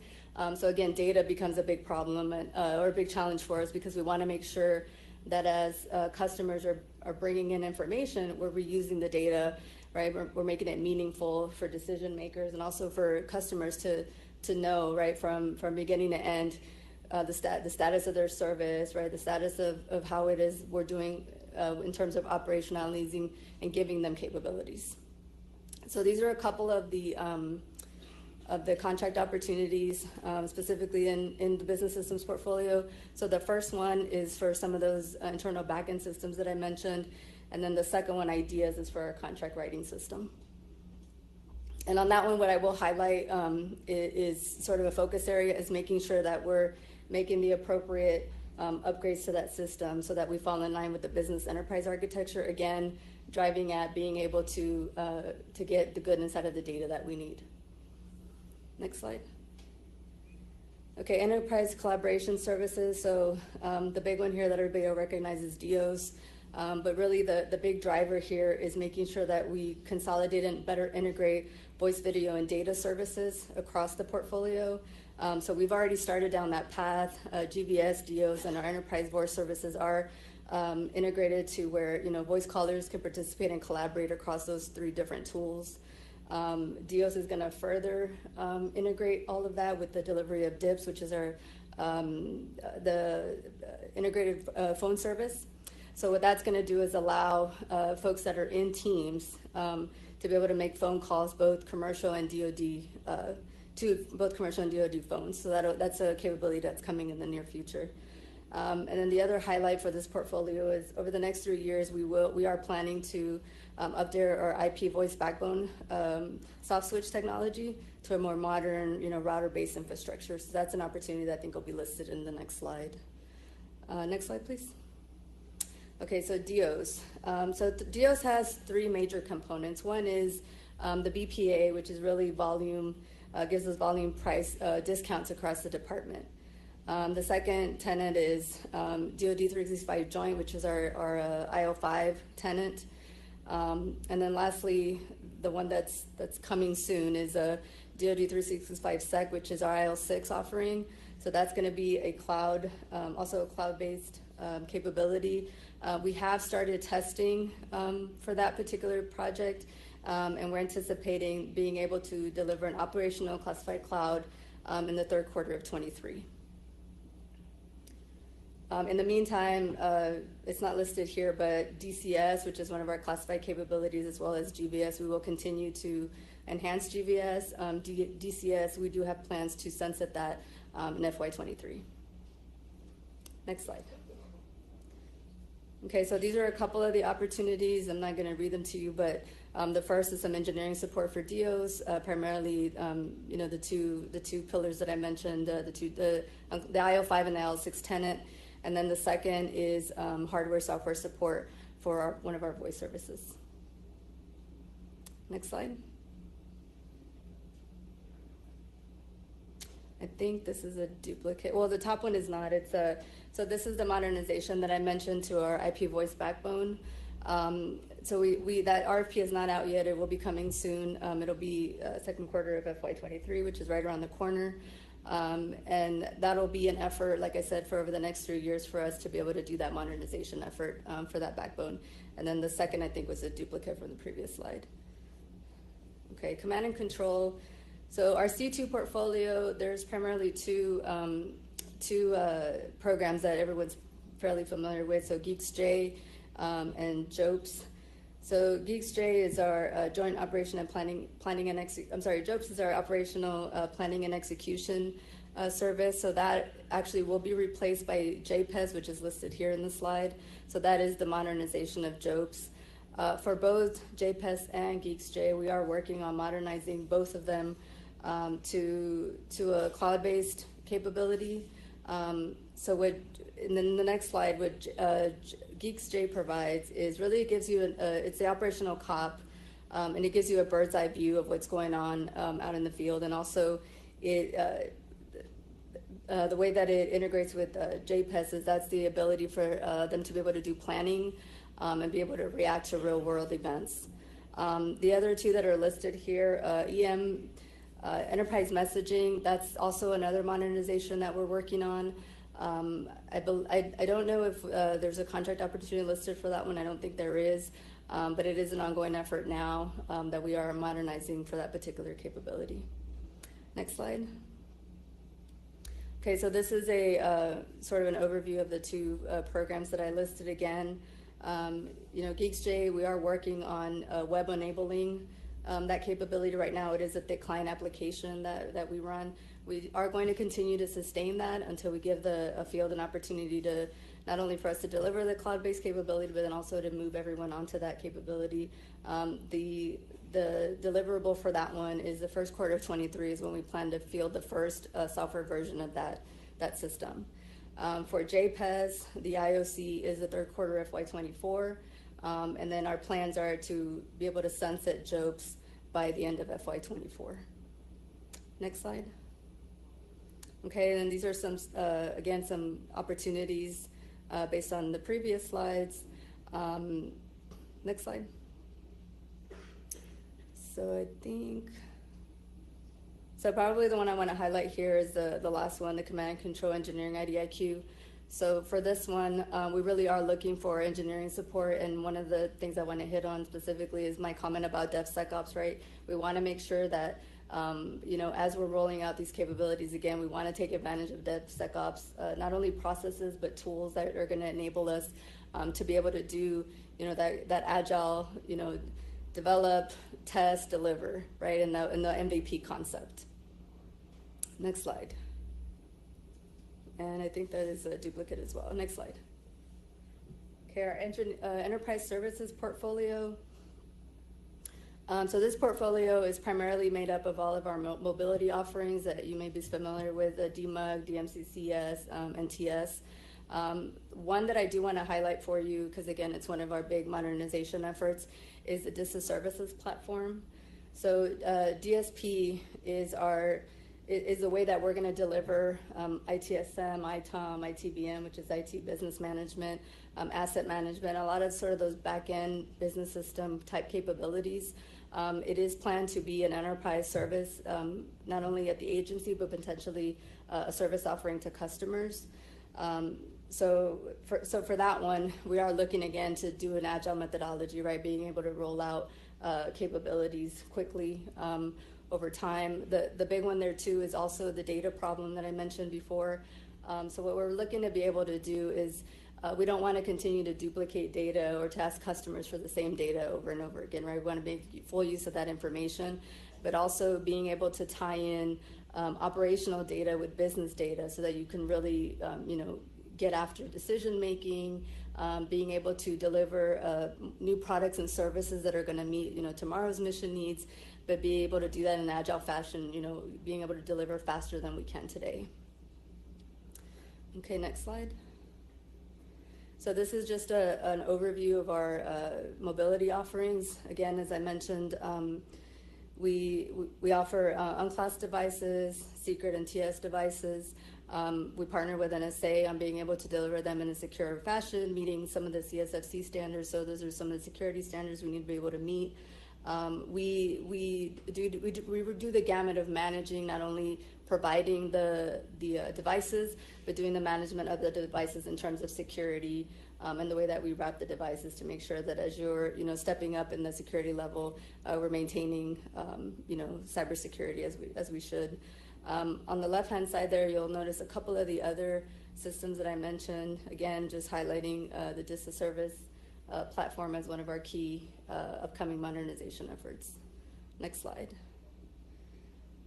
So this slide is sort of the same as the previous. It just outlines our three different unclassed, classified, and TS capabilities for mobility. The one effort here that I would highlight is for our DMCCS. We are working on the next gen devices that are going to be deployed. So that's a big modernization effort going on there. And then also we're working on just mobility across the board on improving the speed at which we deliver these devices. So working with our team over in SD2 for Marketplace, upgrading and the whole order entry for mobility specifically to make it easier again for customers to place orders and to get devices more quickly than they can today. Next slide. So these two are a couple of our upcoming offers. So the first is a BPA for the devices themselves and some of the plans for the devices. The next is a continued support for our DMCC offering. Next slide. And these same, the top one is for unclassed support, and then the bottom one is continued sustainment support for our DoD SAFE program. Okay, and that is my last slide. Any questions? Ma'am, we do have one question for you. How does an organization seek DISA sponsorship for IL5 sponsorship for solutions currently deployed on premise? So we have actually gotten that question before about what our view is on that. So I think that, we need to work together with RME or RME shop to be able to do a sponsorship like that. I think if you have a capability that would fit the bill and any of the things that I covered, absolutely please come talk to us, and we can work with our RME counterparts to see if that's something we can do. Any other questions? That was your final question. Thank you, ma'am. Okay, thank you.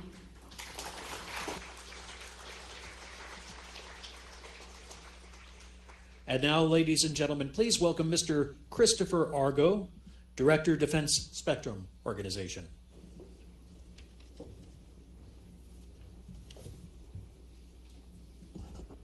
Good afternoon, everybody. Can you hear me all right? Okay, super. Okay, good afternoon. My name is Christopher Argo. I'm the Director of the Defense Spectrum Organization. And so Mr. Martin is my boss in the Digital Capabilities and Security Center. I work clearly for DISA, and I fall underneath really LOE1, which is command and control. So I'm constantly trying to work on command and control as far as electromagnetic spectrum is concerned. So here's my mission and why and vision statement. But I'm just going to start with my mission statement, and that's deliver capabilities and expertise to empower DoD to solve tomorrow's electromagnetic spectrum challenges today. Okay, so that's what I come to work every day to do. And what is important on this slide is my vision, and that is the vision that the warfighter has freedom of action within electromagnetic spectrum when and where needed. And that means anywhere, okay? And that means really any DoD or a coalition commander who we might be supporting. So that's what my guys do every day when we go to work and try to make that happen. So if we go to the next slide, I'm going to try to give you a DSO 101 brief here real quick. But here are my lines of effort, okay? And the purpose of DSO is to enable agile EMS operations, and I do that by providing spectrum access capability to support EMS superiority. So if you look to the far right of that slide, you're going to see the globe, okay? So that's my domain, okay? EMS domain, electromagnetic spectrum crosses all warfighting functions, okay? So it must be working across the board. And so if you see the very point of that tip, you're going to see EMS superiority. And if you listen to Honorable Sherman today, that's not just EMS operational superiority, it's secure, cyber-secured EMS superiority. So that's what we're driving for on a daily basis. And so we got 3 lines of effort driving towards that goal, which are enterprise EMS IT solutions, engineering and analysis services, and then joint electromagnetic spectrum support, okay? So those are my 3 lines of effort driving towards that superiority. The first line of effort, that's really my software tools that I develop and provide for people to manage EMS, and not just for DoD missions here. GEMSIS, you'll see the first one, that's the Global Electromagnetic Spectrum Information System. That's got a lot of items underneath it, and I'm going to talk a little bit more about that later when I go to the opportunities. And next is EMBM. Many of you probably have heard of EMBM, but that's the Electromagnetic Battle Management System, and that's a tool we're developing for JTF and combatant commanders that I will also talk about a little bit more later. A couple of items not talked about are the Spectrum Management Coordination System, which I am developing to share spectrum with industry, as well as the Telecommunications Advanced Research Dynamic Spectrum Sharing System. That's called TARDIS, if you hear about that. But that's what we're using to share spectrum in the citizens band radio spectrum, and we just released that tool last week. So that's my first line of effort, providing capabilities for EMS operations. Next is engineering and analysis. We're looking at electromagnetic environmental effects here for spectrum and how that affects not only within the United States but outside, especially post camps and bases in the United States. The other thing I do here is international engagement and coordination, especially on the engineering side of the house. We participate in the World Radio Conference, which takes place every 5 years, and we support all the efforts for providing radio frequencies across the globe. And then finally, joint electromagnetic spectrum support. This is kind of a reach back, the 911 for EMS, for DoD.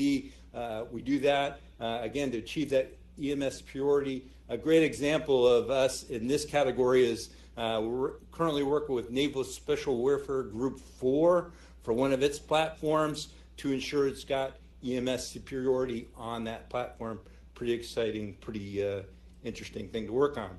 Anyway, so that's all driving to this EMS superiority, and my whole goal here again is to enable joint all-domain command control for the commander, okay? So when the commander makes a decision for something to happen, he doesn't have to fight through the EMS. He takes advantage of the EMS and he gets ordnance on target, okay? Especially through those wireless systems.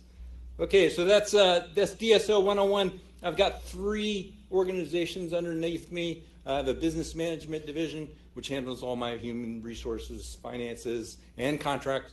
I also have a strategic planning division, and they do all my international coordination.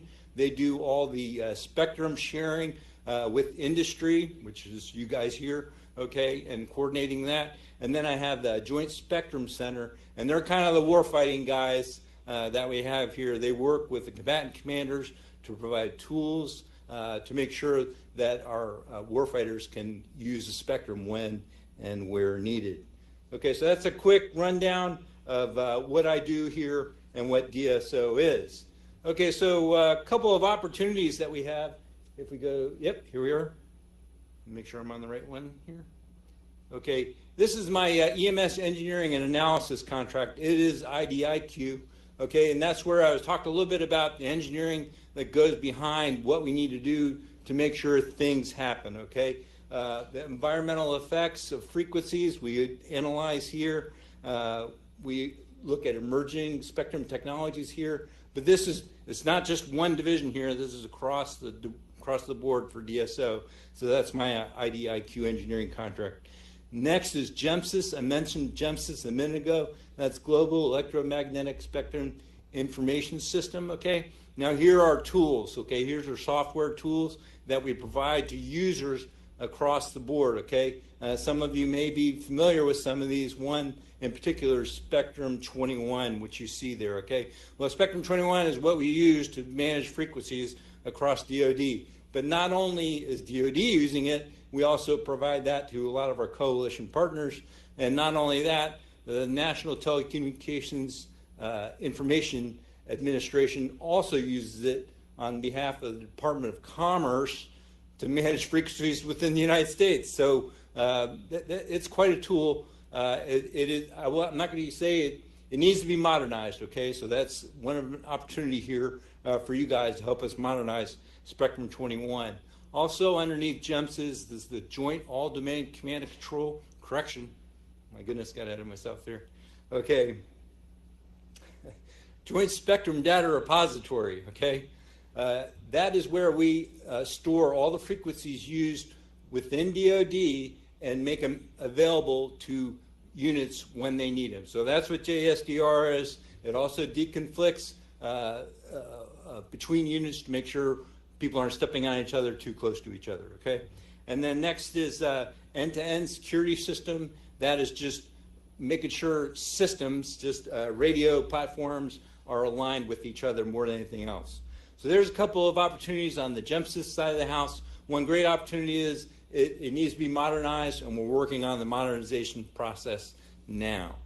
Okay, if we go to the next slide. This is the opportunity for small business. This one is set aside for small business. This is my mobile service provider contract. And what this contract does, if you industry, if you want to put a transmitting base station on a base, you have to go through this contract to do that. This does the analysis on the basis to ensure it's not interfering with any of the radar systems, it's not producing any radar hazards, and that's pretty much what it does there, okay? But you've got to have that before you're allowed to put any, and there are towers on bases, just so you know, so it does work, okay? So that's what this does. And then finally, I'll talk about EMBM, which is electromagnetic battle management, okay? Now, electromagnetic battle management for situational awareness. EMBM is being developed. It's an OTA process in 4 parts. The first part is situational awareness.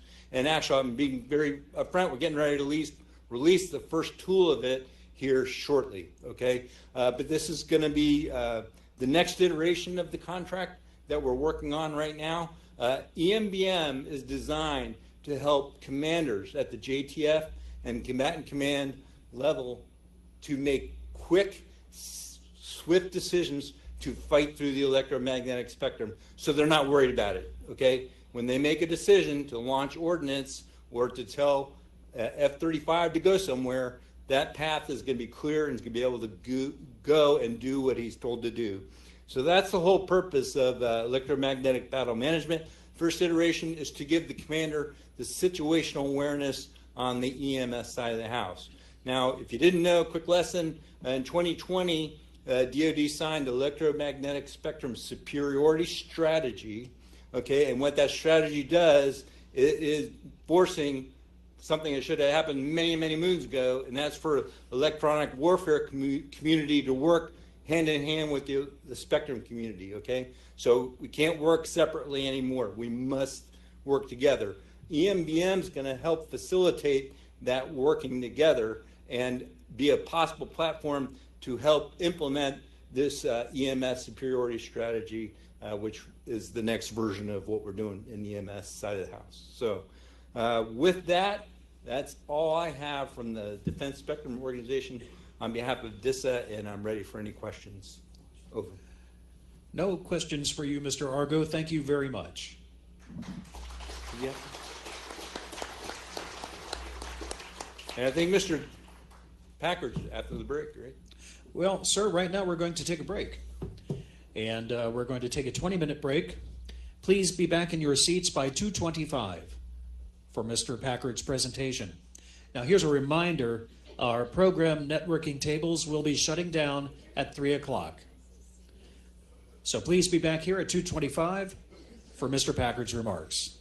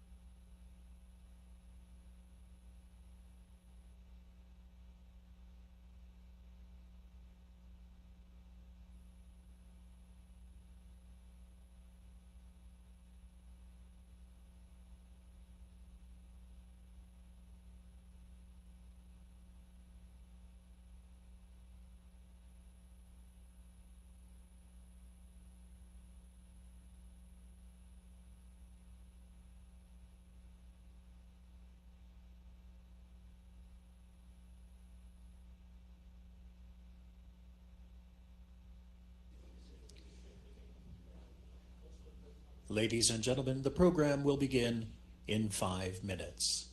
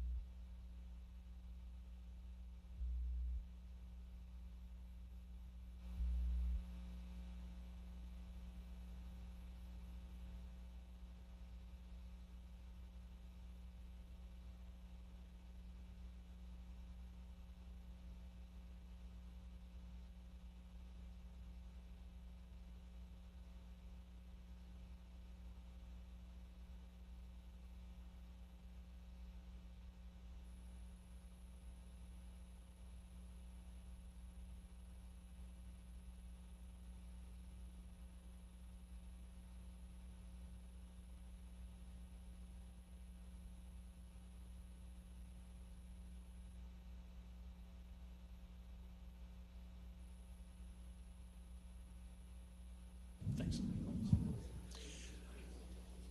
Ladies and gentlemen, good afternoon and welcome back from your break.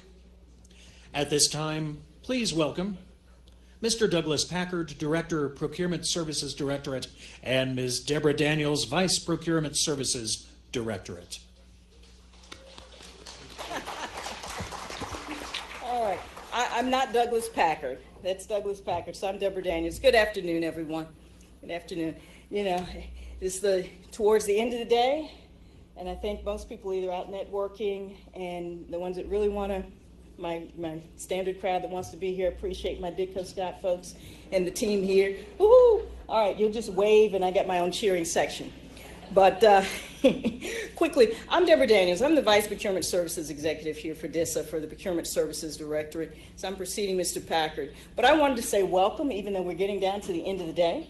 For those that are here and those that are actually watching us virtually from around the world on this one, and to say thank you to you. Because you've heard throughout this, as we've talked about partnership with industry, it is, if you look at this first slide, these are our highlights from FY22 from the Procurement Services Directorate and what we've done in DISA as far as acquisitions and contracting. We don't do that alone.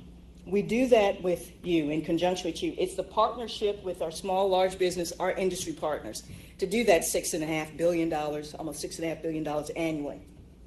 And as you've heard from all of our center directors, you've heard from the DoD CIO, Lieutenant General Skinner, the director.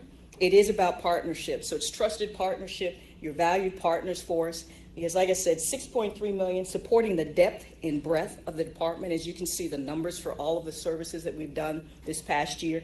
So the major offerings and contracts that we've done for them. And as you look over here to the left, a lot of that is the contracting team that sits here that does that. So some familiar names, some familiar offices that we do that globally around the world on that. That's a lot. So we support all of the 10 combatant commands, the 26 defense agencies. If you go to the next slide. And like I said, this is definitely, you can go to the next slide, or I can probably, let's not get me to touch this so I don't, okay. You can keep going that, it's a build slide.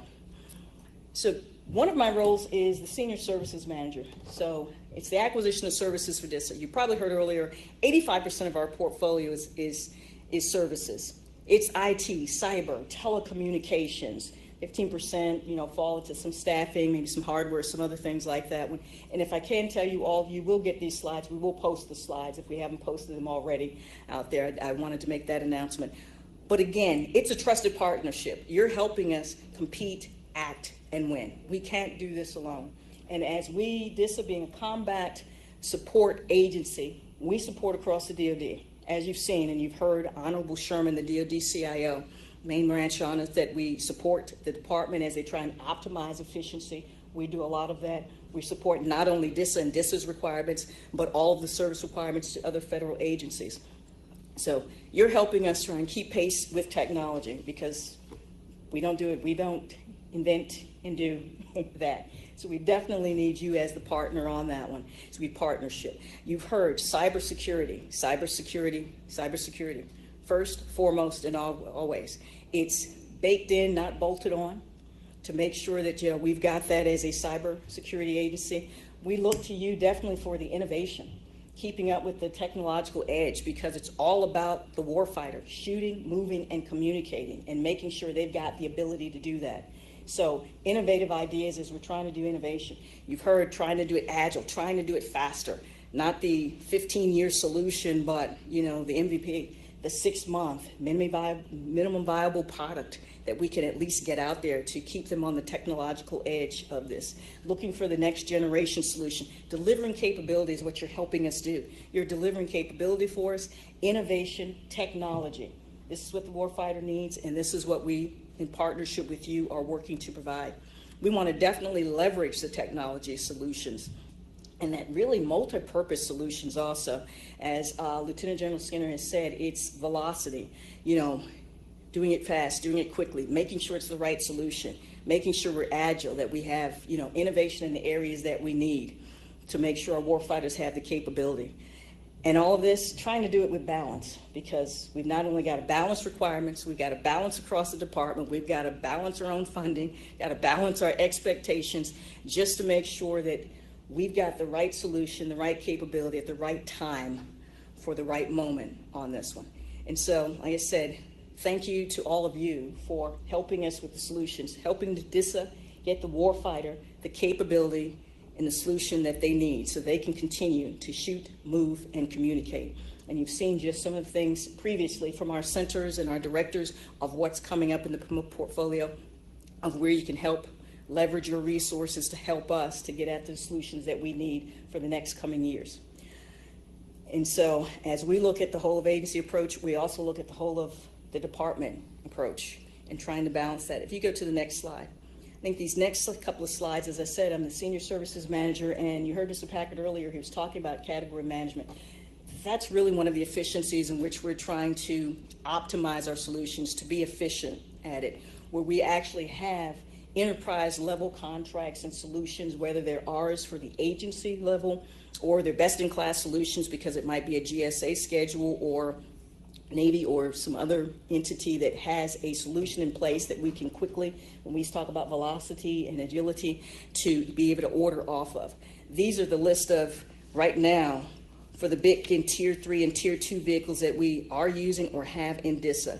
The tier means about how much we think we're going to have spend annually on this. So across the department, for Tier 2 solution, I think it's about, estimated about $50 million annually on spend from one of those solutions. So we've got at least a lot of contracts in place for our agency that we're using to help us get after solutions. We've created a lot of them that get after solutions that DISA needs itself.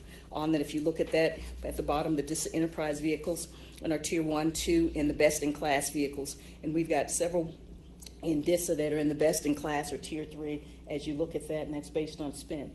The next couple of slides, if you go to the next slide, tells you basically the spend that's been associated with a lot of these solutions for the past 3 years. I think we've got, yes, FY 20 to 22 on this, from about the time of inception for a lot of these to where we're going for a lot of these solutions that we've gotten and that we use and we work to support us. So from JSP to DISA.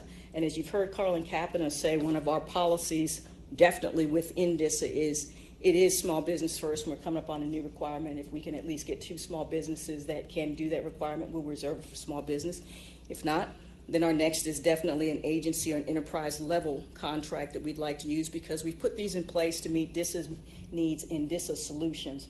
And if not, then we also have other agency solutions that we will work to use to support that $6 billion annually in requirements. If you can continue to scroll through, I think about the next 3 slides are telling you those vehicle usage and trends that we have. Okay, then we went through that.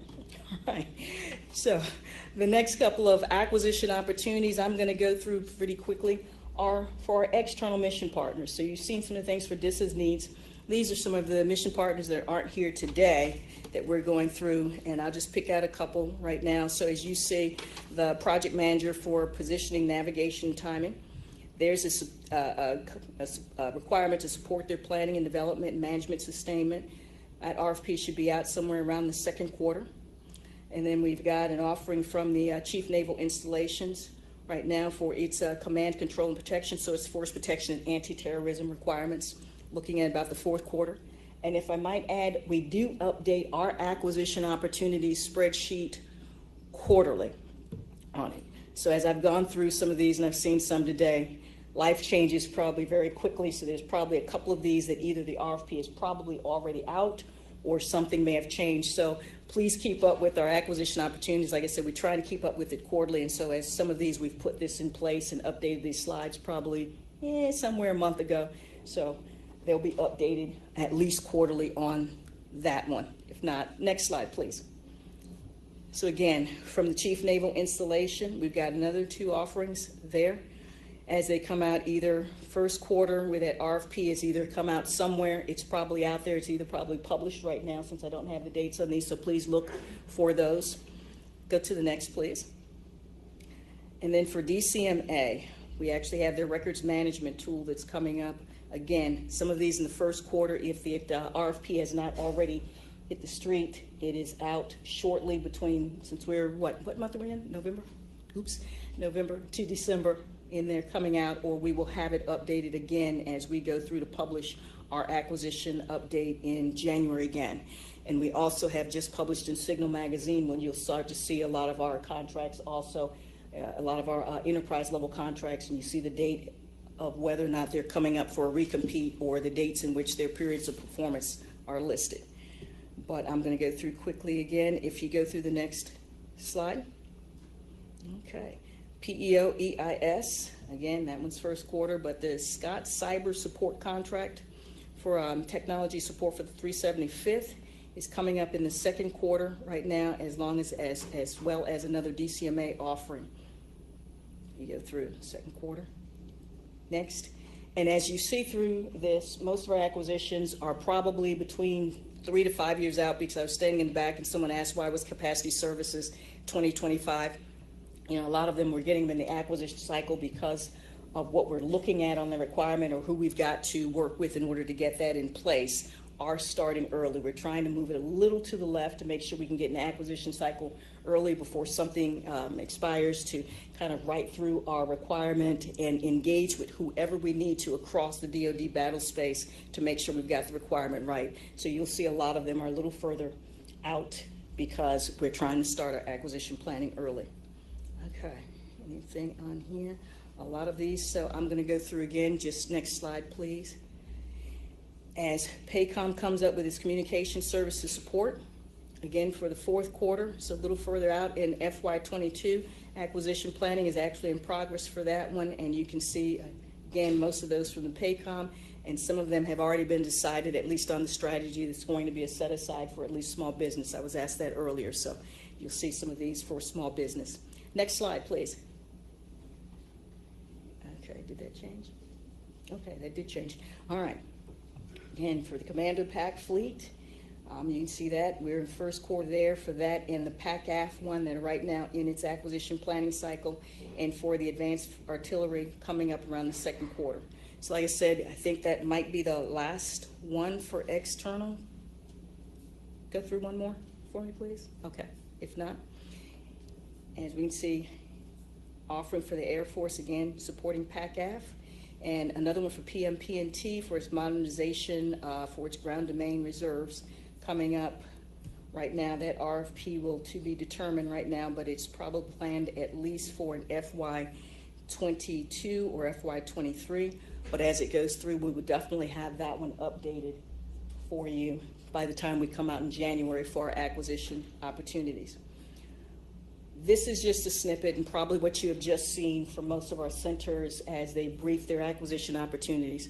We do have a very robust portfolio as we come out with that quarterly. Right now, it'll be published again in January. We do usually have it on our DISA.mil website.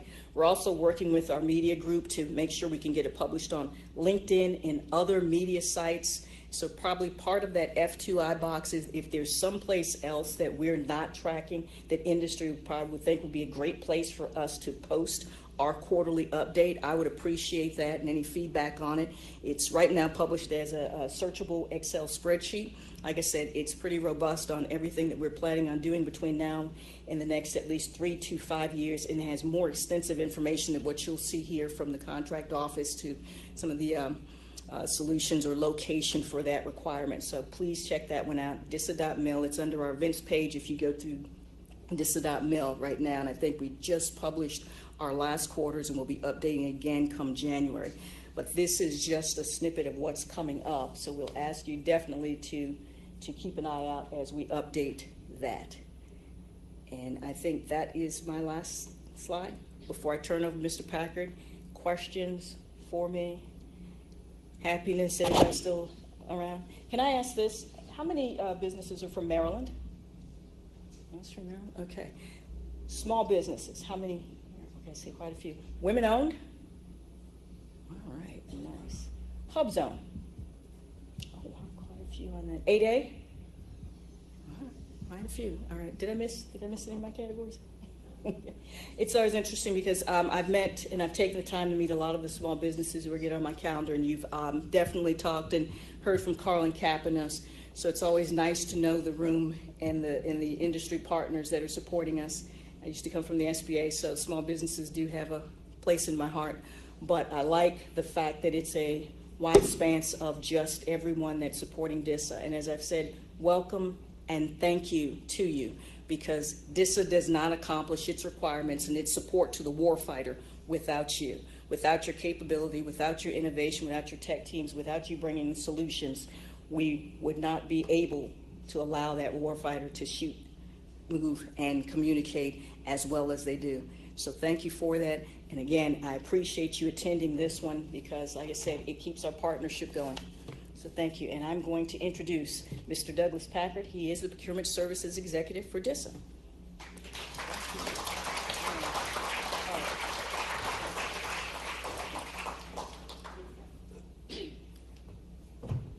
And don't go far if there's questions. I'm gonna delegate. So where is everybody? What happened? What happened? Oh, thank you. Did they get the game? I mean, maybe I missed the bus. All right, well, here we are. So Brian, as we talked about, man the door. Everyone leaves here, get his ticket for a free contract, just whatever contract they want. The guy right there, Brian Lida, new tech director. You love him now as a tech director, don't you? Right? Free tickets for a contract. I know who's going to award it because I can't sign anything, but so we'll leave it to Brian to figure that part out. So 3 topics I wanted to discuss. The first one, if you paid attention, this is a retread slide that Carlin Kapanos briefed earlier this morning, right?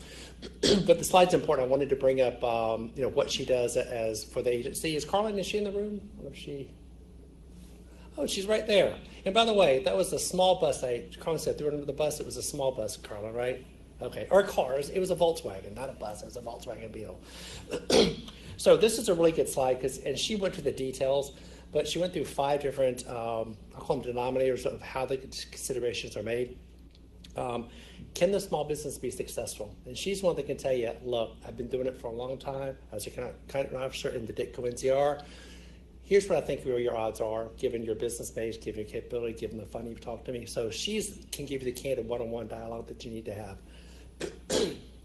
Excuse me. Next, she takes a look at, with the KO, about what we've done in the current year or past years on the socioeconomic categories, small business set-asides, large business, et cetera. Someone does look at us and kind of grade what we do as an agency within the department. Other socioeconomic categories, whether it be the small disadvantaged business is very much in focus of the current administration. Previous year was Hub Zone, so those do kind of guide an agency where they're going to go, right? The third was policies, rules, regulations, guidance, laws, all that stuff, right? That all these carriers ever deal with. And then 5th was the DISA Premier Contracts. As I say, every year, we don't spend all that time to award those contracts to put them on a shelf and not to use them. And so our focus this year is to have a first look at all those many, SETI Encore, but there's others we have, of those as first use contracts. So we award them for a reason. They're typically geared around our business base, and who has done business with this in the past. It makes a very quick reaction to when a contract's awarded, General Skinner's thinking, oh, well, they're coming tomorrow to start performing. Well, no, they're new. They need a couple months, which doesn't work very well when I tell the warfighter, you need to wait a month for them to get staffed. So decisions she makes, but the most important thing is the bottom line on the slide.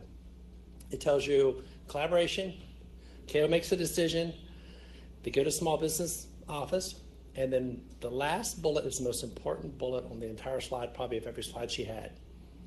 The Small Business Administration concurs or non-concurs. So the Small Business Administration that has a cabinet level seat in administration to support small business tells us if we got it right. Remember that last bullet. If they say, we don't think you got it right, we ain't got it right, and they can push back.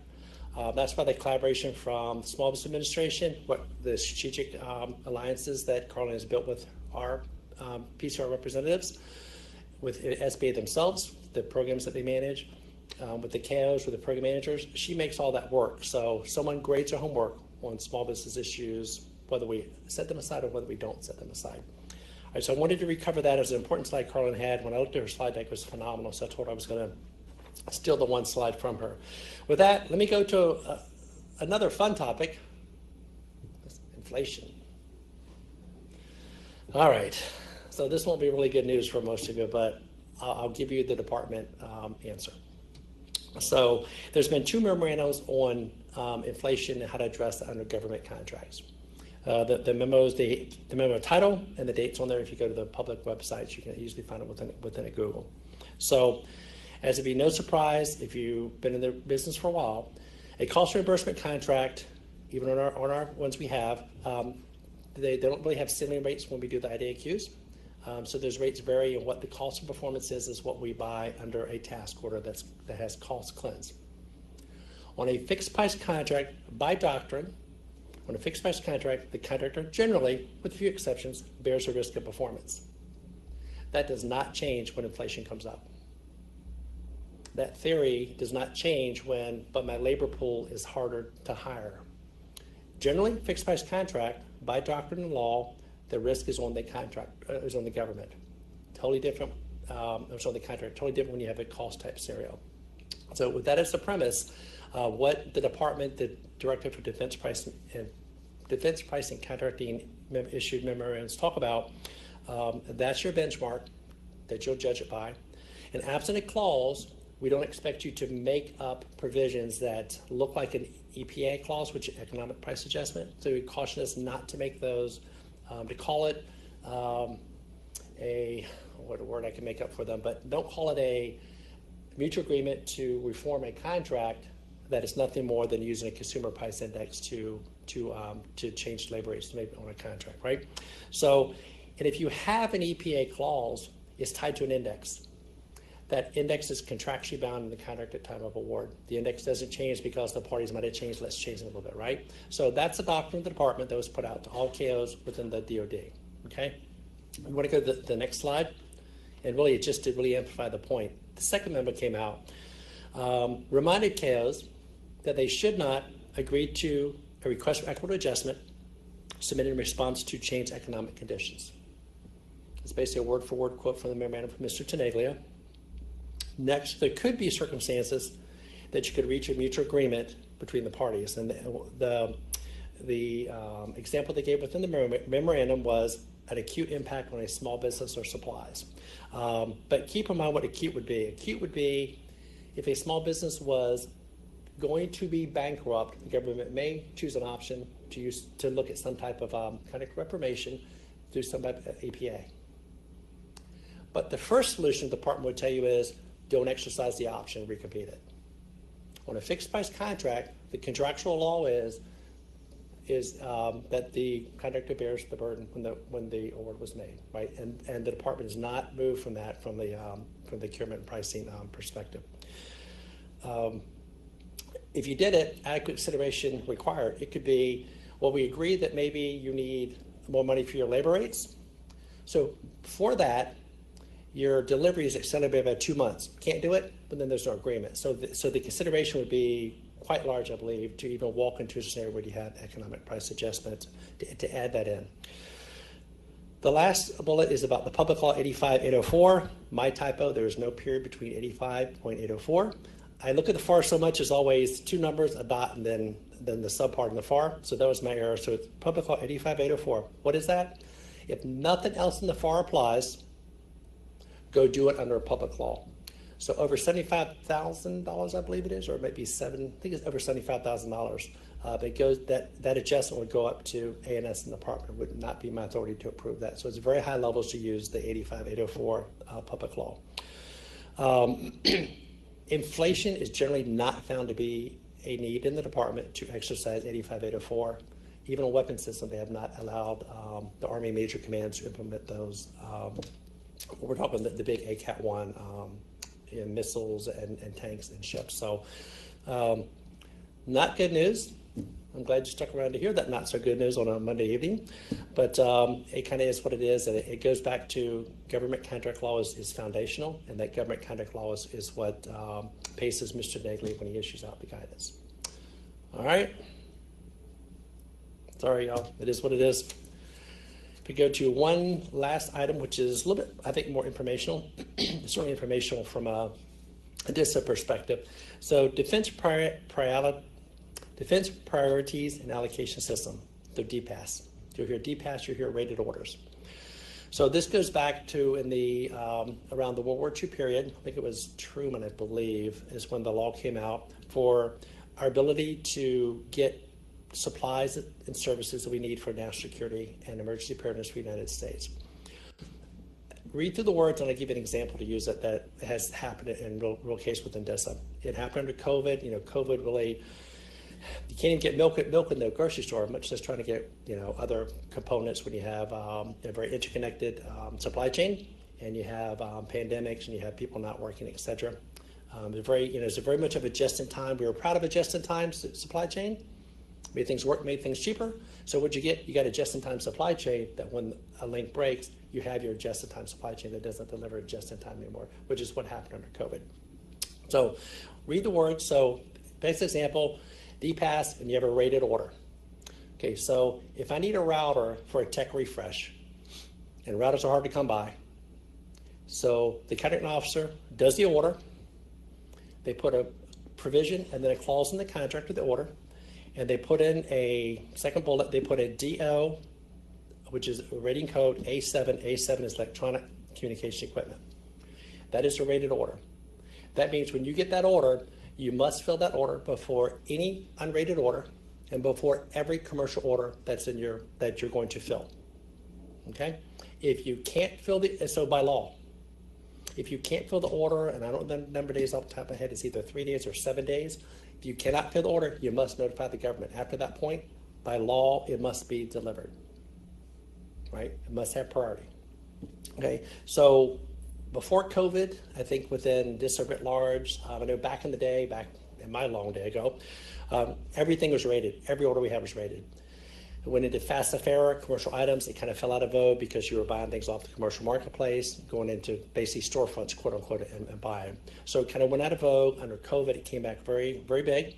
So I had my phone and friends industry call up and saying, if you want the router, do a rated order, right? Well, that was new for DISA. We hadn't done rated orders before that I know within DISA at all. So it's a little bit of a different learning curve. We kind of mastered it now. Contracting officers they can rate the order. You'll see more of those come out. They really come when a mission partner says, I need this order, and this is supply chain issues, and they put it on the order. So it's not every order. If you get the order and it has that rating code on it, if you can't fill it within the delivery time frame and give priority to the Department of Defense, to DISA, you have to reject the order. We had an order for the Pentagon for something we need at the Pentagon. The contractor got it. They called and said, we cannot meet the terms and conditions. We declined the order. Thank you. So we went to find the number 2. General Skinner asked, can they do that? Sure, they can. They have the right to decline the order by law. They did it. We'll find a number 2 to provide. What do? We found other kind of vehicles to do the exact same work. So you'll see these pop out. I wanted to bring it up because you'll see these come out from the DITCOs more often, given the supply chain issues. But if it's new to you in this industry niche, certainly go and have your Connex folks or have your legal folks give you the background, give you the law on it, and kind of lay out what the processes are. So those are the 3 items that I was going to cover. So we have a couple minutes, but as long as what you need. Any questions from the audience? And as you're thinking of those, and you let me know if we have any questions. So they're going to move these tables on the sides. They have name cards on them, or name cards. They have Directorate names on them. They're going to move those up to my left and to my right, as they're doing now, and that's where the Meet the Seniors will be. So if you're in the audience, want to meet the folks, and Mr. Argo is here, bright and ready. I don't know where your colleagues are, but Chris Argo and I will have tables sitting up here in a little bit. But with that, any questions? And someone's... Sir, there are no questions for you. Okay. Yes, sir. Is there a question? No questions, sir. Okay.